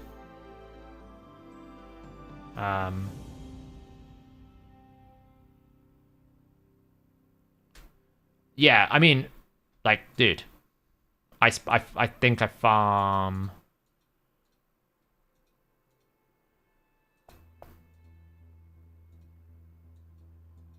It's my Spider 20 team. Just one-shot it. Boom, boom, boom, boom, one-shot. Probably can one-shot it with Septimus, to be honest. It's more how can we get it in height and hard, because obviously hard has like the cap. That's what the challenge is. Yeah, so what I'd say, like a hidden OP, like what I used when I was struggling a lot with Doom Tower is this type of setup. I used to do... Gotta find it. I know people are telling me use this filter. This was kind of like my team for doing Doom Tower hard before I got more champions, right? Before I could just abuse it. What did I use for aura?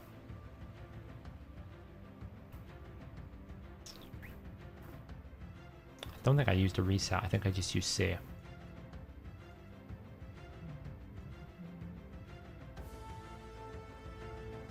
trying to think what I used. I'm looking at them because I'm trying to think what I used to use a lot. I think I used to use this, and then like a term like this. This is what I used to run, this style of model. So I'd still use my Seer, but I would just time my A3, right? Sylar's A3 is so good for Doom Tower. This ability is massive.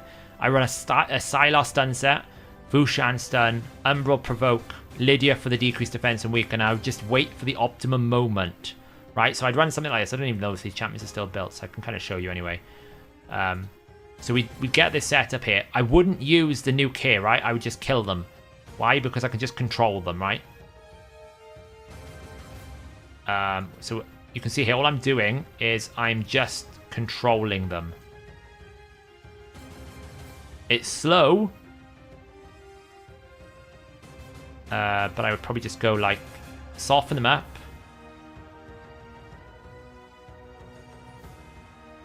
I'd probably bring a Reviver, actually, if I think about it. I'd probably brought Arbiter or something. Stun him up. My champs are not built here, so this is really difficult to show you, but what I'm trying to kind of demonstrate here is you're getting the point here. She's going to die in a second because I haven't got a Reviver to heal her. Normally I'd have a Reviver. Like, if I just edit the team. Yes, I know. Nobody's got gear. I get it. Recently used. I don't like this Master Vault is here. It's really annoying. That.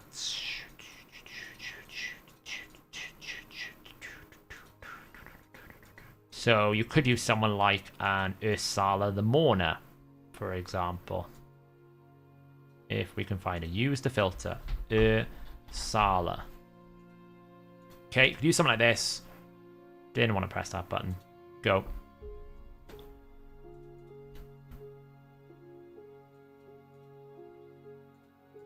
I'm not using my A3 because I will literally one-shot this wave if I use my A3.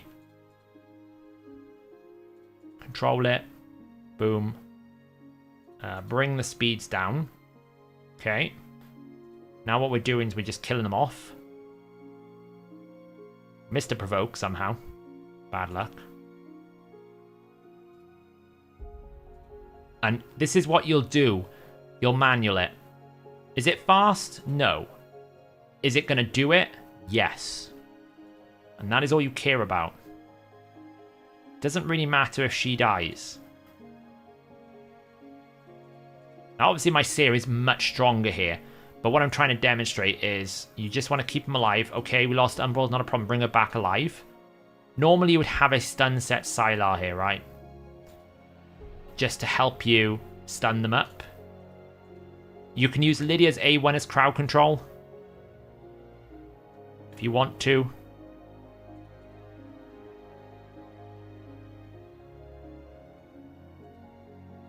There, see, I'm just going to kill this one off. And now what we're kind of doing is we're waiting for Asala's revive. So what we need to do is just put these champions under sleep. Kill this one off. And now we're waiting for Asala's revive. 2 turns. So how are we going to get around that? Fear. Use that. Fear. 1 more turn. Won't kill it this turn. We'll kill it next turn. Revive. So we've got all our team back. Kill it. Good. Now what we do. Obviously, nasty wave. Don't use the A2 straight off the bat. Slow it down. You'd have your Sylar faster right now. The problem is Sylar's slow. Sylar would be faster right now. Not as slow as I've just done it. Because the idea is Sylar's fast enough, you come and you slow them, then you nuke them. Like, the way that I do all this now is I kind of cheat and I use more Romantu. Like, this is the team that I use now. For pretty much everything. I'll just do this. Bum, bum, bum, bum, bum, bum, bum. Boom, boom. Boom.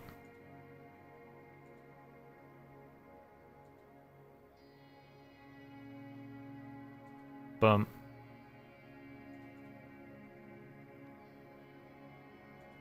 Eventually it works. These Drakes are... The Drakes are pretty much like easy wins, but don't ignore that they are quite strong.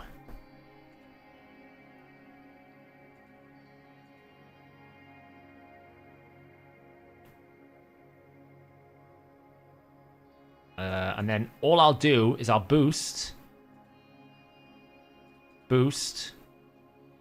Take away the passive. Kind of messed this up because I forgot about that cleanse. I'm not going to lie. I messed that up big time. We got away with it though. Normally I'd have used Vladimir's A2. Really? Really, Drake? Stop it. I just messed up the rotation is all. I should have used Vlad's A2 and prayed. Now it sucks. I actually had to manual this wave as well. Yeah, I bought my tag team. Vlad. Boost. Drop the defense, fear it all up. Nuke. Boom. Boom.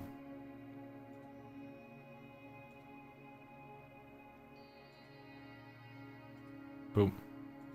Boom. Boom.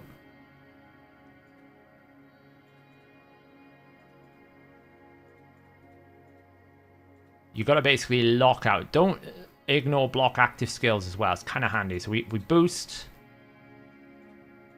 Lock them out.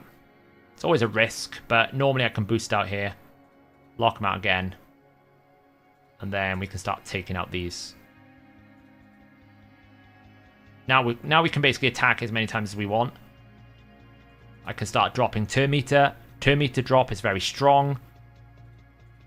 Start putting the Fear of God into them. Start locking them down. You can see I've now got so much crowd control because I've got block active, block passive, fear, stuns, you name it. And then all we do is pop off one by one. Now obviously I'm using Void Legendaries. I get it. But the principle applies the same thing. You're basically applying crowd control. Actually, a little bit at risk of losing Uko here. It's not great. I can't really heal him at the moment, which kind of sucks because he took debuffs. But we should be able to stop the turn meter control. Ooh, we really need to stop people taking a turn. Kill. Get some stuns. Okay, now we can heal. Oh, it's close. One. Vlad's passive, by the way, with Constantine is a little bit gross. Not gonna lie. That heal reduction. Oh. Boop. Didn't really want to polymorph him, but I guess we're buying our skills. And normally when you get one left, what you want to try and do is just crowd control it as long as you can. Because you get back to your abilities.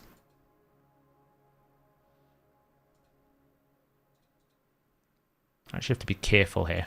I'm going to have to A2 because he's got super close to his turn.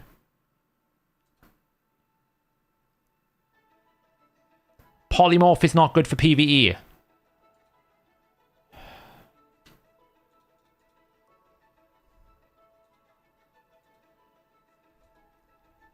I lost that because of polymorph. So stupid. Now I can't revive, but we might as well do speed boost into lockout, into boost, into lock, into stun. Uko stunning is just a little bit lame these days, not gonna lie. But Vladimir is perfectly capable of carrying this team to the end. That heal reduction is really annoying, I'm not gonna lie. Lock him out.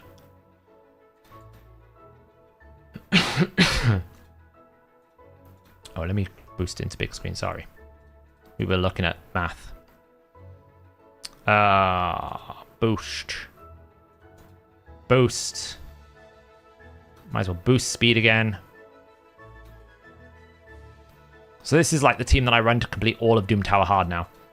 Because I get everything. I get decreased defense, block passive skills, block active skills, crowd control, healing, stuns. Because Uko's in a stun set. Increased resistance, helps us reduce a lot of them. We get turn meter control. I get turn meter reduction. This team basically covers everything that you need to beat the content. And this is like one of the harder floors because these stupid Mortus. And we can start popping off. And the nice thing, as I said, Vladimir's passive with Constantine on a team is gross. Because essentially, when he kills someone, he gets 50% turn meter, fully heals himself, and also places revive on death. So kill someone, I'm going to get turn meter. So it might take you a while. Vladimir actually carried that fight. That's how you beat those waves. Crowd control and control your abilities. Don't auto it. Just go through. You can see I had to manual it as well, right? You just want to try and get it right. Yeah, you can use Mountain King as well. You can always use Mountain King to actually kill someone.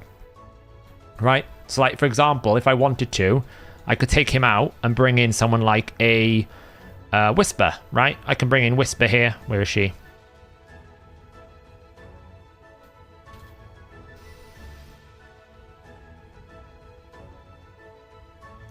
Right, Whisper basically can come in here.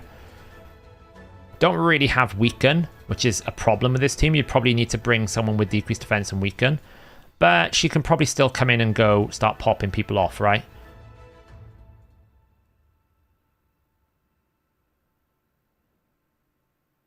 She will die, though. Because we know she's squishy as hell, right?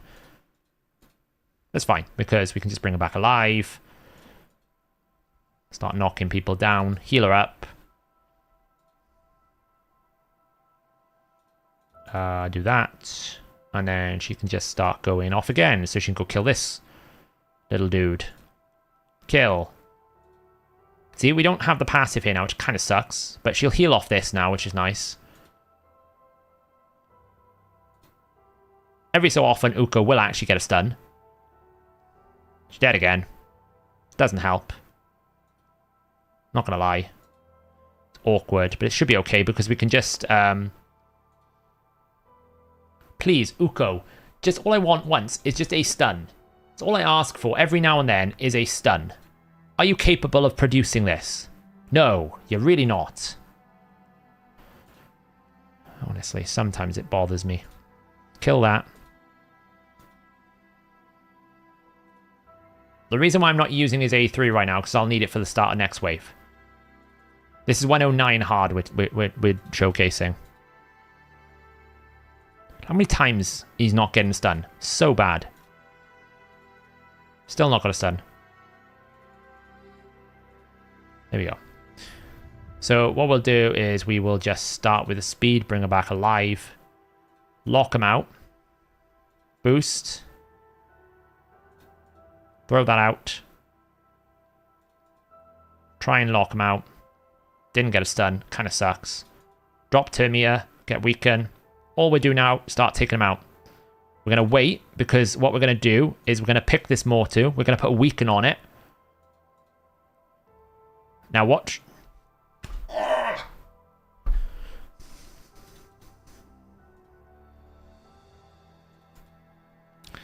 Love it when it's just, I'm just about to show how it works.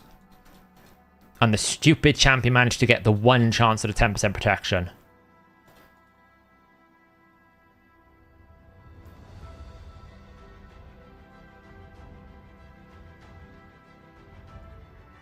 Do you know what? I'm fed up with Mighty Uko. I actually am starting to think about vaulting Mighty Uko. He's getting that bad now. I actually don't think he's that valuable anymore. I think the Mighty Uko stun thing has changed, and having him in a stun set just doesn't seem to do anything. He's never stunning anyone. What's the point? I don't need to remove buffs. I need turn meter control, so...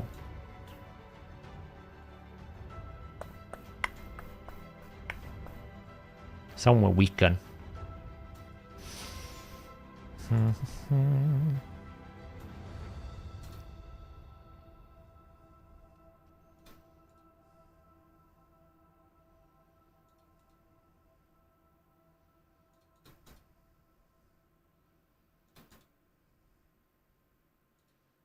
Oh, she's only single target. Ah!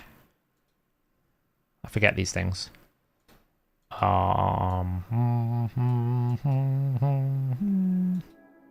That's the thing. She needs the weaken setup. So, as much as Romantu is good here, we need someone with AoE weaken to kind of like get the rest of the job done. Now, obviously, you can go, wow, Lydia's the obvious option. You get increased speed, blah, blah, blah, blah, blah. I don't really want to use increased speed, I'll be honest. I'm trying to think who's got weaken. I'm trying to think who has weaken on an AoE. I mean, you could also cheat, right?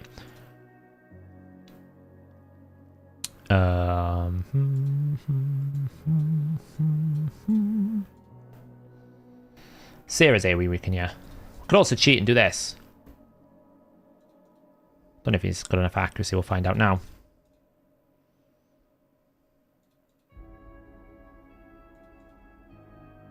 No, it doesn't have enough accuracy. Hang on. We need accuracy, so here you go. Take you out. I'm bringing Fortis.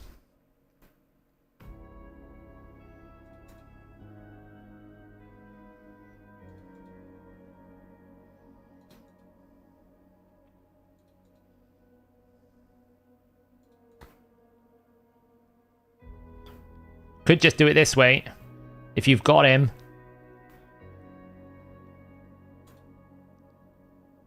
It does work.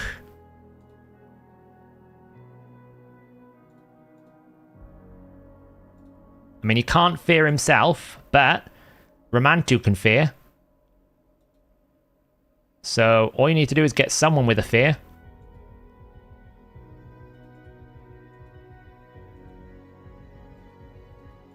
Ow, that kind of hurt. No, I don't have Harima. So a boost. We need to lock out. Alright. Boost. Put the fear of God into them. Unlock the hidden skill and zoom. We'll get there eventually. It might take us 5 minutes. But this is the other way you can do it. Lock out their passives. AoE. And the thing is, Fortis can't be perilled. Oh, well, he can if he gets double hit. Ah! If he gets secondary hit, he can. I didn't really think about that. He can't actually get peril from the first attack, but he can from the second attack. It's rough, right? It's kind of rough. To be honest, it's because I got Mighty Uko here, right? So because we're not boosting in the right setup, what you'd probably do is drop Oella out.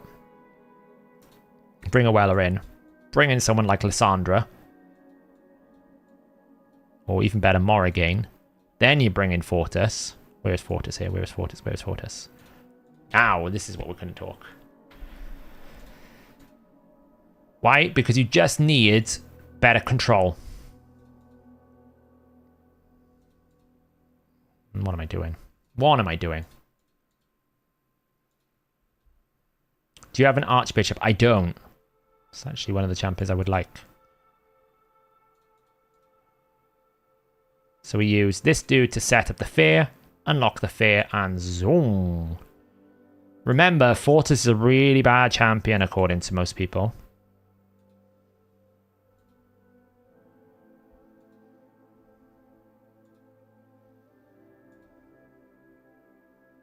It's kind of awkward.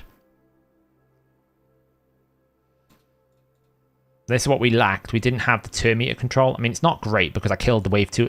I kind of killed the wave too quickly here. And because I haven't got enough accuracy, I can't fear. Normally. But... another fear. Somehow we didn't land it, though. I really don't understand how we didn't get it.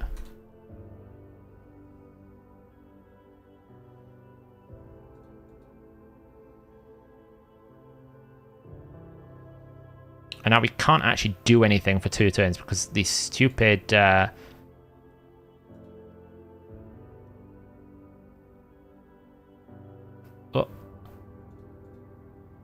Boost.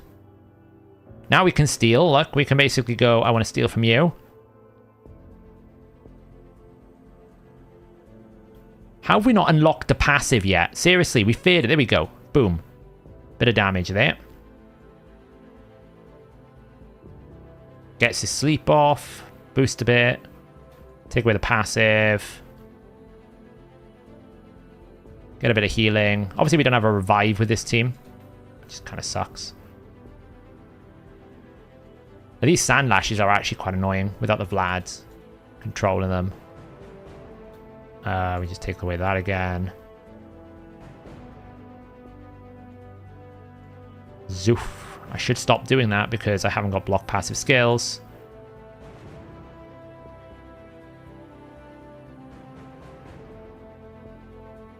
Once we've killed these sand lashes, it should be okay.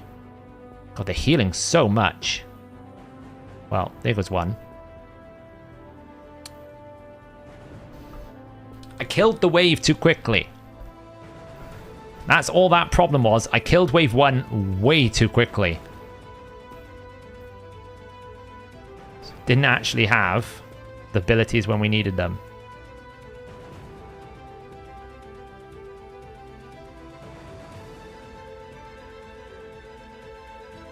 Which, you know, it's kind of important. Please don't kill my champion. Let's just do that. And heal. Right, now we've got the sails set up, okay. Should be fine this time.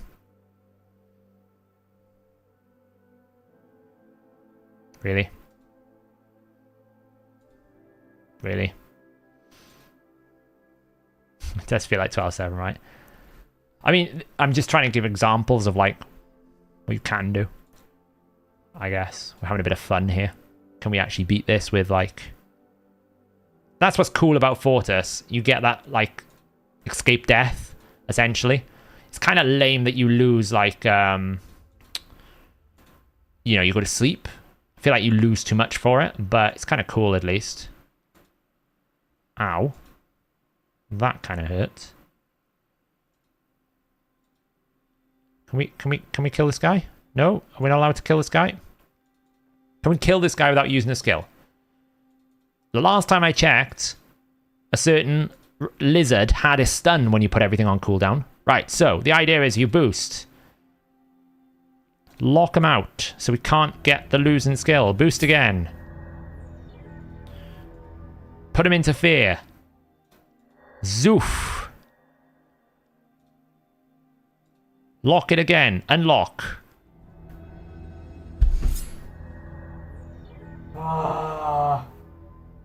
It's because Romantu's not fast enough. Oh, it's so frustrating. I just want to make it work. Please. I just want to make it work. It's because Romantu's not fast enough. Why is Romantu not fast enough? How fast is Vlad? 251. Why is he not fast enough?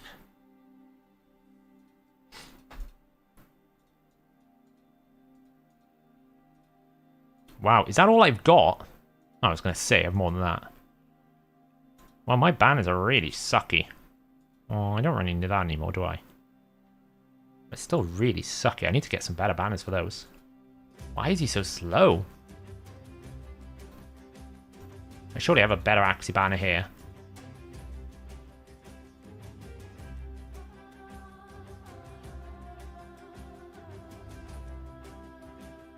No, okay.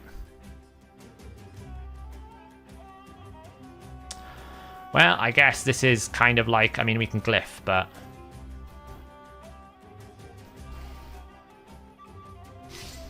I guess this is what it is. Do they have the mastery that gives speed after the kill? No, it's just because Vlad's faster. Basically, the rotation I needed it to go was Morrigan to drop the speed into Awella, into Morrigan into Romantu, lock out the passives, then use Vlad to lock out the these guys.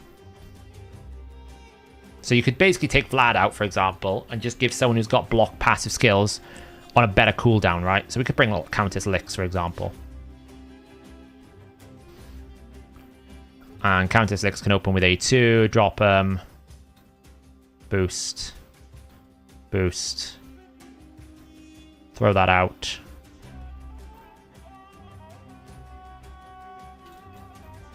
Reset skills.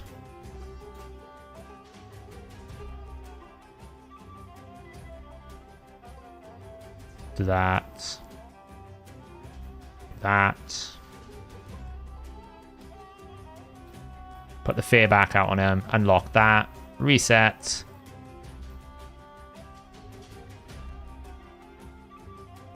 It's kind of like a really quirky team, but it kind of works.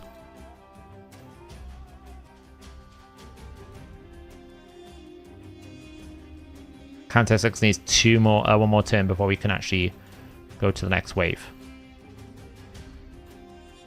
There you go.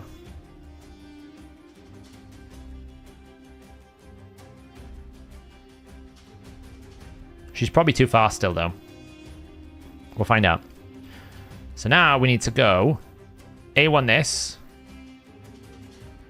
Slow him down. Boost up. Put the Fear of God into them. Don't do anything. Hope you get back onto this ability. Lock them out. Somehow I forgot to basically do block passive skills. Don't really know where that happened, but we'll do that again now. Now we can slow them down. Hopefully we've got Fear. We don't. Kind of sucks. Because now we don't actually have any Fear for a while. We should be able to get a Fear here. Can we get a Fear? Can we unlock the passive? There we go. Zoom. Ooh. One down. It's finally working. After 200 attempts, we've unlocked the Fortis power. Fear again. Hidden skill unlocked. Fortis, go forth. Conquer. Show us the damage that is meant to be 10%, but it's actually only 2%. There goes one more too. What else you got? No more healing for you, nonsense.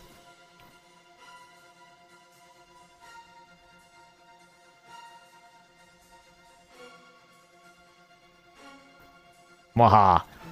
Now what are you going to do, you stupid Mortus? I actually need to take this one slow, though.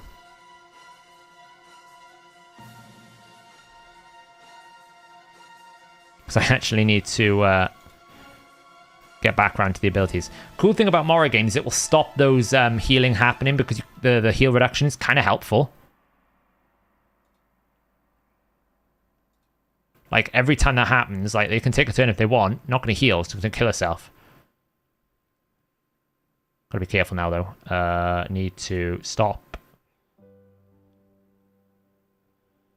Oh, didn't really think about this. I guess we're gonna have to risk it. For a biscuit. Take away the passive. Okay, we're good now. We do kind of need to get back onto this ability quickly. Again, so this is what you need to do on this wave. Just going back to the original question why we're here. Is you need to take your time and make sure you've got everything you need for the next wave. You see, I'm just A1ing. I know I've killed it. I'm just waiting for the next wave. So when I get to this wave, I have all my abilities. I can just do what I did before. A1 here. Get a turn meter boost. Get a second boost. Put a Fear of God into them. Didn't unlock his skills. Fine. Lock him out. It's kind of dangerous to do it the way I'm doing it. Fear of him again. Heal up. Slow him down. Lock out the passive. Slow him down. Oof. And it's all about control.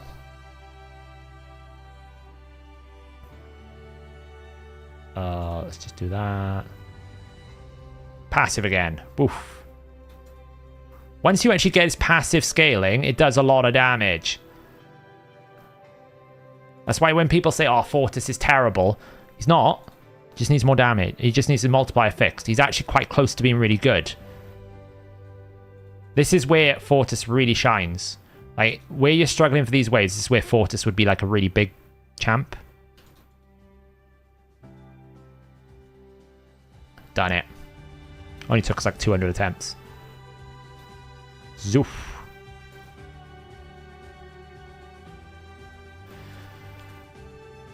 Hey, Matthew, how's it going? Yeah, Morrigan's really good. I don't think she's better than Lissandra, but she's pretty close.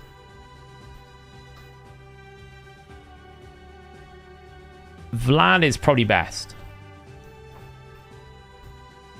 So that's how you beat it. Basically, it's the concept of applies. Control. More control. That's all you need. Always control it.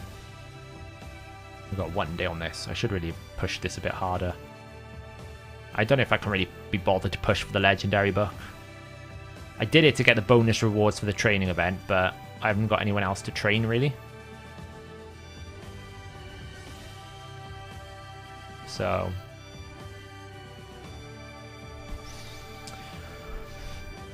I mean, yeah, I mean, Fortis is like...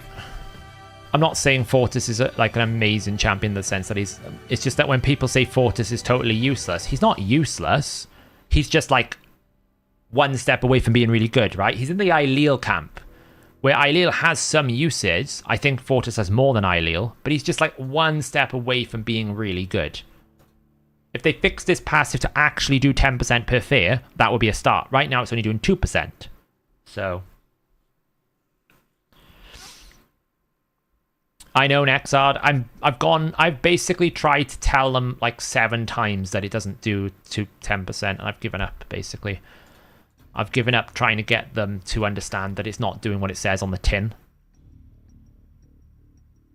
I do have a 3-star Supreme Elhain. I was thinking of making it into a champion, as I got a 3-star. Could be quite good.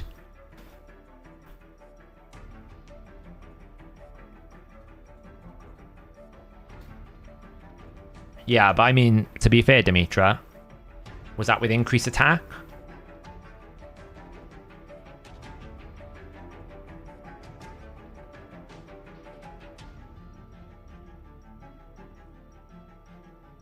How many jacks in my romantic got? It's like 500 odd. Oh, he's better than before but when he was original. He's way better now. Hey, Sav, thanks for replying on Discord about the Hydra. No problem, Wellesley. No problem. I'm just going to do champion training to get this gold coin. Pick up this gold coin. I won't do any more.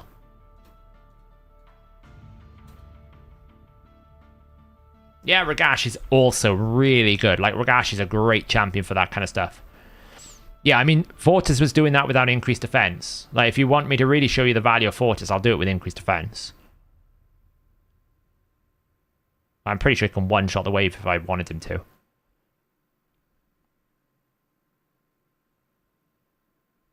So, like, you want me to see you do it? Like you said, you did 400,000. Okay, no problem. Hold position. I need an increased defense champion. Who does increased defense? Who does increased defense? That's a good question. Who the heck does increased defense? Mithrala. And then we just need a Lydia. So let's just kill this. Kill this. That.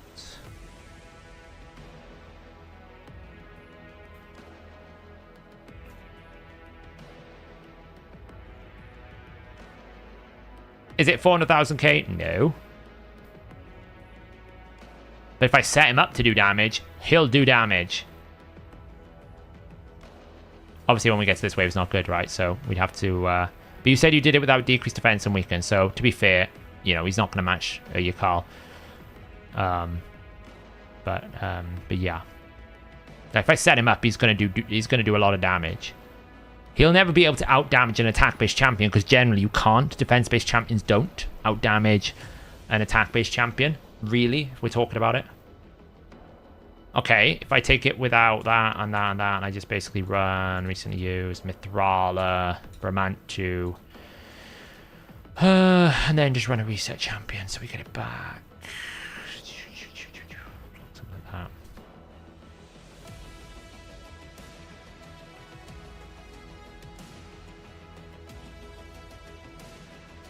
Don't think it's a passive activated there, to be honest.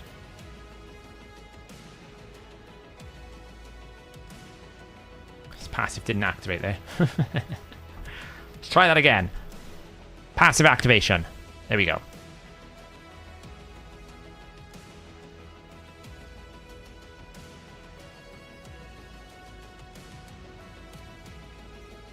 $50K. Pretty good.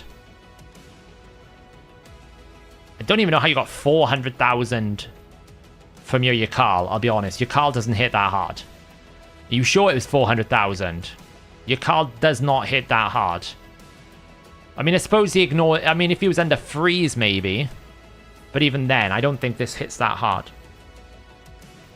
Like... Mine's not well built to be able to test it, but I doubt. Fortis, probably Mashaled is a good fair partner. I mean, obviously, like, Tony the Tiger's going to do it.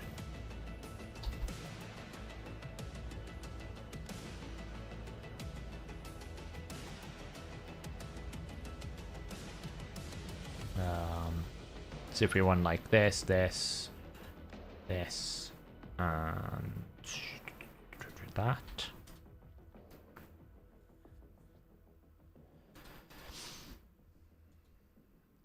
Boost. We'll just do that for now. I have no idea if Tony's built. I don't think Tony's built somehow, based on that.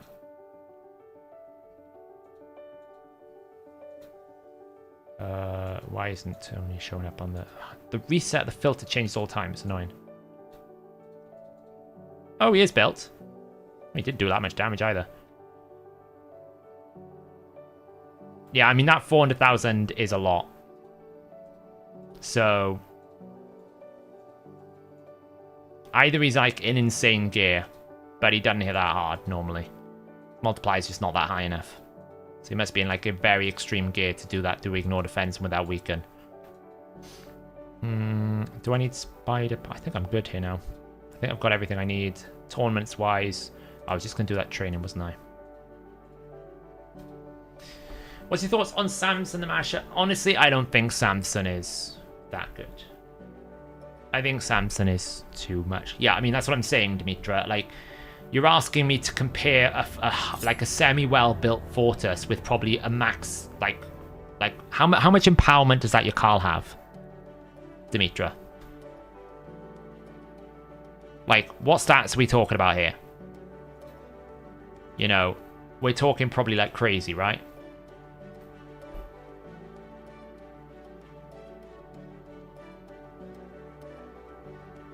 Speed or attack for Raz, for which skill's better? Speed. Speed scales better. Yeah, Yoshi's a good partner as well. Hey Tyler, yeah, I won't be much longer now. Why am I doing Nightmare Boss? Why am I doing the Nightmare Boss?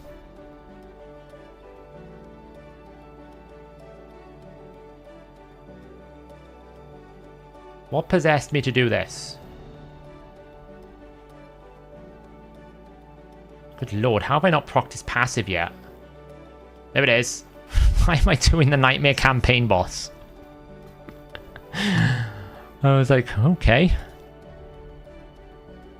I mean, I kept it going for a while. I didn't even know why I was doing it. It's a bit dumb.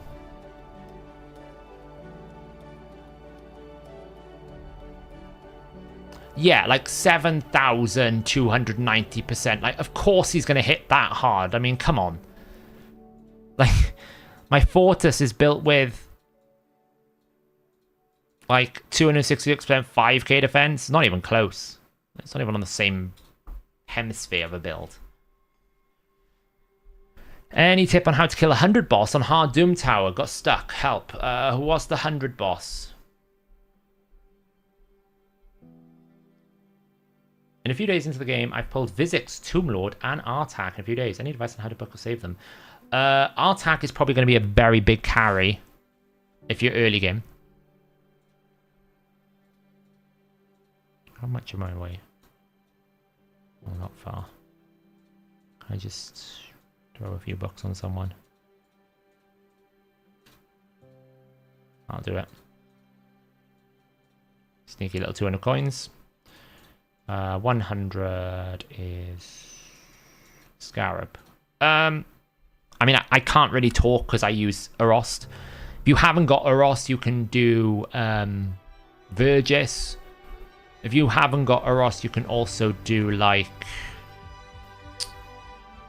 bombs, apparently. My clanmate's doing bombs here. Most people use Arost, right? Because he's just so freaking fast. Arost of some capacity. But you can do Vergis. The cheat to do Scarab is Blood Shield.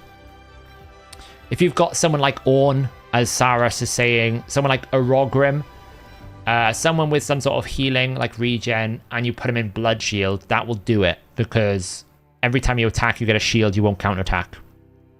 So the key is Blood Shield with poisons, right? Anyone who can poison and you've got a Blood Shield on them will do it. On my free-to-play, I did 100 normal with an Orogrim in Blood Shield. That's how I got through it. Metal Shaper can with, but you have to build a team around that, Gort. It's much easier just to throw a Blood Shield on someone, right? With a Poisoner, right? Anyone who can poison natively in their build. You know, Orogrim, Misty Like Priest Ornn, Theodore with a Blood Shield will do it. Venomage with a Blood Shield will do it very well. Probably someone like a Fenshi with a Blood Shield will be able to do it. Put him in regen. Just ignore the mechanics and just poison it to death, basically. That's the strategy. As long as he's not counterattacking, you shouldn't take enough damage that you fail. He'll stay alive. Let's just pop over to the free-to-play quickly, make sure everything is tickety-boo over there. And then we'll call it quits for the night. Yeah, Tomb Lord, Mithrala. Basically, just find a poisoner in a faction you have at least one Blood Shield item that you can put regen gear on and just let them solo it. And make sure all your allies are dead but by the time you get there so that they don't actually cause you to get counterattacks, because that's the key. You don't want to get counterattacked. Missions, I think, are done. Cool. I don't really care about CvC as much on this one. I'm going to get a lot of points from Gnut and stuff. I might do this on CvC tomorrow, but I'm not as motivated. But on the free-to-play, obviously all of these champions are really good, right?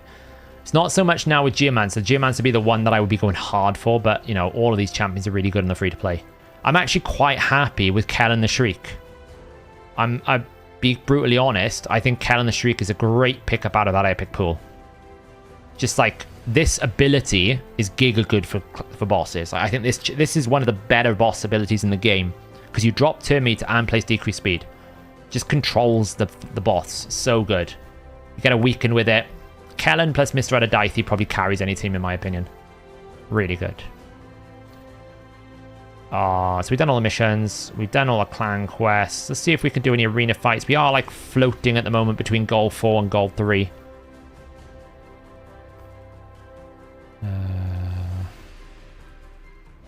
No, that's alright. Oh, he's a 6-star fully awakened. I mean, what blessing have you got on him? Come on, Demetra. What? It's... Demetra, can I show the build? Are you okay with me showing the build, Demetra?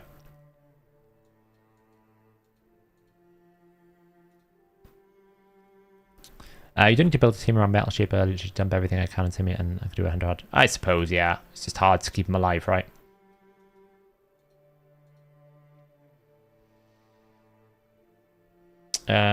Is she still good if I have Ruella and Daithi? I think so, because the A3 is lots of damage, G-Man. If you can get a lot of debuffs out there, you do pump a fair bit of damage. Which is quite good.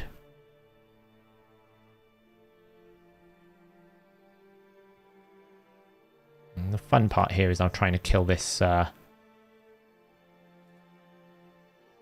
that's a big hit. I don't think we've got this somehow. No. No. Oh, I might have a chance here if I can kill you. No. Hit and miss. Any tips on Doom, Tower Hard, Agreth? So if you can't... There's two ways to do it. You can do the Paragon cheat trick, Iande, where you basically get either Paragon or Stultus.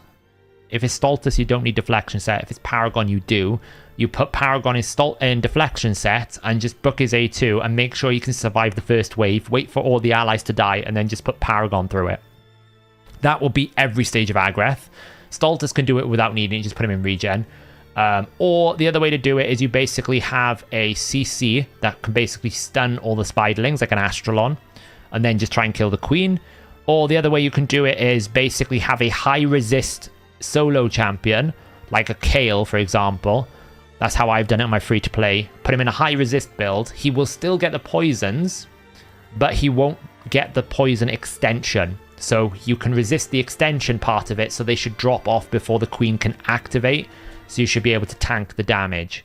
There's a couple of ways you can do it, basically. On the free-to-play, I'm limited, so that's the way I did it with Kale.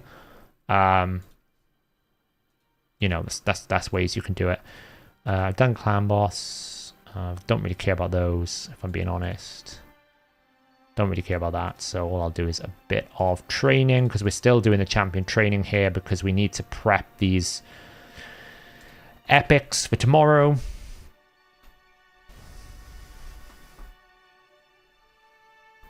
Ultimate Death Knight with Blood Shield was triggering his counterattacks when I tried 100 Doom Tower Hard. Not sure what I was doing wrong.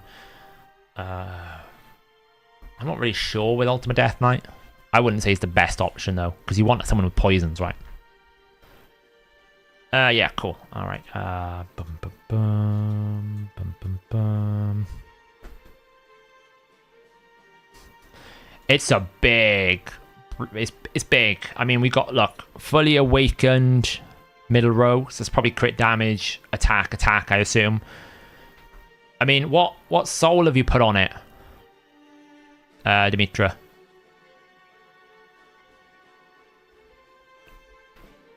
Do I have enough books for Geostack? I haven't looked, to be honest. We'll have a look now. It's a strong build. It's not the craziest build, mine. It's not the craziest I've seen. It's strong. What did you go? Did you go Soul Reap? I'm guessing you did. Or did you go Crushing Rend? I mean, if you went Crushing Rend, that explains the 400k. Because you basically get in 50% off his ability and then 35% off of his A2. Off the Crushing Rend, so you're like almost doing true damage. That would explain. Soul Reap, okay. I'd actually entertain maybe dropping Soul Reap, Dimitra, and running Crushing Rend, because that A2 has 50% ignore defense. So you're already running 30% here. So you're getting 30 plus 50. Soul Reap would mean that A2 does true damage with Crushing Rend. Would be quite insane. I think that would be quite insane. Crushing Rend is good, or at least Phantom Touch. Like, actually, like, for Fire Knight Hard, you'd be running Phantom Touch, right?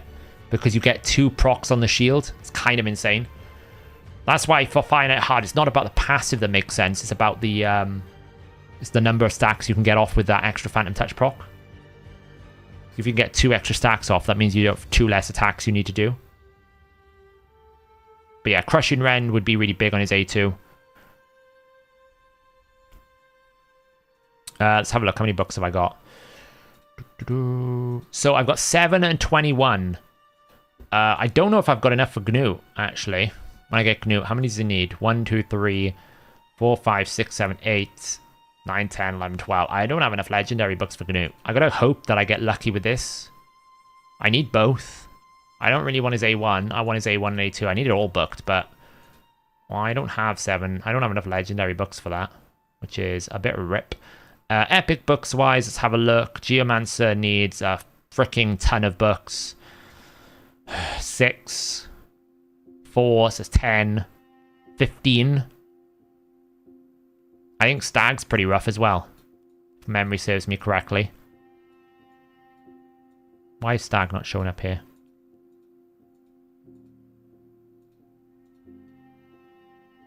in the vault. Yeah, he's not brilliant either. He's 12. Oh, is he more than 12? No, he's 12. So I need 12 and 15. So no. They both love to read.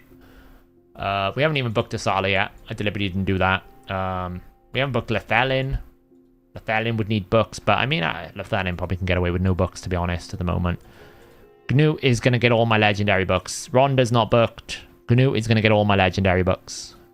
And I think probably...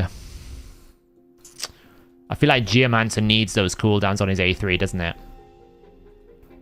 As much as Stag needs this, until he has Mastery, Stag isn't actually that good anyway because he loses that 5%. He needs the Sniper. So I'd probably prioritize trying to get this booked. If that's booked, I can ignore the rest. I don't need these two. So minimum 6, and then I can put it all into Stag. I do have Visionary as well, but I don't think she's necessarily a priority. Crimson Helm I'll pull out for Bommel. Hopefully I don't need to book that. Nazana's already booked. Deacon's already booked. So books, man. It's the brutal cycle of development. Yeah, Geo's A3 is almost essential. It's too much cooldown in it. It's like, you know, half the amount of cooldown.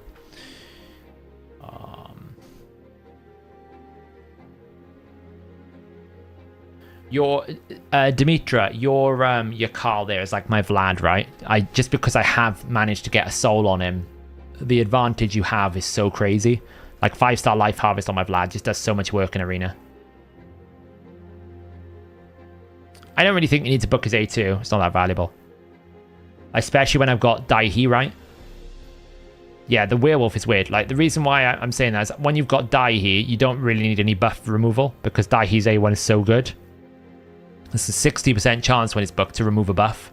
So, the Werewolf is big. He's very weird looking. I gotta say. He's a very weird looking champion. Yeah, exactly. The big thing is Geo's A3. I need Geo's A3 booked more than anything else. Do I use Baron in Live Arena? No. He's too one-dimensional. Once he does his... One, you have to keep him alive, and two, once he does his A3, his Sky Piercer, he's useless. So I don't use Baron anymore. And people don't even ban him. So even though he's like 5-star awakened, he doesn't get banned, so he's just useless. Will I buy the 6-star? Yeah. Life Harvest 6-star is insane. So good. And it's like the stats now, right? I mean, the 6-star Roxanne we built has got like 38% crit damage just from being 6-star. It's too much to miss. Like, having a 6-star awakened champion is crazy. The only thing is it will take me about 7 months to get enough essence, so it's probably never going to happen. So, you know, there's that. 5-star Life Harvest is pretty good as well. Life Harvest is really good on champions you want to take a turn. So it's like Necret is really good with Life Harvest. People like Sify probably decent, but Temporal Chain is a little bit better for her there. And also generally tankier champions because you don't get damage and effects. So Vlad is kind of like this little hybrid debuffer rather than an actual damage dealer. But Necret is definitely, like, I would say Life Harvest on Necret. Like, if you can get to a 5 or 6-star, yes. On a lower ascendancy, Life Harvest doesn't have as much value. You want it on the higher ascendancy. If you're lower, you probably go Polymorph, right? You would probably stay Polymorph until you hit 5-star. Once you hit 5-star, then you swap to Life Harvest. How much damage did Roxanne do? Roxanne did 160 million, Titan. It's okay. The biggest disappointment with Roxanne is you can't control the A3, which means if you have it under Veil, you lose like 100,000 damage, which really sucks. Like, ideally, I'd have the option on Roxanne to never Veil.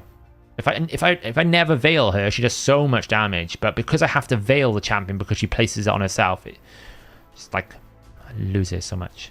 How good is Brackus for Clan Boss? Unbooked, you kind of want him booked, but booked, he's a god.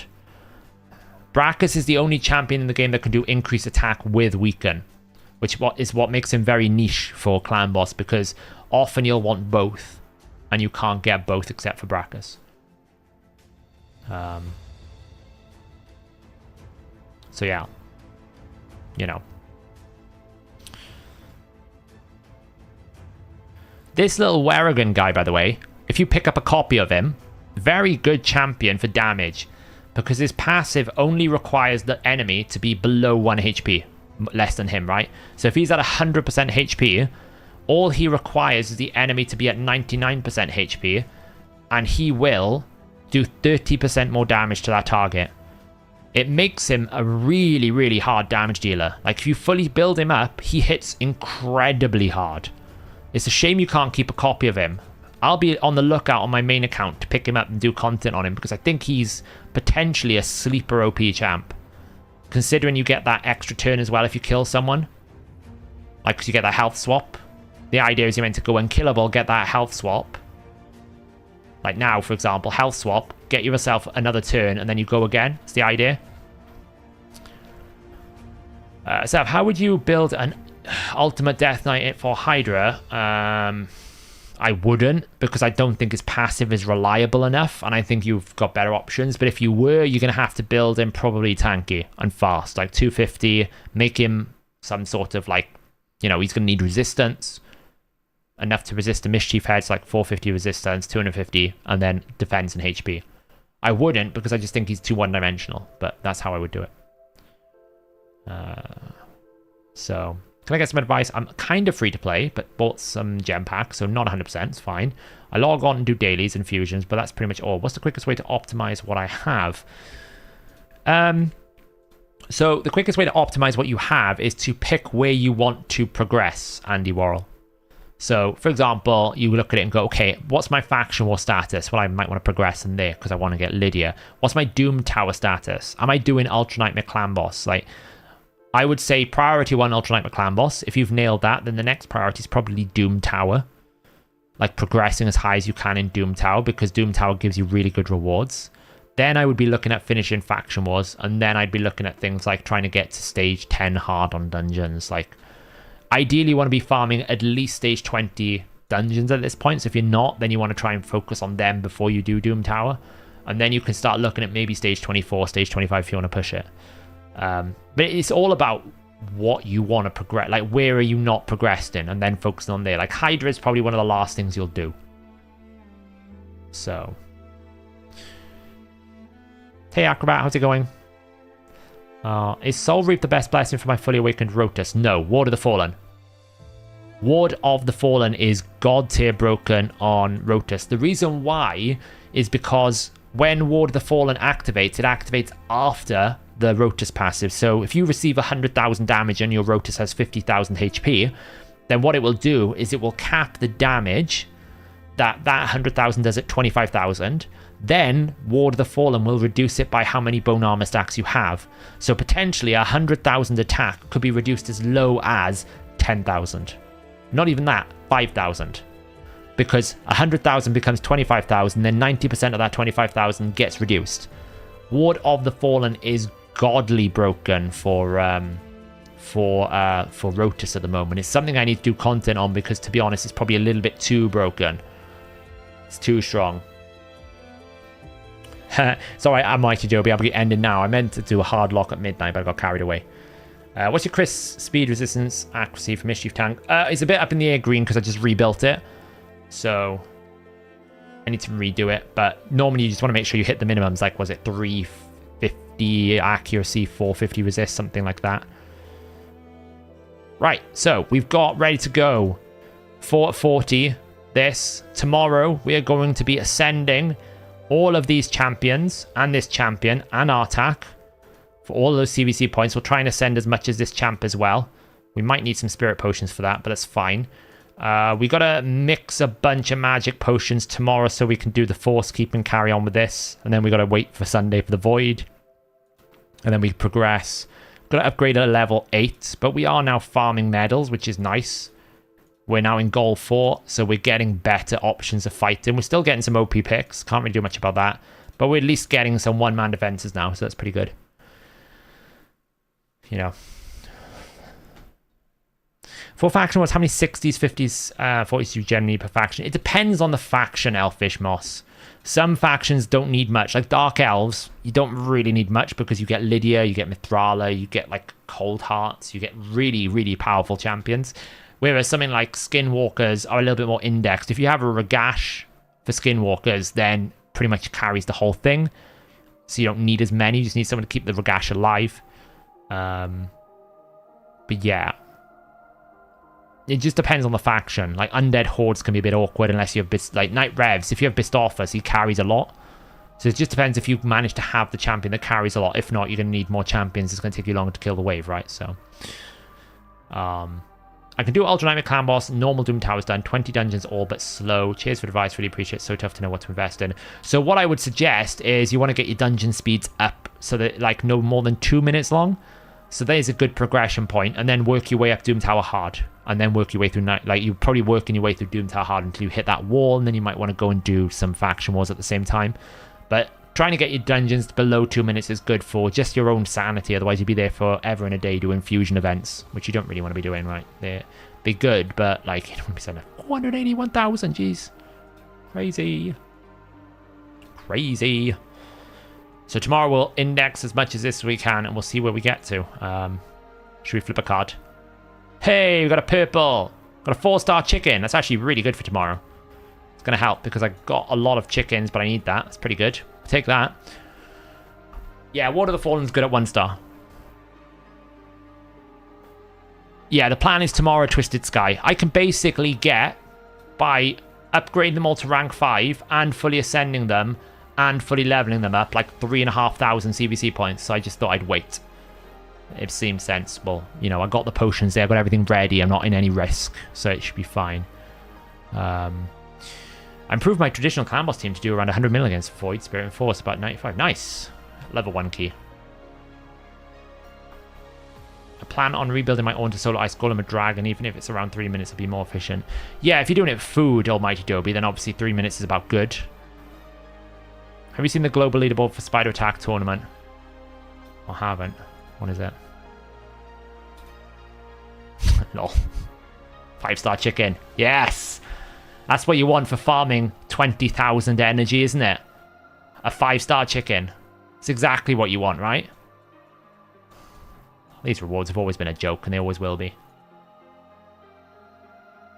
I don't really understand it. There you go. There you go.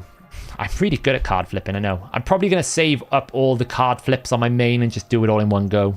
Because to be honest, I think I'll finish it with spider farming. It takes around about 1,000 spider runs to do all this. I'll probably do like 500 with upgrading, so I think it's fine. So it should be fine. But that's really good. Like tomorrow, that's really, really good. So I can't wait to get Knut tomorrow as well. It's going to be fun. So yeah. Wouldn't you rather be 4th here? Yeah, probably. You're right. I'd rather the Void Shard than a 5-star chicken. I can get a 5-star chicken. But Void Shard's a lot harder. No worries, Andy Worrell. If you ever want, like, you know, what do you think about this? If you need follow-up feedback, just pop into a stream. We stream like 2 nights a week now, so just pop back and ask a question. We're always here helpful, so... It's very, as you say, it's very difficult to know where you should put your time in. Raid is very good at distracting you. They'll go, look, hey, why don't you go and play out with this new Shogun dungeon and then go play with the Sand Devil? Hey, look, Hydra's unlocked for you. Why don't you go and do Hydra? It's like, no. Focus away. Make sure you've got your base fundamentals. Doom Tower is one of the best rewards out of, like, Doom Tower and Clan Boss is where all your rewards come, right? You get shards, you get books, you get energy, you get everything. Doom Tower and Clan Boss should be your first priority, and getting sub 2 minute runs on Dragon 20, Spider 20 should be like really fast. Fire Knight, you should be getting the sub 2 minute run if you can on Fire Knight 20, Ice Golem. Get your dungeons below 2 minutes, then you can start going, okay, I'm going to put more time into other things. I might look at some of these other dungeons. Because to be honest, unless you're in my position of my main account where I'm actually min-maxing, these don't really matter. You might want to just get a stage 7 team done. So when that Ascend an Artifact quest comes up, you can just blast stage 7 to get yourself some lesser roll. But apart from that, you forget these dungeons. The only thing you would do in Hydra is try and at least get the first chest here. This top chest. Every week. Just so you can start getting Mithrala. Once you get Mithrala, Hydra is not important unless you're a high-end player like my main. It's just not important. You know, I should do it on here. I will probably do this key with a proper set of champions tomorrow when I get Knut. When I get Knut tomorrow, that should automatically get me to, like, Adept chest. Easily. It's Gonna be absolutely insane how much Knut just transforms my free-to-play. He will make my Ultra Nightmare go from a 3-key squeaky Nightmare probably straight to a 3-key Ultra Nightmare comfortably. He'll unlock Hydra for me. He'll unlock Fire Knight. He'll unlock Spiders in a bit better way. I could probably put him in my Dragon team, replace a lot of these and do it in 30 seconds. It's obnoxious how much Knut is going to change an account. He's such a strong champion. I can't even tell you. Like, it's going to be nuts. I will probably do a video and go, this is what it used to be. This is what Knut just did to my free-to-play. So. Do we know when Auto CB is coming out? No idea. I'm not really looking forward to it either, because I think it removes the charm of Clan Boss. I'd rather them auto like things like Doom Tower bosses and Faction Wars, if I'm being honest. I've no interest in watching my Uros spend 10 minutes beating up the Scarab. Can't I just auto-run it? Whereas the Clan Boss is actually interesting to me. Can Alston solo Dragon Ice Golem? I think so. Yeah. Most importantly, is the first Fateless game ready yet? God, Revenant. We're months away from that. Years, if not, I would say. We're over a year away from that. What do you think a decent time for Romantu is? Yeah, 19 months. The problem with Romantu is something you can't control, which is glyphs. You can't control glyphs. I won't use 4-star glyphs on this account or 5-star glyphs at all, because you need them for those stupid glyph quests that take so long. You'll just be gated by those glyph quests. So I'm never, ever, ever, ever, ever, ever going to use a 5-star or 6-star glyph on this free-to-play until I get Romantu, because you just need all of them. You just need all of them. Same as Forge Charms. Look, I've started already saving up all of these charms. I won't use them, because you need too many of them. Like, they're so bad. So you just gotta save them, right? You need, that's the problem. Gold 1 is a milestone. Gold 1 Tag Team Arena will always be a problem, but the biggest gated problem with Romantu for people tends to be glyphs, because you can't easily farm them, and it's RNG. It takes a long time. Like, you've got to get the right rolls at the right thing and maximize. It's just a nasty mission. Gold 1 Tag Team is basically champions. It's champions more than anything else. It's having more 16s, more rank 6s. Having enough champions with enough diverse champion pool that you can just build 3 competitive teams. Once you do that, gold is reasonably okay. Obviously, if you don't get the nice picks, it's quite hard. But as long as you get the nice champions, it's okay. I don't know if 6-star glyphs are needed. I can't remember. All I know is don't use your 5 and 6 stars. That's all I remembered, because I remembered how bad it was. I'm pretty sure Hellhades got stuck on it for like 6 months. It was really rough. You missed the Gnut Fusion. Ah, it's rough, dude.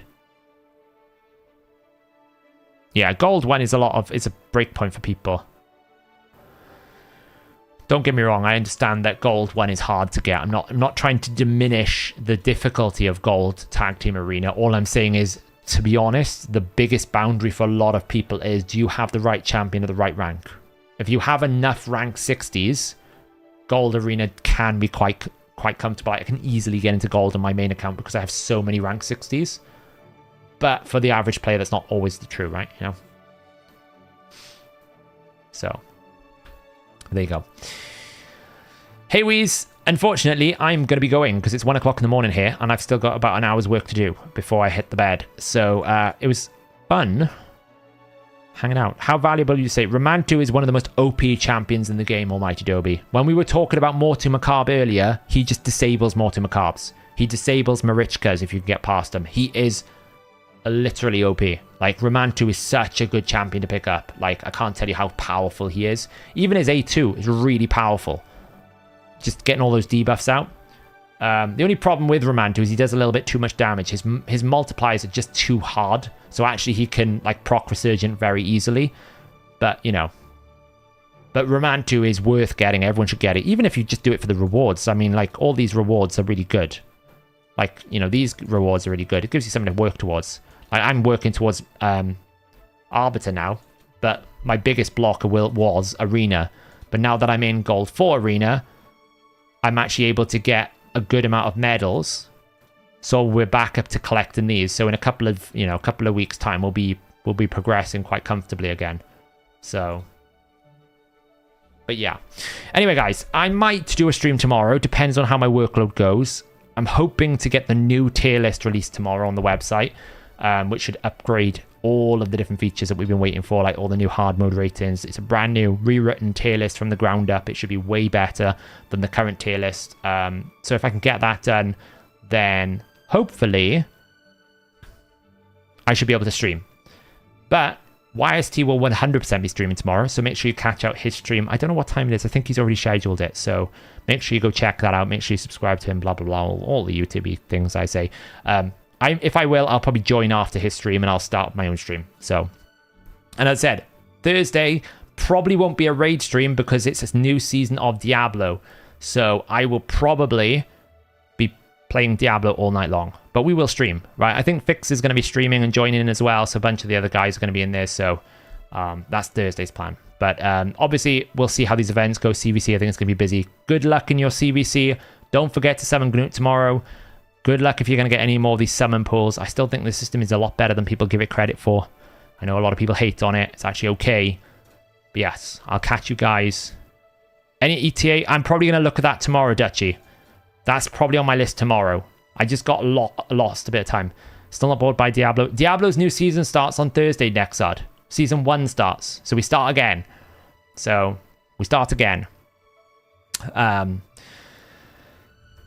Sav, how to do Iron Twins without Geo and block damage? You don't. Basically, no brainer. I'm sorry, you don't. It's not worth the energy. Just do Hydra. If you don't have Geo and block damage, just don't do it. Just do Hydra. Trust me, it's not worth it. It's a waste of energy. It's just not worth it, in my opinion. But yeah, I'm not bored of Diablo because Diablo, I've been waiting for Season 1. So Season 1, there's a huge patch coming tomorrow. Like 6,600 words of a patch that's going to probably redefine a lot of the classes again. So looking forward to that. But yeah, Thursday's stream will be Diablo focused. Tomorrow we might stream if we have time. So yeah. Just one more question. Is it worth building epic nukers like Durandal? Durandal's actually a pretty good finite option if you don't have many good freezers. He hits quite hard. But it depends on the context of your account, right? If you don't have that many champions that can fit into the Sylvan Watchers or whatever faction he's in, then maybe he's pretty good, right? It's always contextualized. It depends against your account. You know, in my account here, do I need to build Mr. Adaithi for my main account? No, I've done it, but I don't need to. For my free-to-play, he's running my account. Lady of Ireth on my main account, I probably wouldn't build her. But on my free-to-play, yes, because she's probably my best heal support champion because of this ability, right? So it's always contextualized against your account. So it's not really a question of, is he a bad champion? Durandal, which I think is a dark elf, I want to say, is actually a great champion for doing damage. Hits really hard. If you need a solid single target damage dealer who's force-based and don't have many options, probably good. Is he the champion you should build like on a main account with 200 rank 6s? Probably not. So it's always contextualized against like what you've got, if that makes sense. But yeah, I mean, it's very difficult to answer. But he's not a thing. Yeah, I get what you're saying, no brainer. It sounds harsh. I'm just looking out for you long term. If you don't have Geomancer and you don't have block damage, just save your energy and don't bother with Iron Twins. It's not like it's the best place to get souls. Hydra's the best place to get souls. Spend that energy elsewhere, wait for a Geomancer and a block damage, then go back and build it. Because you will find you'll waste more energy trying to beat the stupid thing than actually getting any rewards out of it. I would literally just stay where you are and just get the rewards from Hydra. I know it sounds harsh. I'm just thinking of you long term in terms of how much investment you have. It's just not worth it, in my opinion. I just think it's wasting energy. I mean, to be fair, I don't even run it half the time on my main account because I think it's a waste of energy half the time. I run it on a Sunday. I don't really run it in the week that much. Would you put Ward of the Fallen Pythian? No. I'd put Polymorph on Pythian, or I would put Life Harvest on Pythian, or Temporal Chains. I wouldn't put Ward of the Fallen. Ward of the Fallen is your HP-based damage dealer, like a Rotus, because he's got HP multiplier, or a Taras.